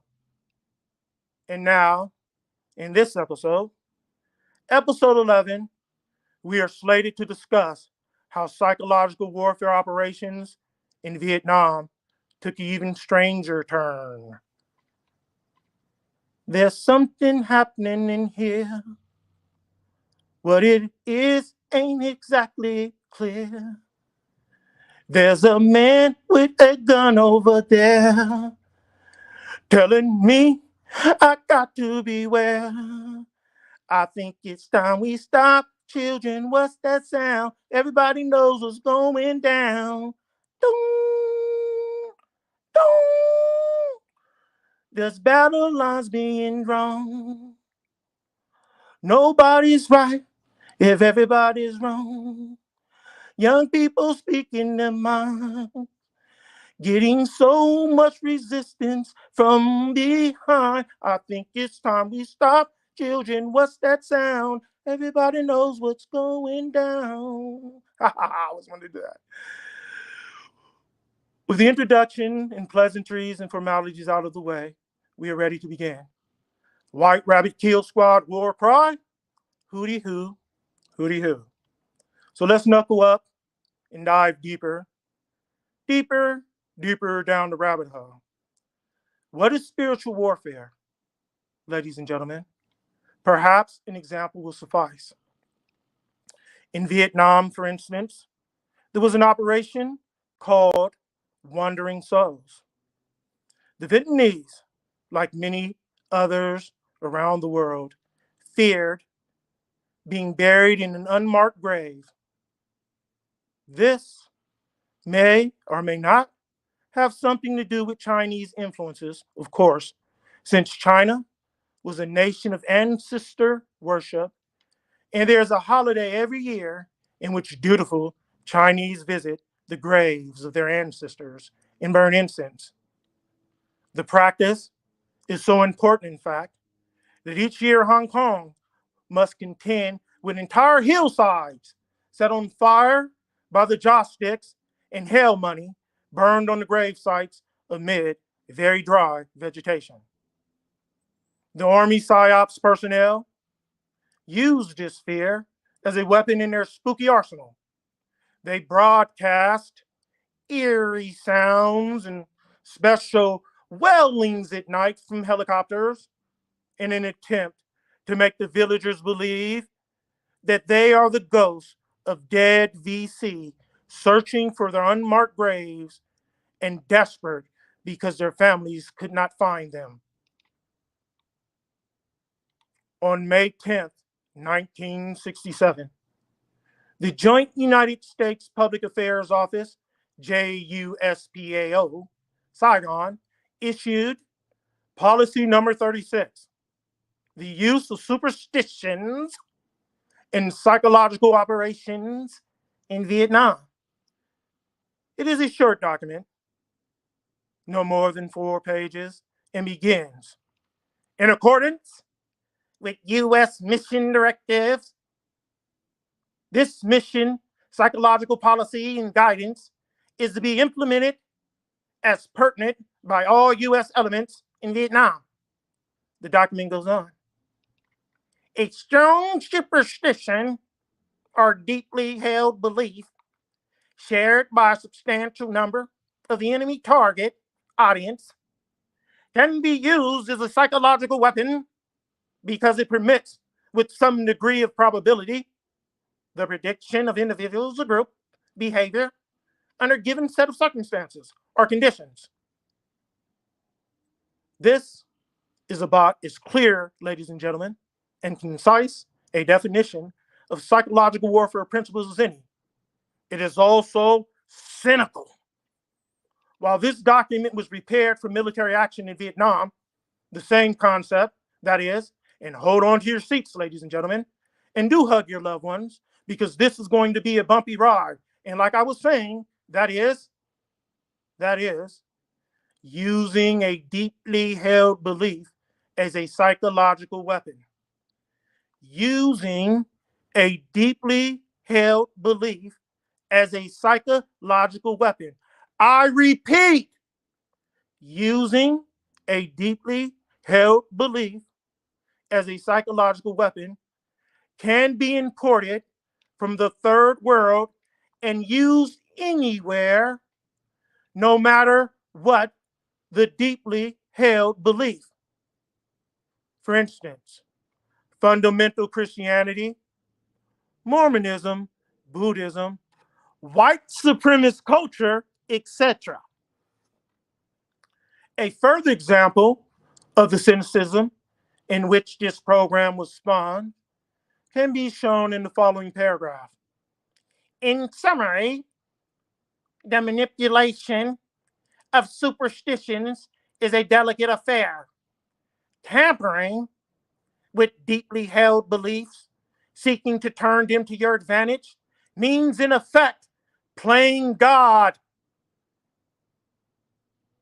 And it should not be attempted unless one can get away with it, and the game is indeed worth the candle. Failure can lead to ridicule, charges of clumsiness and callousness that can blacken the reputation of psychological operations in general. It was a weapon to be employed selectively and with the utmost skill and deftness. There can be no excuse for failure. Did you guys hear that fucking shit? What a tremendous and powerful characterization. Playing God.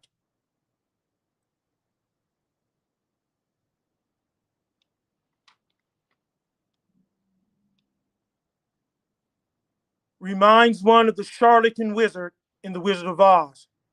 Like Dorothy, the wizard himself hails from Kansas, proudly stating that he is an old Kansas man myself, born and bred in the heart of the western wilderness.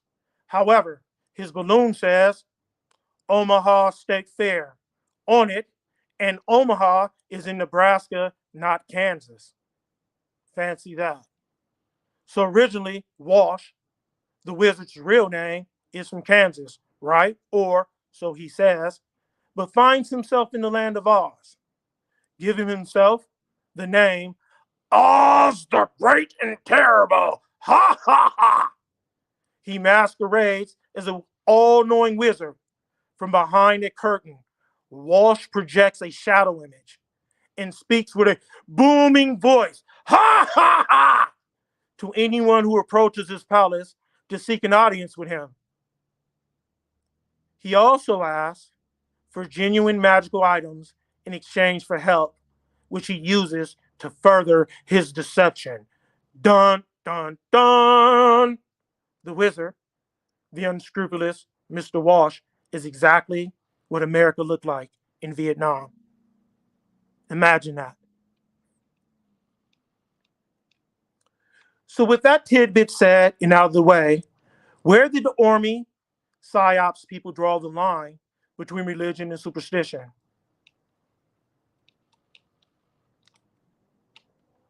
One second.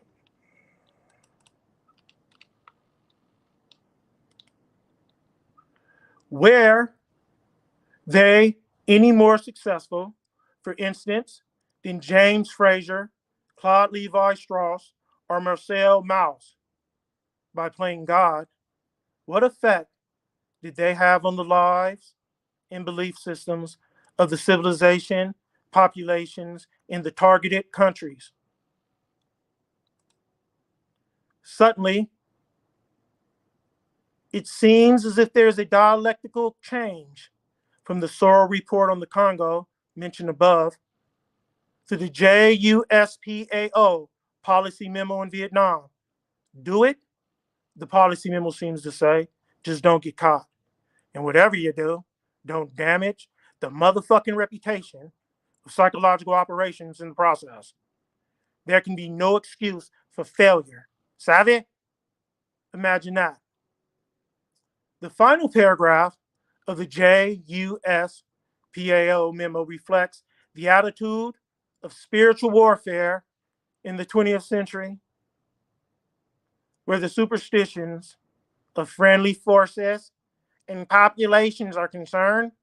PSYOPs personnel will assist commanders as required are called upon to devise indoctrination materials, formalizing troops with these beliefs, and counseling respect for and sensitivity to local beliefs and traditions. In other words, ladies and gentlemen, there are good superstitions, and then there are bad superstitions. Wink, wink. The U.S. troops, ladies and gentlemen, were being trained to know the difference between the superstitions of the target, for instance, VC populations, and those of the good Vietnamese. One did not require respect and sensitivity for the superstitions of the Viet Cong, of course, since they were the fucking enemy.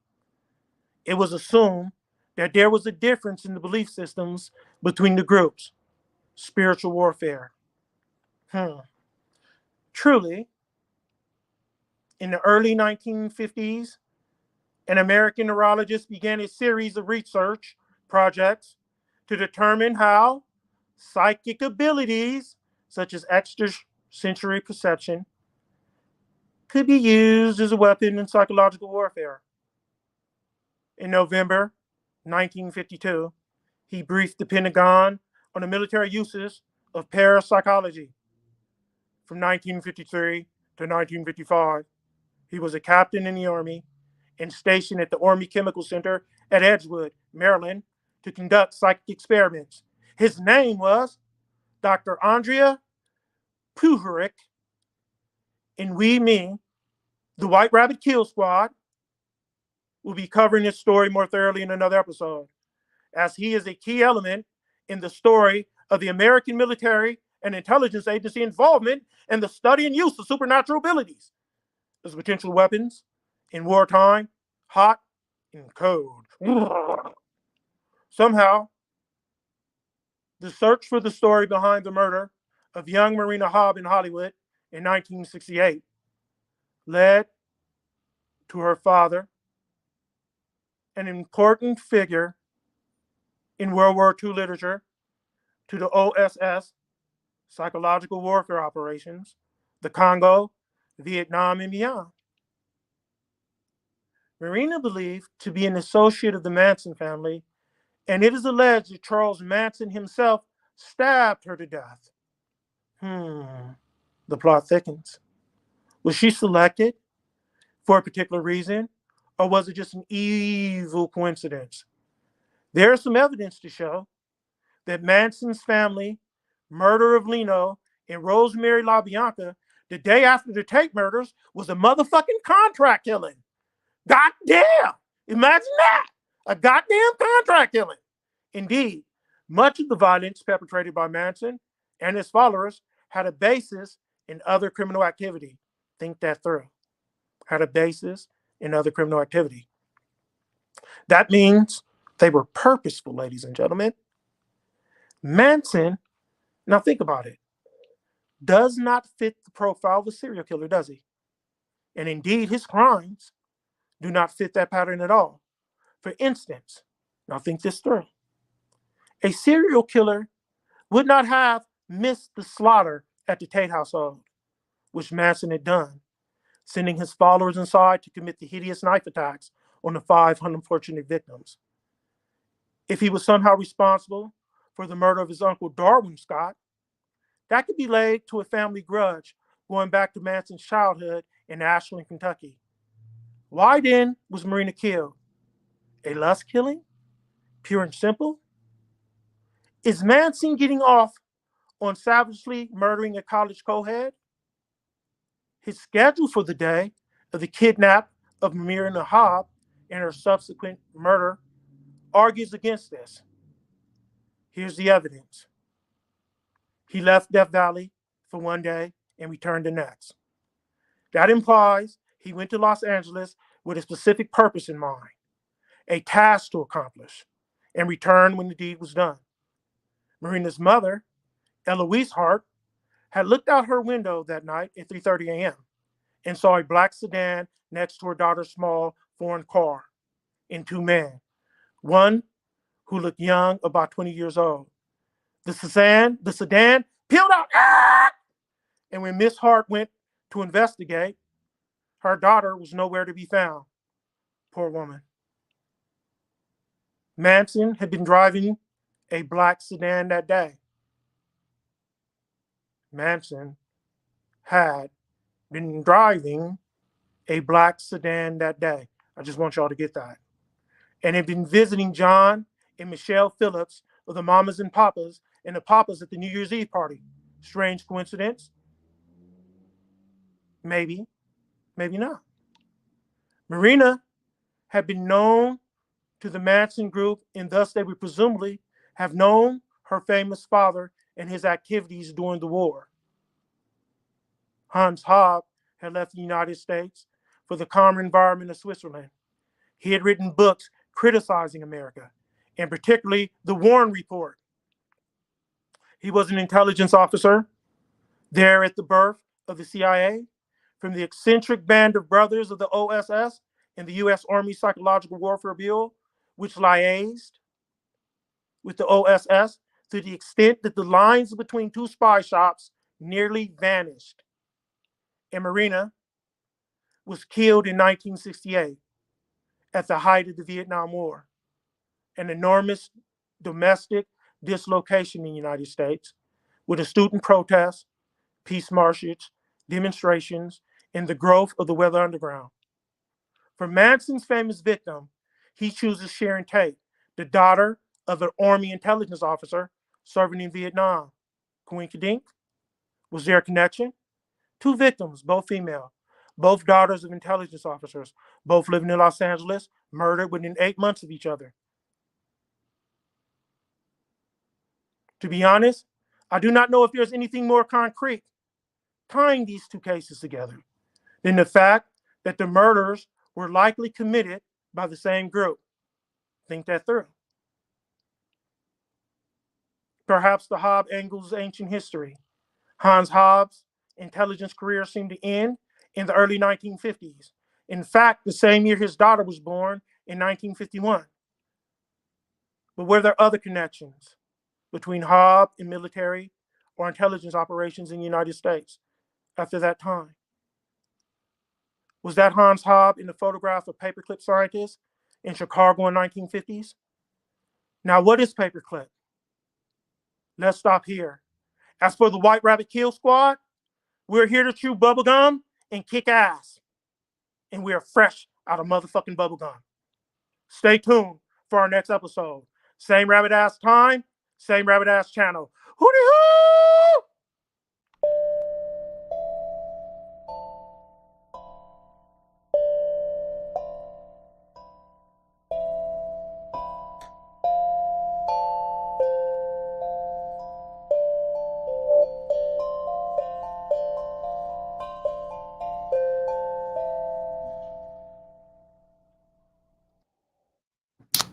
Thank you, Dr. Robert, for another exciting and theatric episode of Down the Rabbit Hole.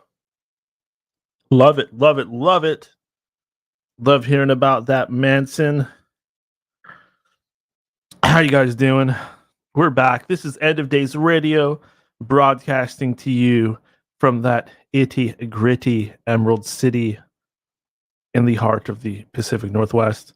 I'm Daniel, your host. My full name is Daniel Unafraid. Yes, I've officially and legally changed my name to let the elite know that I am not afraid of them. I will no longer ride with my birth name that was given to me by the evil elite. and I will instead use my truth name, my freed from the Matrix name of Daniel Unafraid, or you can call me DU for short. A lot of stuff going on in the news today. Where should we start? Should we start talking about this Nikki Haley, or should we just forget about her? What do you think? It seems that she has exited the Republican race or the presidential race entirely because she knows that she has no chance against Donald Trump. Let's see what Todd has to say about that. Nikki Haley. Yeah. How's my sound, Daniel? Sound perfect. Can you hear me? I can hear you. I got some headphones. It's supposed to be really good sound. Anyways, Nikki Haley, here's one I've been wanting to put in here for a little bit. You had a great guest on not too long ago, Robbie Marks. Oh, I like that show. Talking about Nimrod. He was talking about Nimrod, Babylon. You know, did you know Haley is from India? Her parents are from India? No, but upon learning that, it makes me think, and she does kind of have those features. Yeah. If you look And did you close, know that her original last name was Nimrata? what? She changed it to Haley. No, I did not know that. Is she a descendant of Nimrod? Well, in I'm not going to say that, but the female pronunciation or version of Nimrod is Nimrata, and that's Nikki Haley's real first name, or last name. I forget. Heard that somewhere. Anyways, man, fantastic show, Daniel. What else are we talking about here? Well, it seems I heard that Donald Trump's doing. I heard Donald Trump did good. You know, on the Super Tuesday thing. let's see here. He Moving won on. 15 of 16 states. Did he? Yeah, states. Yeah, and the one he lost was D.C., Washington, D.C., you know, the phony state that hates Trump. What's with these states trying to get him pulled off the ballot? I love the Supreme Court said, no, Colorado, just because you're majority Democrat, you can't take a person off the ballot for president because you don't like him and you're in the majority party. What kind of ridiculous lawsuits are being floated or flown to try to keep Trump from becoming president? You know my feelings about him. I hope he gets to be president. And I hope he does it right this time and takes out the people that have been smoking him the whole time. Trump never had a fair chance the whole time he was in there. He picked a bunch of people based upon all these Washington swamp creatures. I mean, this is the story. How did he pick all the people he did to his advisors, his cabinet? The swamp told him. He went and asked him, who should I put in this position, that position? The swamp tells him, put all these people in. So 4 years go by, fucking best 4 years in our country that I've seen in a long time. Sorry to argue for Trump here. Pardon me, Daniel, but 4 years go by, best 4 years I remember in our country. And they fought him every step of the way, lock, stock, and barrel. They didn't let one thing go through. Obama was still running intelligence operations in the past. Obama was still running a Ukrainian operation before Trump even became president. And now we're at war with Ukraine and Russia, and we're giving all this money. Joe Biden's son was over in Ukraine, the head of a gas company, and now we're at war with Russia. Anybody smell something rotten? We also have news coming out of Taiwan. It seems that U.S. Special Forces have been permanently stationed in Taiwan. Has a lot of people worried that this is another step towards all-out World War III. Wow, there you go. I heard something the other day. I think it was Jim Fetzer that show that was talking about how a guy emoliated himself, set himself on fire the other day out in front of the United States Israel embassy or whatever it was, a soldier of the United States, because they were telling him, you got to go to Gaza and fight. Well, don't do that, people. Don't light yourself on fire. There's no coming back from that. And don't go to Gaza and fight if you can help it. Give me a break. Ridiculousness. Also, don't go fight for some fucking country, some proxy war. Give me a break. Is that all we're doing? Fighting proxy wars everywhere? It's pretty disgusting. That's why we're broke. we also have some news coming that says that we're going to have some major food shortages in the future. And due to these massive increase in grocery prices, I'm starting to believe it. It does seem that food prices keep skyrocketing. Fast food is more disgusting than ever, and it's double, tripled in price. And now Texas is having massive wildfires going, burning thousands of acres, killing all these cattle. The price of beef is going to rise. These people are raising the temperature on the planet anywhere they want to, causing fires and devastation. And yeah, we're up against something from a James Bond movie. Sounds like Jin the Jin has Ninja. a correction for us. Hey, Jin. And he might be... Sorry about that. I just couldn't find the little mic thing. I apologize. I couldn't What's going find on, the buddy? unmute button. Sorry, no, I was just gonna say, Todd, I don't personally believe. I think that whole like self-immolation thing was like a total psyop. Personally, psyop. Yeah, he was an intel officer, like a tech. He worked for like some like it was like one of those like infosec kind of like things. He was never at risk to be sent. Wow. His parents were socialists. He was like very into Reddit. He like people have uncovered his like Reddit post was all into like really the trans shit stuff and like the so it's the same thing, the same story. It's a big psyop convincing you this happened, and they're put out the story. That's what I think, because like you saw the same people on Twitter who have like the Palestine flags in their bio, like, and Ukraine flags as well, which is always an interesting combination. And there you go. They were like, oh my God, this is like Buddhism, and this is like the way of Buddhism, and like literally because they have that one famous picture of the Buddhist setting himself on fire. Yes, from Vietnam, but from Vietnam. The monk who set himself on fire in Vietnam. People don't know this. There was no war when that monk did that. The monk was protesting the Catholic, like the South Vietnamese government, because the South Vietnamese government was going in and looting the monasteries and melting down the statues for like currency. So that's what that was even about. It wasn't even about Americans, had nothing to do with them, but they always latch on to these like images. And also and someone pointed this out, so it's not my observation, but for a tech officer, you would have done it under where you know if you were going to post it on socials, you would do it in 4K. Like unquestionably, like if you're a tech guy, I think you would just know like what to do. And oh, hey, Gio. Jen, did not expect to see you here tonight. Oh yeah, I've been on the panel a couple nights or a couple of Fridays in a row now. Dan lets me kind of run wild a little bit, but you know, as long as I'm invited, I'll come. Awesome, guys. How you doing? Great, some strength, yeah. Yeah, excellent. What's going on, Gio? Gio is George Coggins. Yep, that's me. All right.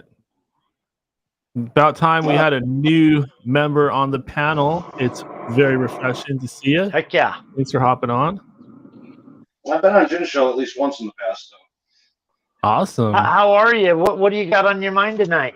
What's happening? Quite a bit, dude. I've been studying this coming eclipse along with prophecy and scripture, and there's some really interesting events coming up in the very near future. I think there's some heavy shit going down with this eclipse. I think they're going to bring some heavy shit on with this eclipse. This goes far beyond anything what man can script. consider this. The eclipse first passes through Jonah, Texas, and then it passes through 7 cities in the U.S., all named Nineveh. If you go to Jonah chapter 3, it explains God sent Jonah to the land of Nineveh, which was a really big city at the time, and told them they had 40 days to repent. Otherwise, God was going to burn it to the ground. These guys repented, and they were spared. Now, the thing here is 40 days after this eclipse is Pentecost.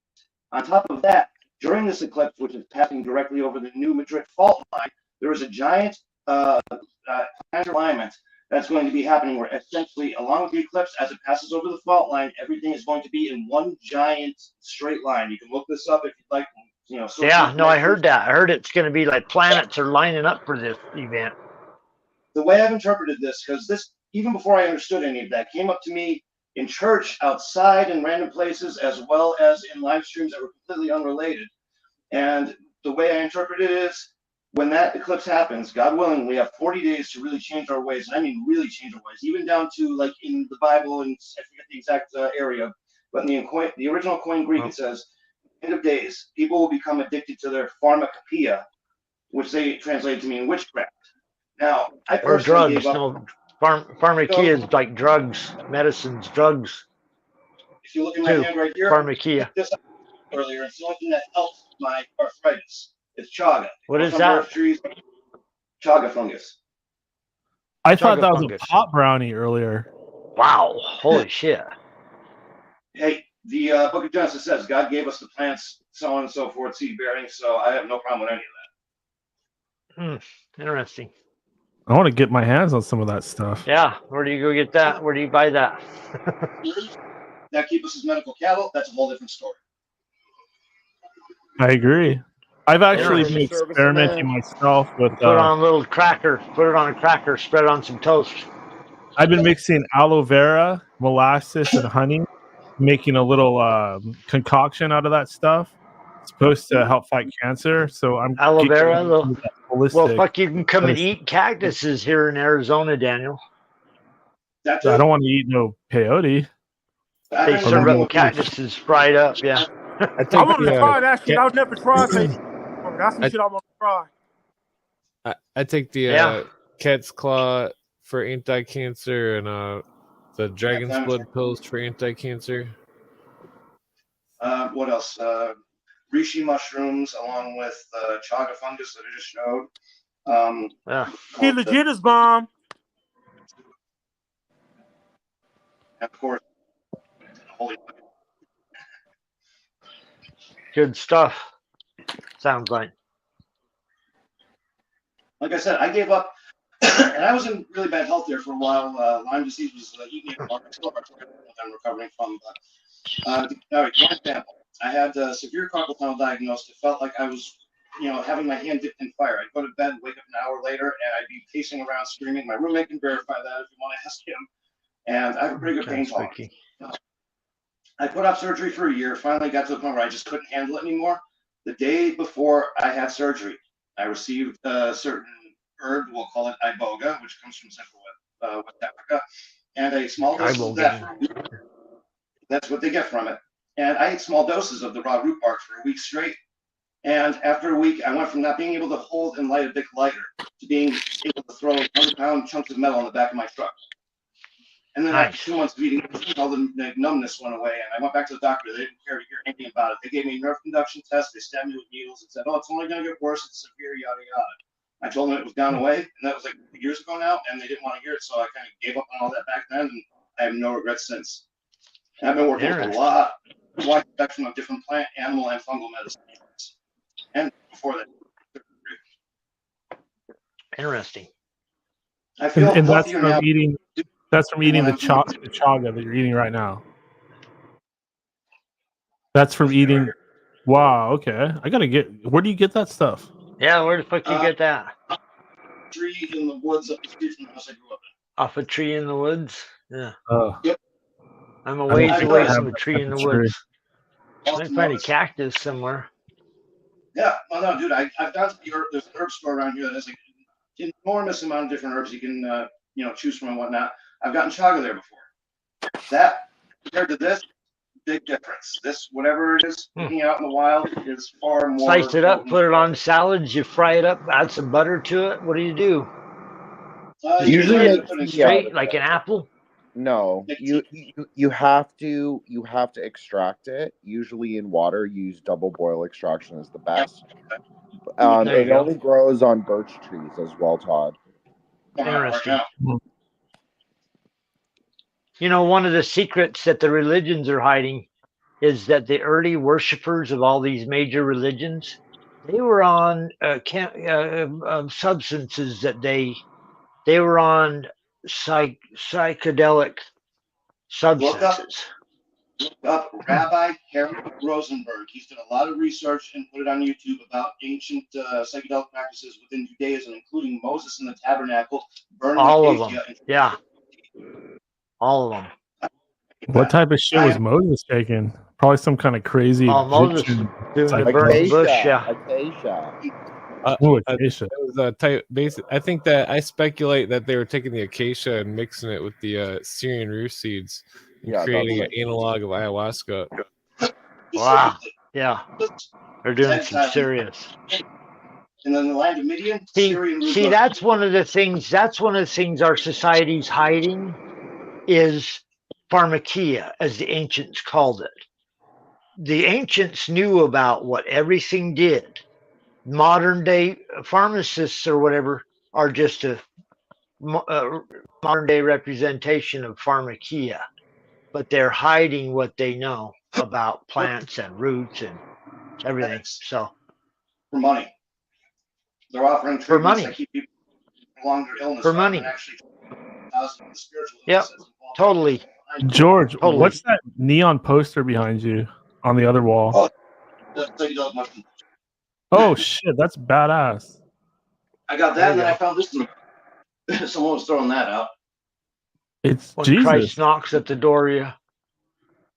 Oh yeah, That no, looks I like got 2 Bibles on hand right now. There's nothing wrong with psychedelics as far as the Bible says, as far as I'm concerned.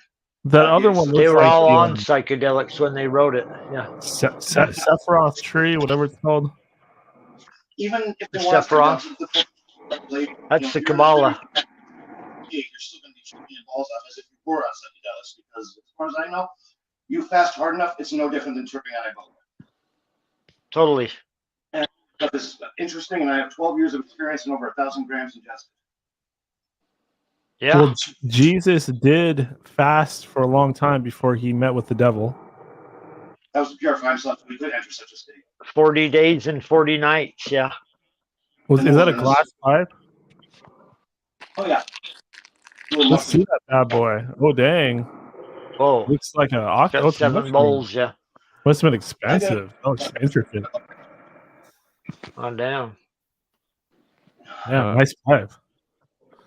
You know, one thing I'd like to point out too is all of the Bibles today, the vast majority of them, are printed by a CCP-owned company in China, which persecutes Christians, are atheists at their core, Totally. and Totally. parts of project changed and rewritten, or just all removed.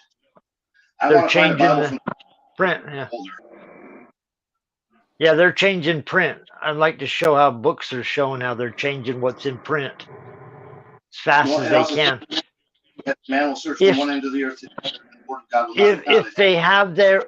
If they have their way, they won't print anything anymore. It'll all be on the computer, so they can change it automatically. They probably have AI algorithms already rewording it so that it's more subliminal than anything. Yeah, that's what their dream is something that can change it in live time. Yeah. What they just said. Freeman just posted something talking about what did he call it? Oh fuck, I can't remember the name of the word. But how they can change or augmented. That's what he said. Hey, did y'all hear Anthony Joshua knocked out Francis Ngannou? Think in the second round, man. He restored boxing's honor, man, and got rid of that interloper. No, I missed that fight. I was live streaming the other day talking about that Paul dude versus Tyson, and Boxing's getting rid of all his interlopers. He's next. Oh yeah, I actually had that in my notes to talk about for sports, but we could talk about it now. You guys, I'm sure you've all heard about the upcoming Mike Tyson versus Jake Paul brother of Logan Paul. That's No going to way. happen on Netflix. Oh yeah, Mike No Tyson, way. 57 years old. He's going to fight this young Right. man, and I don't Mike like the look of Tyson. it. Let me tell you, he's going to get back every cent that Dom King stole from him with this one fight. There you go. There you go. Well, Tyson's 220 and the other dude's 200, and I definitely think Tyson's gonna annihilate him. No doubt about it. Oh yeah. Well, they Let's could hope just be not. a production, you know, kind of like Trump versus Biden. It's a big production, so they make it exciting. Please don't be like the Anderson Silva fight. Oh my god, that broke my heart. Well, I found out recently about Butterbean being in rough condition. What about Butterbean? He's just in really rough condition. He must be getting old too. Yeah, there was some video on YouTube. It was pretty sad. He could barely walk and needed a wheelchair and stuff. And it's sad how the certain fighters and stuff, they can get hurt and just deteriorate so bad, and everybody just kind of forgets about them. It kind of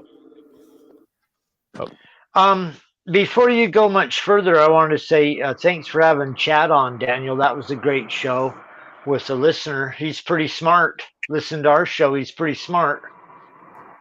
Thank Absolutely. you. He Thank came you, on my Chad, show for the coming other day, on here. too. Oh, did he? Nice. Yeah, Chad sounds like a great guy and smart too. Yeah, well, we got were a bunch of doing, people on here, real thinkers, real deep thinkers, and you don't even got to be a deep thinker to be on here. But I'm proud of the panel that Daniel Let's brings not on forget here every week. that I was on Clint's channel yeah. last Saturday as well. Yeah, that Yeah, one I got a watched decent that review. show. I watched that show. It was fantastic. Oh, okay. I want to come on your show, Clint. I want to come on. If you're doing one tomorrow, I'll be on there, everybody. Oh yeah, I also wanted to say to Chad, if you have $8 million or $800,000, then donate to Daniel's show. $5, $10, $100. If you like what Daniel's 100,000, fucking make him. He'd do 5 shows a week if you give him $100,000. I'll make sure he does, right? So, Chad, donate to Daniel's show. Anything that you feel is right, and help this show keep growing, because you got some beautiful people on here. I love what's going on this show, Daniel. Everybody on here, I love all these guys. It just gets better and better. So, but nice to meet you, Gio. Cool. I'm gonna actually just pull everybody for a second. Dr. Robert, are you there? Yeah, I'm here. I did want to talk about this crazy story that we were discussing on X. Ryan Garcia, I believe he was on a stream with what's his name? The guy they accused of the Tate guy? Andrew Tate. Thank you. Just had a brain fart. And he claimed that the elites tied him to a tree and forced him to watch children get raped. I know, that's crazy, huh? Yeah. Also, keep in mind, though, it might be a publicity stunt, too, just because he has a upcoming fight. And he's doing something that Ali did against Sonny Liston, the first Sonny Liston fight, where he's pretending to be crazy.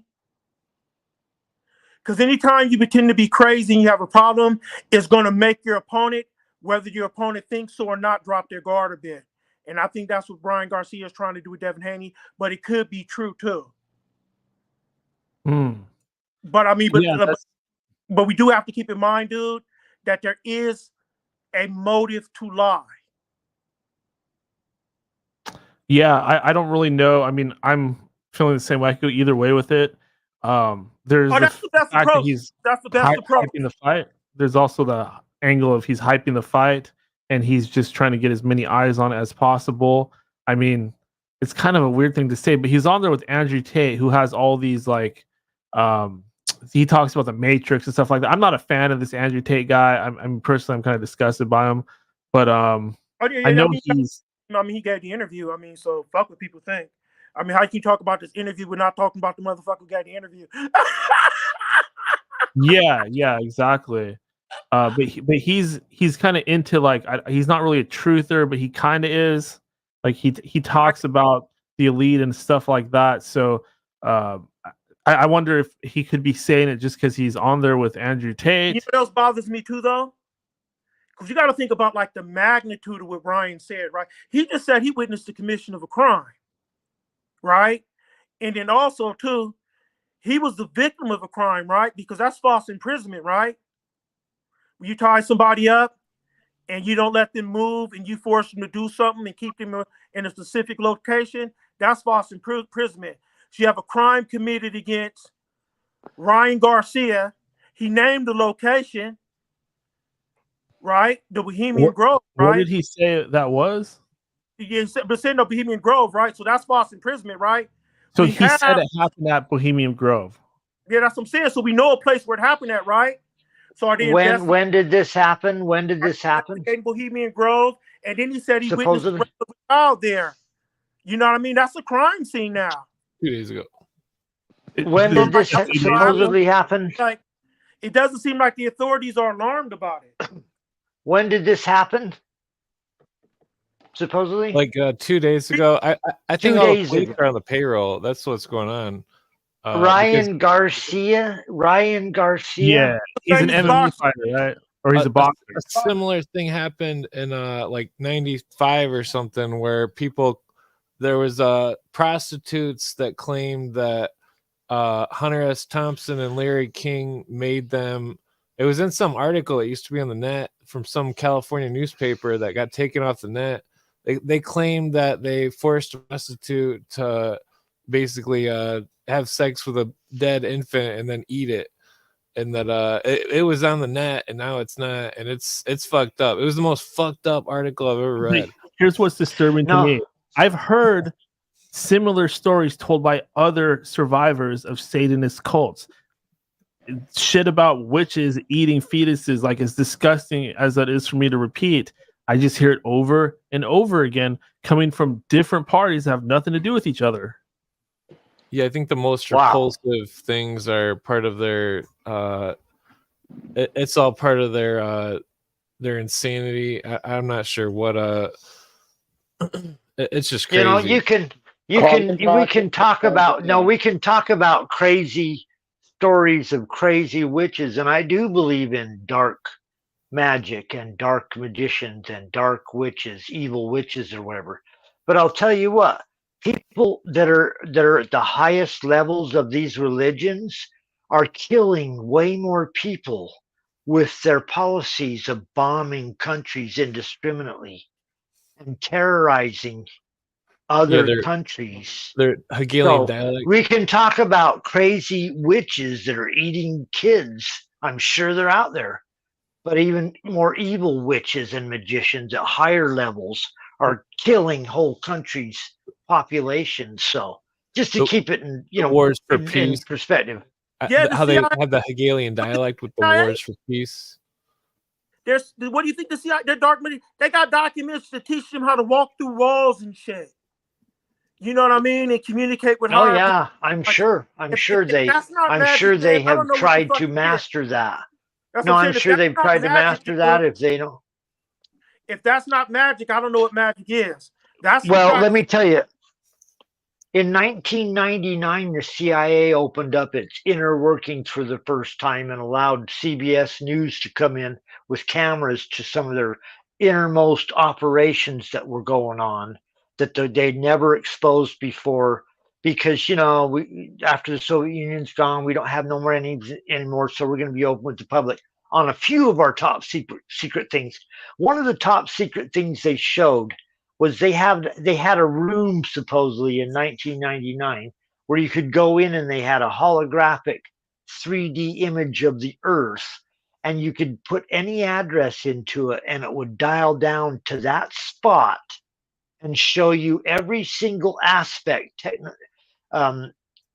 technology-wise that they knew about every street, and they'd already mapped the entire Earth, all streets, all buildings, and they could go down into a 3D building in anywhere on the world on any street and tell you how many rooms and how many floors and go through in a 3D perspective of it. They already mapped trees and buildings. They could even tell you the trees. So in 3D holograph, if they had to, they admitted they have that. So imagine what they're not admitting. Let me just be a little bit adversarial, not to anyone on the panel, but as an idea, and just say that perhaps war is part of the cosmic function of everything. War is sort of part of the it's just something that is. It's like the sun.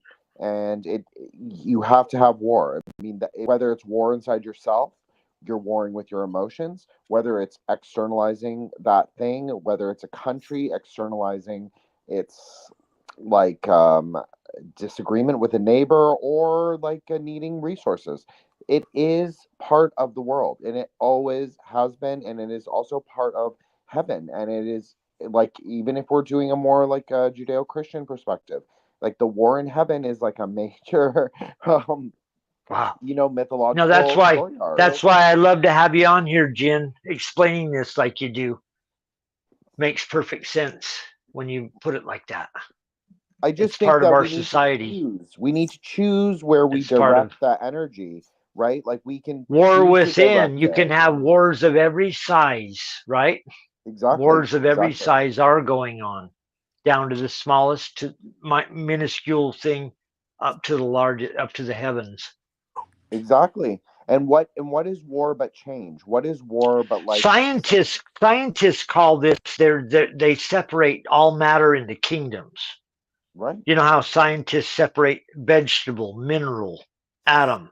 Each kingdom is at war with itself against the other kingdoms. Yes. Well, it's from my pushing its way. The world government, which is based on socialist communism, in the words of Marx and many other people, their only goal of peace is when there's a total absence of all opposition to socialism. Yes. Yeah. And so we all know that the Nazis are socialists, and they're running on the same BS engine. And fucking, it's like every country that's ever been invaded has always been simply one that didn't want to accept the World Bank, or wasn't accepting the socialism. And then every country being invaded right now won't accept won't join the World Bank. Yeah, right. All the countries at this moment. Yeah, and the chain of command of them wanting to control. They want every person, the whole world, to in a position to where they can middleman everything about that person's life, tax everything. Yeah. Make it Obamacare. Yeah, Obamacare.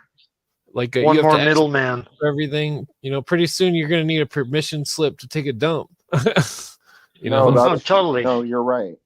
Clint's right, and Todd, I appreciate that you always give me the best compliments. Honestly, my ego gets so big after coming on. Man, we need you on this show. Your brain knows correspondences. Different. I'm impressed with what you do, Jen the Ninja. Well, I appreciate it, Todd. Thank you. It's just Ninja Ginger. It's just more Kabbalah. beers I have, I'll start calling you Jan the Ninja. That's fine. But it's just Kabbalah. It's like Geburah is strength, but it's also war in a lower density. And the whole tree is parts of God, but it's parts of God that we understand. So, war is just like us at low consciousness. And until we like reach higher consciousness, it is going to be a war in the external. And it is like Clint is saying, if you have homogeneity, you are not going to have ideological war. But in a way, we're at war. Like us on the panel, like when we don't agree with things that the state is doing, or that when we discuss deep politics or like parapolitics, that's a war, because we're saying something that is like not cool or not like mainstream. So we're at war in a way. The problem is that they've got us, so we're all locked into a system where we have to use their currency to function. Yes. And that's why I always promote the gold and silver coins. You know what's funny though, Clint? They've been doing this since Babylon. Yeah, there's all these writings about fucking what do you call it? Their banking system. Well, And we also have fractional banking, giving out fractional loans reserve for banking. percentages, fractional reserve banking. And You can we never also- pay the loan back. We also have to go through their academic system, and we're not qualified to do anything unless we get a certificate of paper from them that says that we are. Yeah, that's why I'm always bringing up that 7 degrees of classism thing that I read about in one of the mystery school books, where basically it indicated that society was controlled with 7 levels of classism, you know, and that only the adepts reach the higher levels of the classes unless they're lucky. You know, it's just like in ancient India, there was the class system, and that you know, I guess they fought quite hard to get rid of it, but then I'm pretty sure they were controlled by the British after that. You know, there was something to the caste system. I know this is going to sound really right-wing, and I'm really not meaning it from that perspective, but there is something interesting about having, like, to do what your father did, like to like, if your father has like a very like skilled profession and then he passes it on to his son. I mean, that's basically what a caste was. It was like farmers' children became farmers, or a farmer's son became a farmer, or a potter's son became a potter. But these were not like, it wasn't like low skill. It was high skill, high knowledge. I think it had a positive aspect that was kind of made to look worse than it was by the British colonists who went there, and they were like, wow, these people are as racist as us. But in reality, there was more of like a mythology to it, like you're saying, Jen. That's a great point, Dan. That's a really great point. Well, the ideals. That's how, you know how I gauge things? You know how I gauge things? This is what I always say.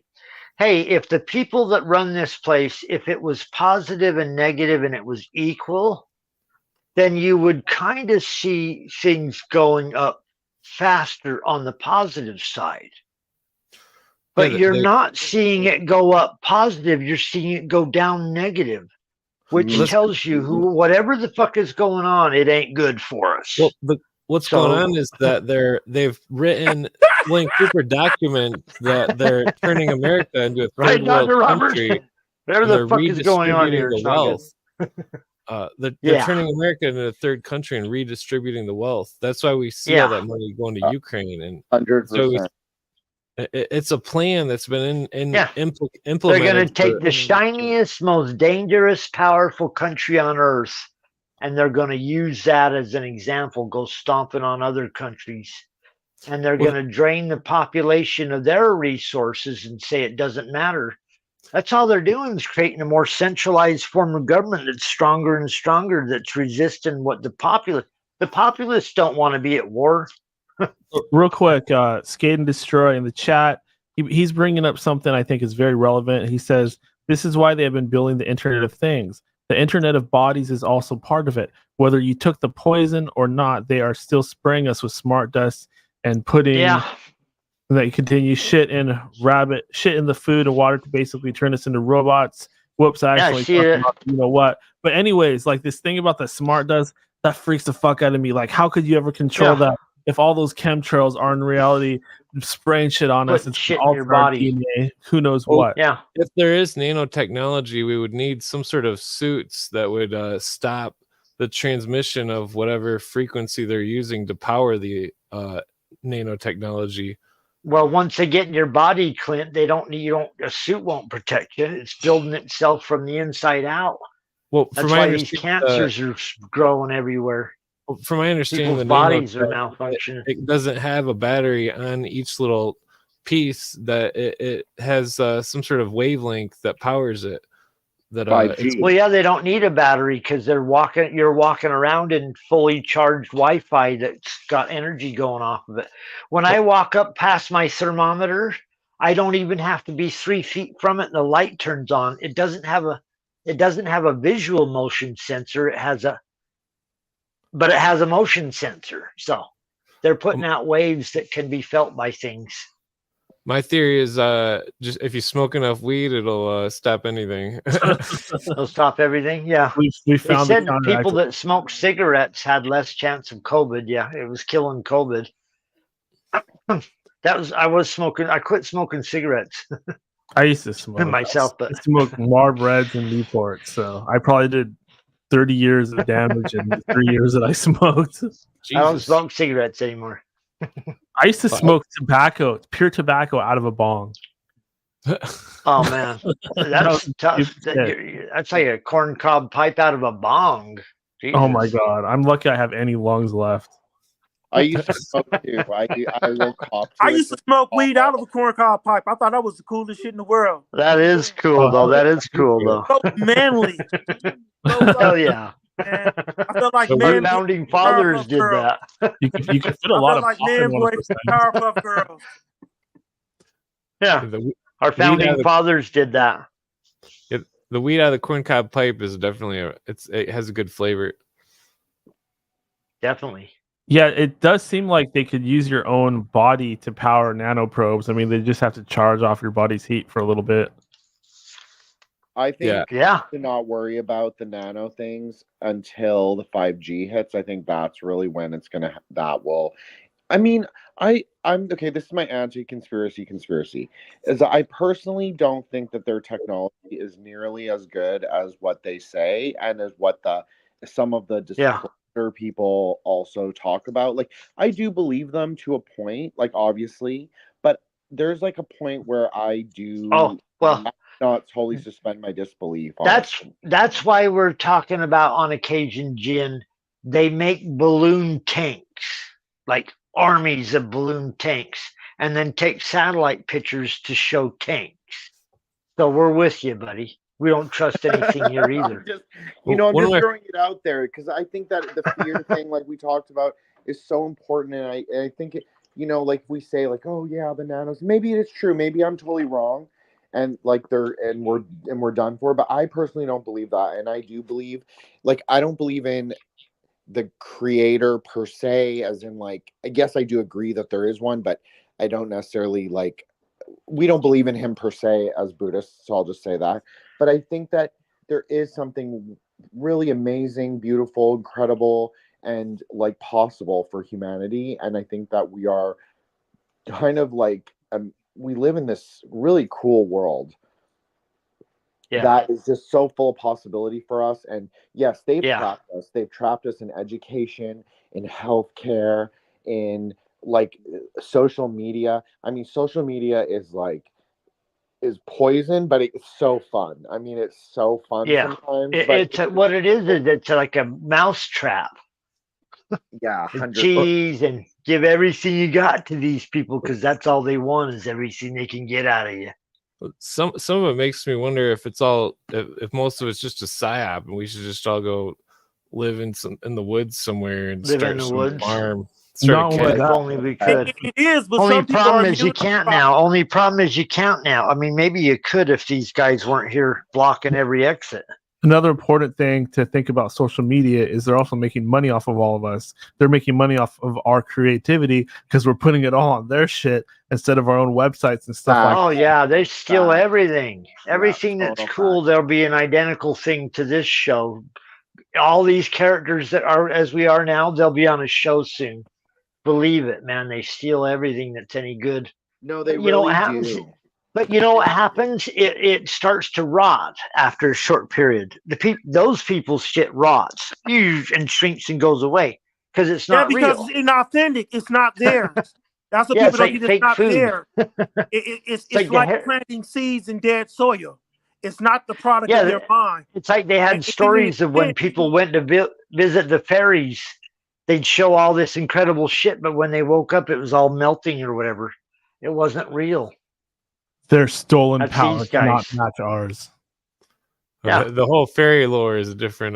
That's a whole bog. That could be a whole episode. But it's the same thing where people describe being abducted, taken to their underground fairy realms.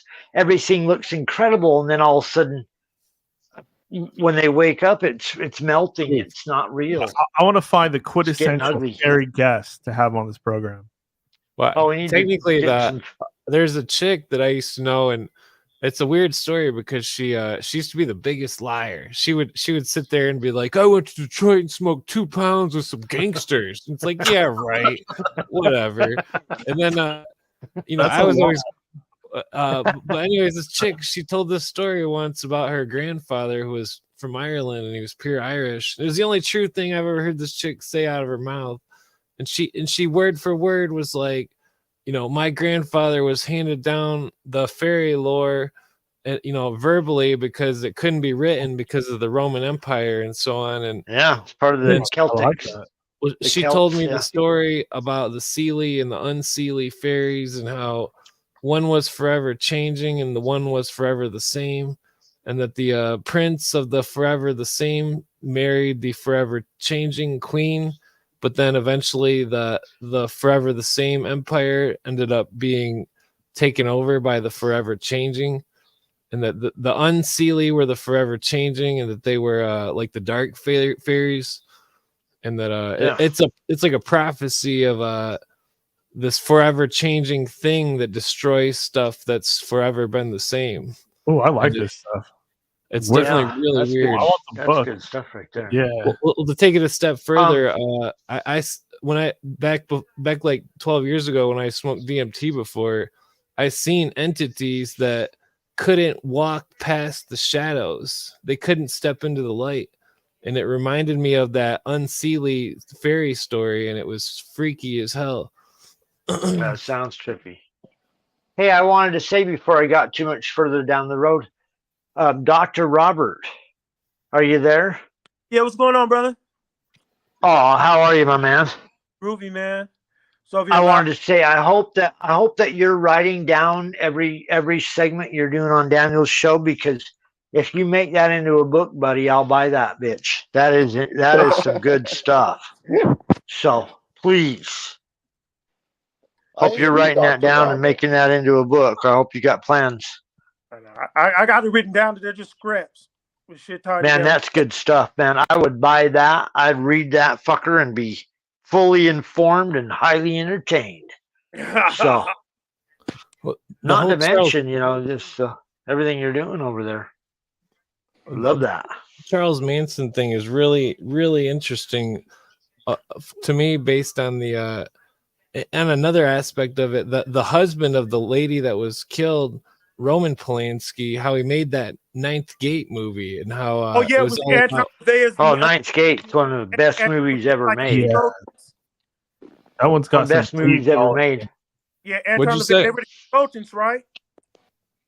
Wait, repeat that. Like Anton LaVey, like the Church of Satan, like consulted them on that movie. No, Yeah, not that one. That Rosemary's Baby. Oh yeah, Anton LaVey consulted on Rosemary's Baby. No, he did that one too.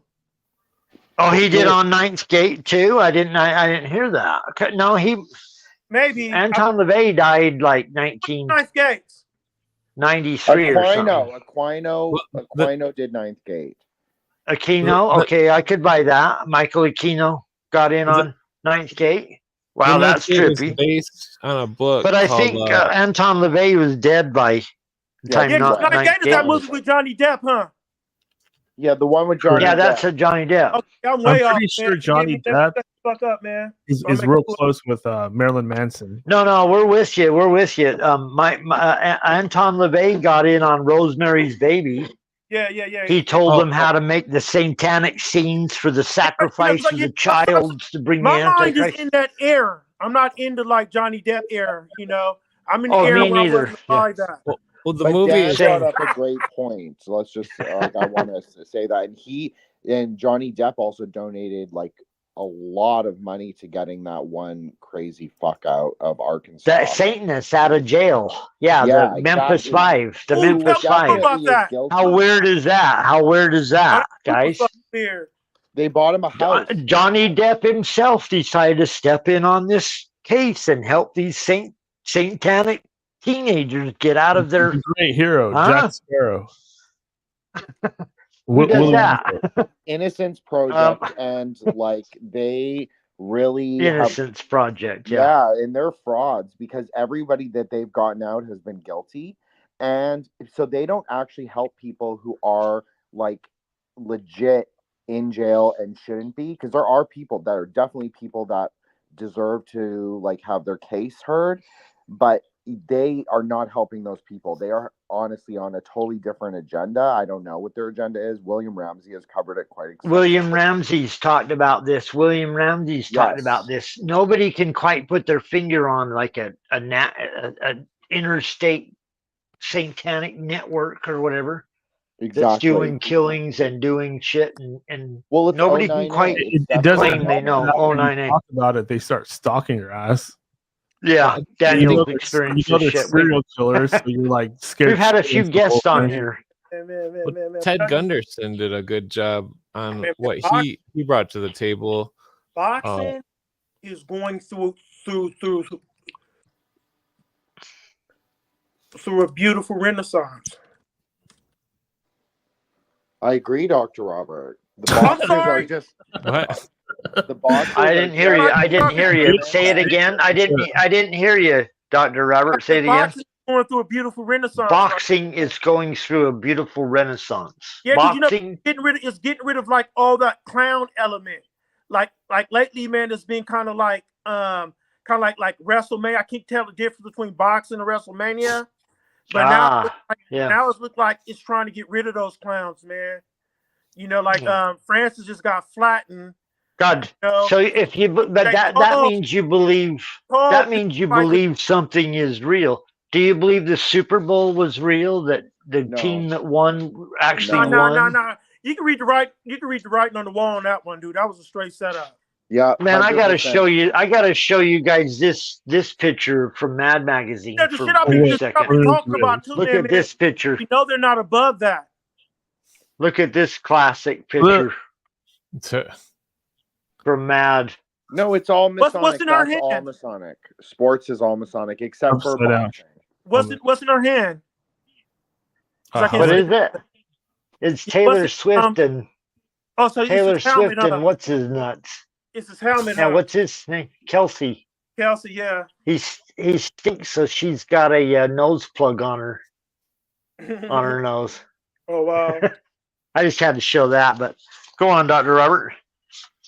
And if you don't think Mad Magazine wasn't used for propaganda for a long time and still is, most definitely, and still is, I love Mad, but propaganda. You know, people don't realize, man, like propaganda is not really trying the wizards behind propaganda. They're not really trying to promote a specific message. They're just trying to create confusion because confusion keeps them hidden. That's a mistake.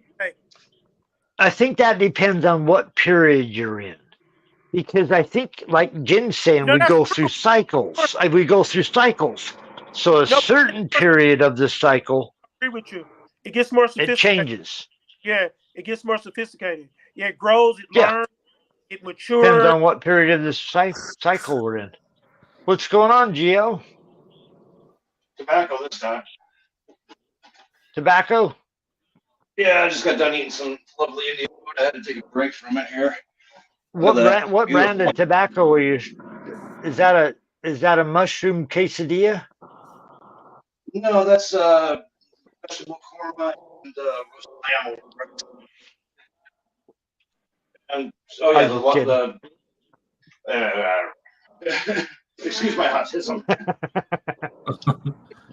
Welcome back to End of Days Radio.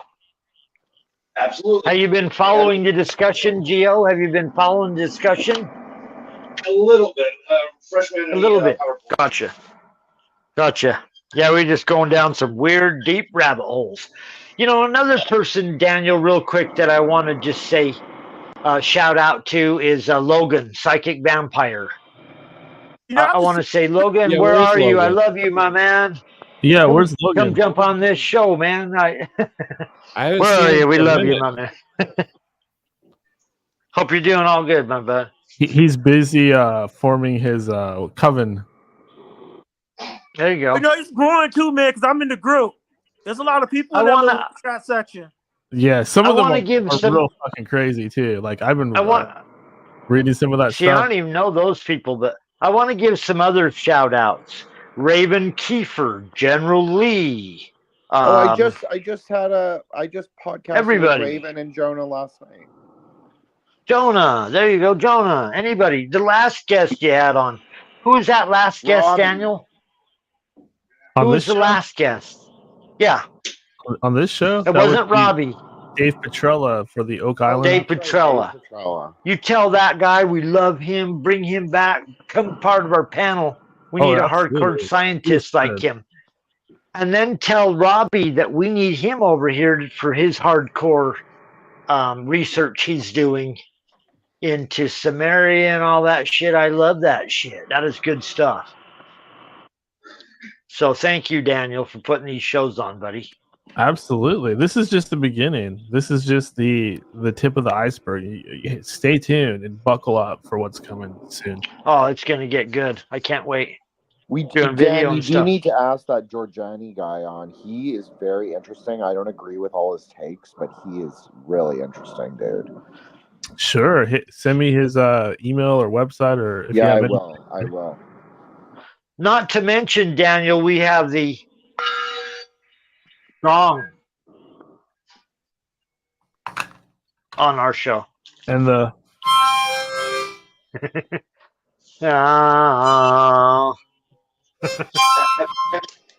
I've been paying any attention to the recent solar activity over the past like 2 months or so. There's been What's that, Gio? Weird solar activity? Oh, like it's never been in recorded history. There's just been solar flares going off nonstop. There's been geomagnetic storms without any coronal mass ejections that make no sense. There's been a lot of weird stuff with the Schumann resonance spiking constantly. Really, it's kind of comprehensive to sum up all at once, but it's just in terms the sun is going crazy. Oh, there's crazy shit going on. I guarantee it. Hey, Jay Vega. The weather is wild out there. Who's out there? Jay Vega. What's going on? Jay Vega. Hey, get on here, Jay. A couple weeks ago, we had 3 X flares in one day. There was a 1 point something, a 1.7, and a 6.3 or 6.83 or something. It was ridiculous. That's crazy. Whoa, okay, Gio, what is that? What are you like? Whoa. Is that a blunt? No, Palo Santo wood. Yeah, Palo Santo has a perfumey smell. Huh. What is that? It's like a it's like a sage type of thing. Yeah, it's for cleansing. You use it for cleansing and healing, all that stuff. Is that helping? I burn some Gio for every episode. Hey, Gio, I was going to ask, what's that tattoo on the center of your chest? What's that tattoo? Yeah, that one. That or that. That's a story. A bunch of mushrooms. I can't quite see it. I can't quite make it out. What is it? Whoa. Okay, you got the 3 circles in a circle. Wow. Yeah, it's a triangle. That's a triangle. Yep. When you look at it, triangles within triangles. That symbol was given to me in July of 2004 by what I would call a experience with a biblically accurate angel, which did start out with the whole being not afraid thing, and I was terrified, and it was overpowering, and they showed me a bunch of weird stuff that was now playing out, and it gave me this. Interesting. Yeah, kind of started me on quite the path. So what else do you think about what's going on right now? Are you into the politics at all, Gio? Not really anymore. Not really? All, to me at this point. Like, do you watch the news? Do you watch news? Absolutely. Absolutely, yeah. Now you got on both sides divided right now. Divided we fall. But you have the woke agenda literally rolling out the red carpet through its behaviors for a big daddy to come in with promises to make it all great again and then go completely overboard. Right. It's all one big plan. They're all working together as far as I'm concerned. I agree. Yeah, well, does anybody remember during the height of the pandemic where they said, stay in your home? The hospitals are filled with sick people. And then you drive by the hospital and there's no one there. Does anybody remember seeing that? Yeah. Those hospitals that they were claiming were filled with victims. Yeah. There was that was the only In public, Wow, that that's was the real only shit. time I actually wore a mask was in the hospital because I had to re-up my Had to. asthma inhaler, and my family doctor dumped me and fucking and so I had to go to the hospital to get my inhaler, and they wouldn't let me come in without a stupid mask on. And it was the only time the whole period that I wore one mask, and it was only for a few minutes. And I was so pissed off that they made me wear it just to get my asthma inhaler.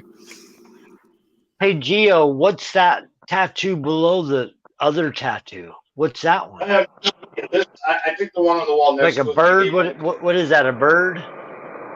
I think it was a tribal phoenix. Oh, there you go. I can see that.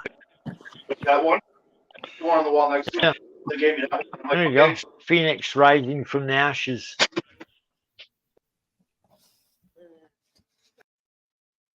Alrighty. Sorry, everybody, but unfortunately, it is almost 4.5 hours into the broadcast, and we are going to need to start winding down. Thank you to everybody that joined this evening. We're going to go to you all one more time to say your goodbyes. Let's start with our newest panel member, Gio. Gio, would you like to sign out and say any last messages to the End of Days audience out there? Yeah, brush up on your understanding of prophecy. Realize these things are happening, and always remember the body is a temple. You are what you consume, so consume wisely. Otherwise, you become that which you probably shouldn't be.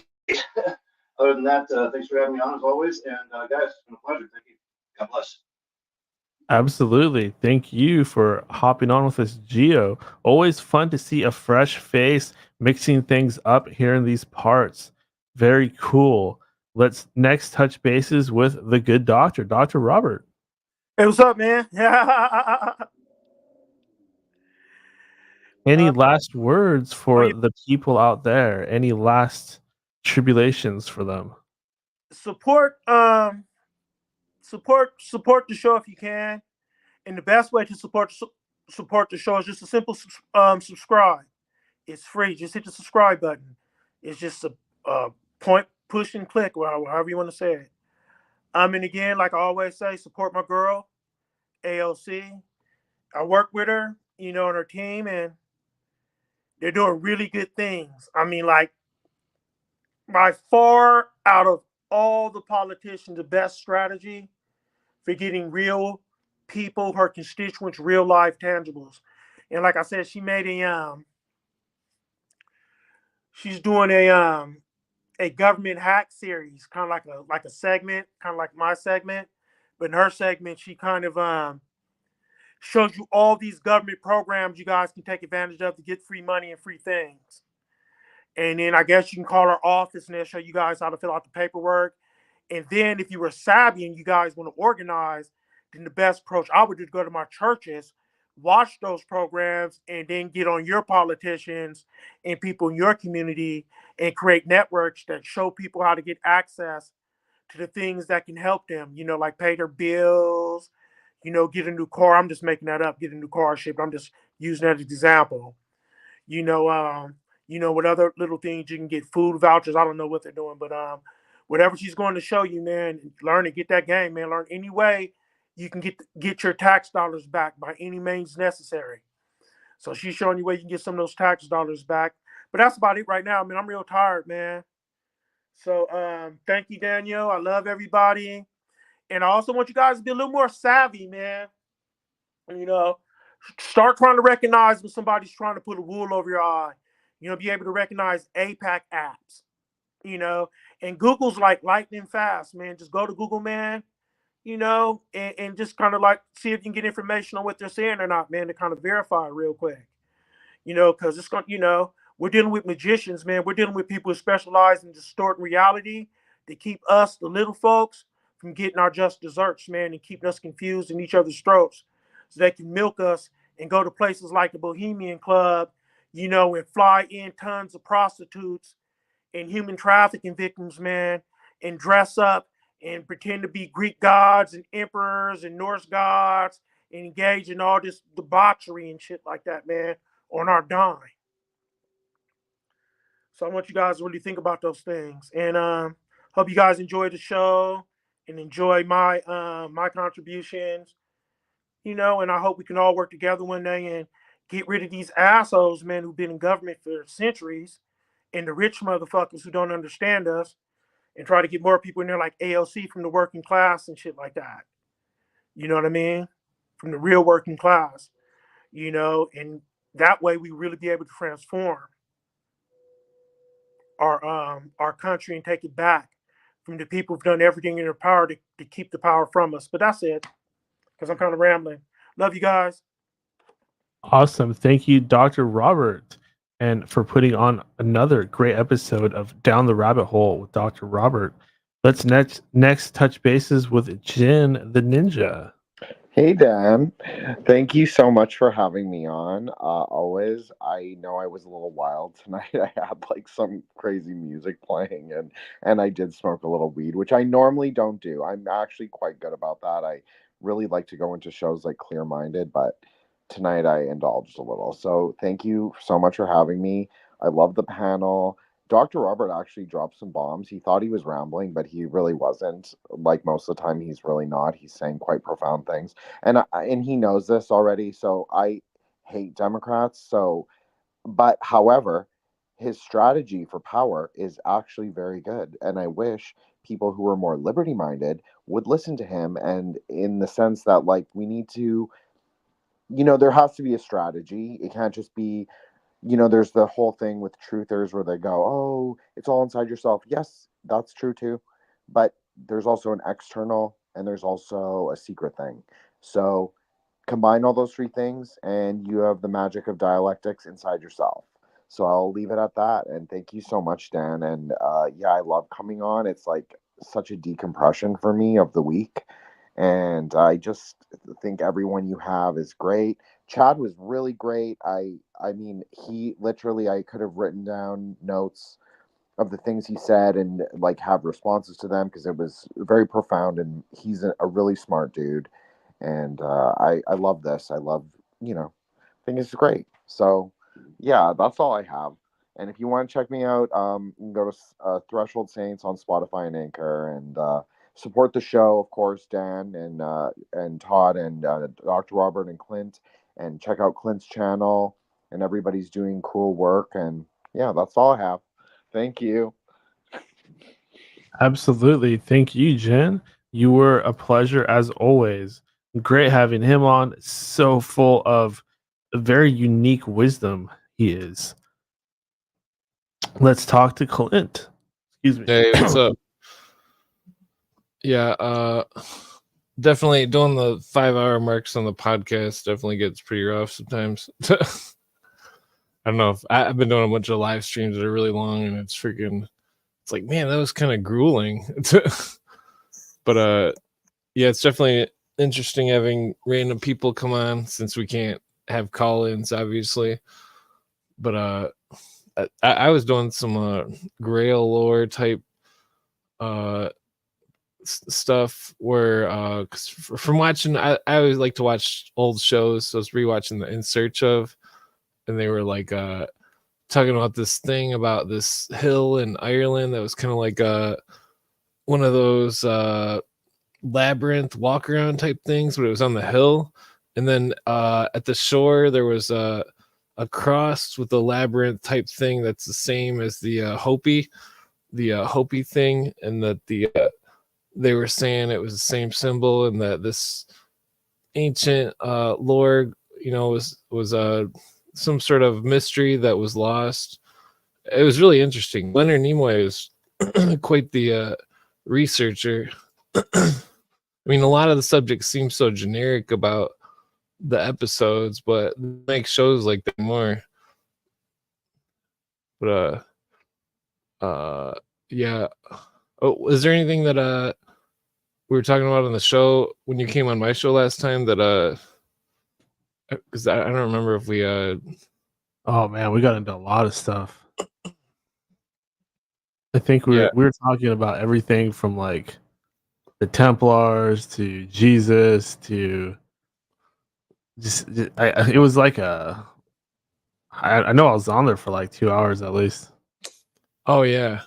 Yeah, what I was gonna say about that Tyson thing earlier, I showed a clip of Tyson on my live stream after showing some clips of the Paul dude, and fucking it was like boom, they cut me off real quick. I was like, oh my god, where'd my live stream go? You know, and then it was back in a few minutes after I stopped, and then I interviewed some dude that was one of my commenters a lot.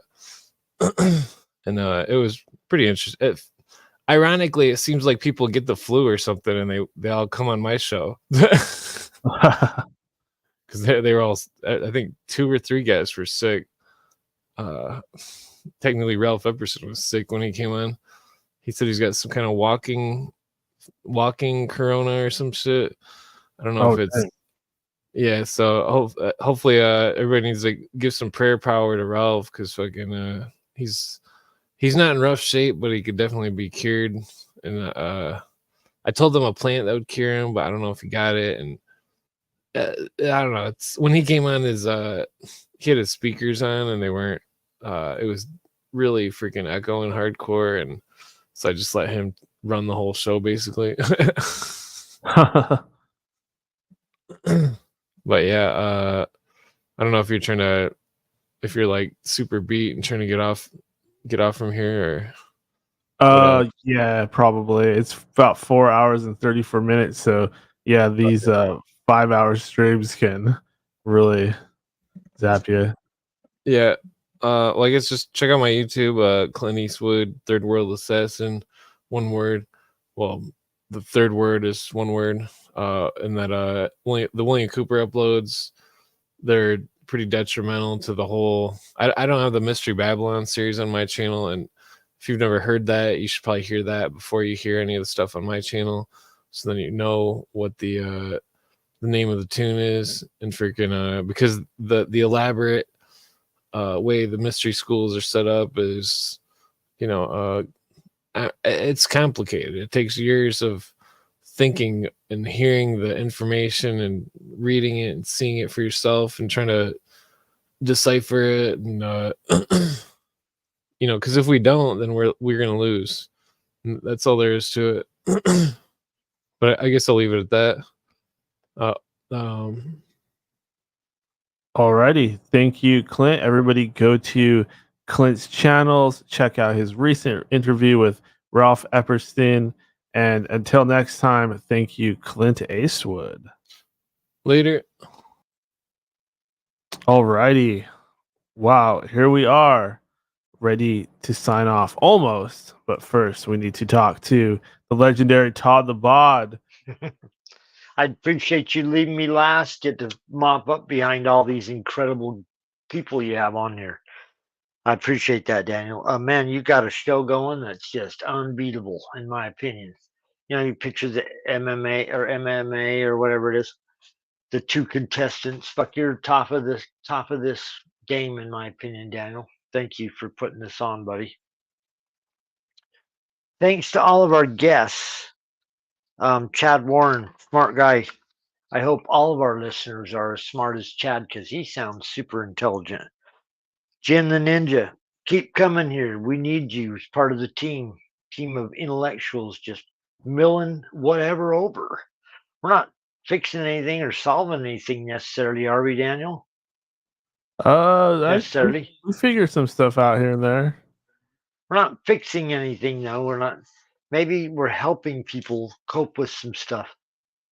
Just listening to your show is therapeutic. All the weird stuff. Infotainment. It's infotainment. It's better than any Jerry Springer or Geraldo Rivera or any of that. Because most of the people coming on here, they're into the truth. They're kind of into the truth. We're joking about stuff, but we're listening. We're in for the truth. I sure appreciate you putting this stuff on, Daniel. I was going to go to 1972. 1972 in our book, Daniel. Remember how we have a book that's the chronology of America? Probably written by the CIA.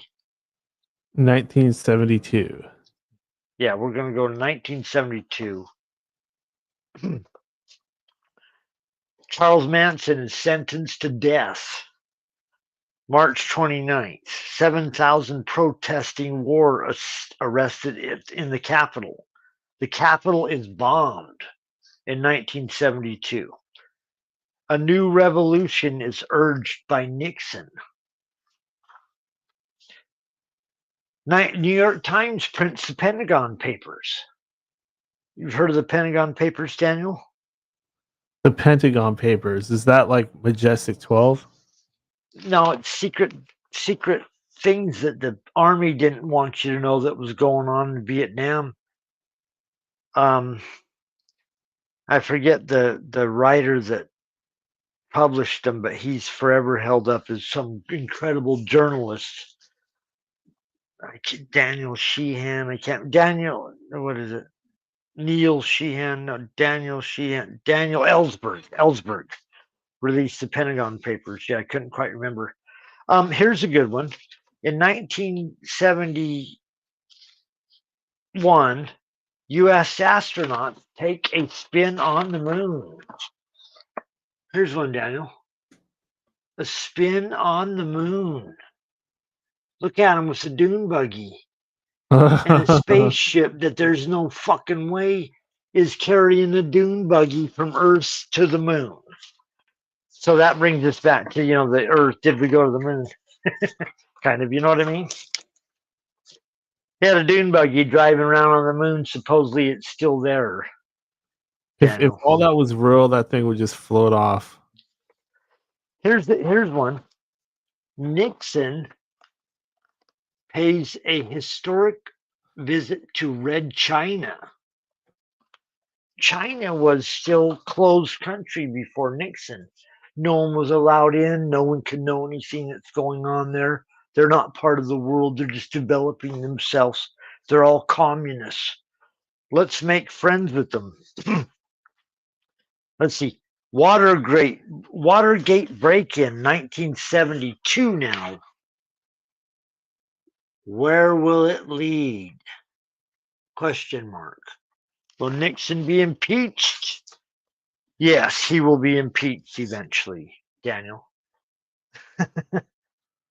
1973, the U.S. role in Vietnam was ended. It's over. We're no longer drafting citizens of our country, sending them to some foreign land to fight the communists. It's over. So the hippie movement, 1967, the summer of love, by the time Charles Manson and his hippies kill a bunch of people, the romanticism of the hippie movement's over.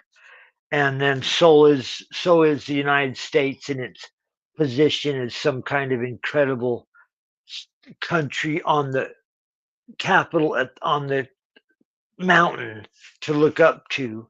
Because after Vietnam, the only reason Vietnam ended is because they were drafting people. If they started drafting people today, that would be different than people that enlist because they want to. So that's why the wars keep continuing. We're fighting proxy wars. No one hears for any of these things except for people making a bunch of money and believe in a bunch of people that are making a bunch of money. They're bullshit. So things change, but they stay the same.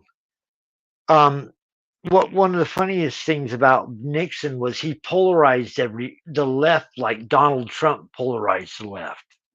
Nixon was one of the most hated presidents by the hippies and the left that you've ever seen. So Trump is kind of a recreation of that, hated by the left, but they made the left a more broad. The left is almost mainstream society now, although there's a good portion of them that are on the right. It's pretty wacky. I'm not going to try to go into explain all that, but I love our show where we can talk about shit like this. Because eventually Nixon would be impeached. And he left. He resigned before they put him in jail or whatever. They let him resign. Trump, they've tried to put in jail the entire time since he's left. as Oh, president. no, he's back. Did I lose you? For a moment. You're back though. But no, I just appreciate what you're putting on over there, Daniel. What's the other news stories going on? Did you see that picture of Kelsey and Taylor Swift on the Um, Mad Magazine? On the Mad Magazine yeah, cover? that was pretty funny. That's pretty funny. Did you watch the Super Bowl? Yeah, I watched it, but it was just really cringe this year with that Swifty bullshit. Who's this new Spice Girl that's doing satanic images or whatever she's doing? That's Ice Spice. She's the new Spice Girl, and she's apparently she's satanic like the rest of them. That's pretty trippy stuff. That stuff is real. She has a Look very at big butt. you know what else is really weird? Sorry to go off topic. Is P Diddy is being charged with more allegations of like a honey trap, bringing people in to work for him and then putting them through Epstein type situations or Ugh. drugging them. You heard this? All these allegations going against what's his name? Combs, Sean Combs, P Diddy or whatever. Sean Puffy Combs? Yeah, P Daddy or Diddy P or Diddy? whatever his name is. Puff Daddy? Yeah, have you heard these latest ones? No. What's he being accused of? His producer, the guy that made his or worked for the last record or whatever he did, he was drugging people and raping people and doing all kinds of weird shit. It's always rape, isn't it? My God. These people. And then you've heard the Cat Williams thing that's going around, right? I finally sat down and listened to that entire Cat Williams interview. The one on Joe Rogan. Yeah. Yeah, pretty good. Pretty good. Yeah. Pretty wild. But Todd, it is getting rather late, and it's fantastic show. I'll just ring the gong to close this out. All End right. of Days Radio. Everyone donate. Come on, people. Come on, people now. Donate to Daniel's show. Everybody get together and donate to Daniel's show right now. Right now. Right now. Right now. And have a good evening. Right now. Good evening, Todd. Thank you so much. So good to hear from him. My God, what a great show we are putting on tonight. I realize that we have not done the mind-blowing moment of the day yet, so let's rein it in or ring it in. Mind-blowing moment of the day is brought to you by yours truly. Let's face it, the originator is still going strong. Today's mind-blowing moment of the day, I would have to say it was our guest, Chad Warren. One thing that I found to be mind-blowing was that whole thing about the Catholic Church and the Jesuits and the earth being round and how that kind of created our science of today. That is pretty fascinating stuff. And other than that, rest in peace, Akira Toriyama, the creator of Dragon Ball Z. You know, there's this thing out there about there's this idea that the second coming of Christ has already happened, and we're actually in the period after that. I don't know if that really resonates as true with me, I just feel like, hey, there's a lot of different conspiracies and theories in general out there. But to me, it just feels like, hey, this is the new shocking sort of truth revelation we're going to throw out there, right? That the second coming has already happened. And apparently, the peaceful kingdom was the kingdom of Tartaria. But there's reasons why that doesn't really work. For one, we have no idea what it was like in Tartaria. Second of all, if you are a fan of that type of research, you would know that they were obliterated in some way. They were killed, they were massacred. I believe Russia has certain documents that point to some kind of genocide happening there.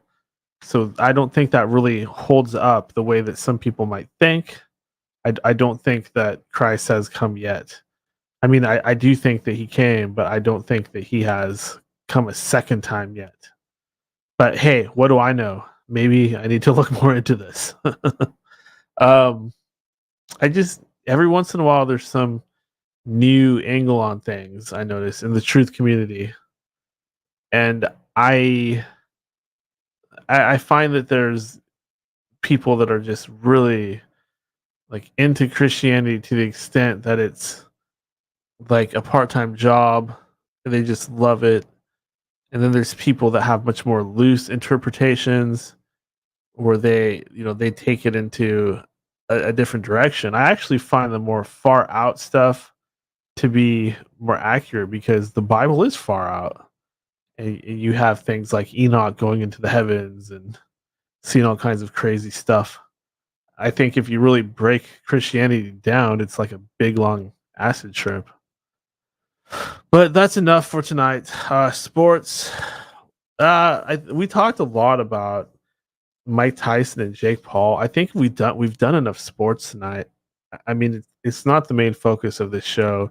And if we get it in a little bit, I think it's fine. I mean, that's what's on everybody's mind. This fight coming up.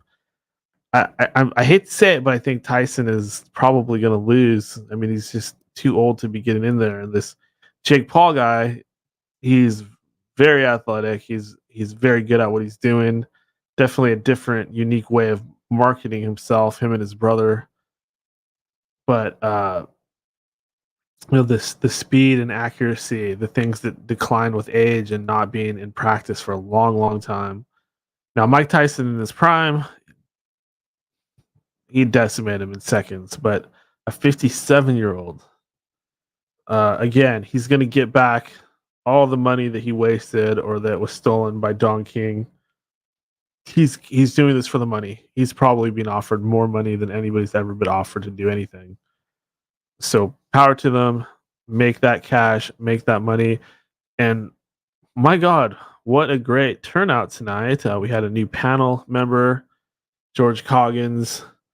We had massive amounts of live listeners, 135 listeners right now. Those numbers just keep going up. My God, I cannot believe it. That's a lot. That's a lot of people listening to us. And it's just going to get better and better. We're hitting a stride like never before. We are hitting new plateaus. We are increasing in numbers by the second. Literally by the second. Every second somebody finds the show.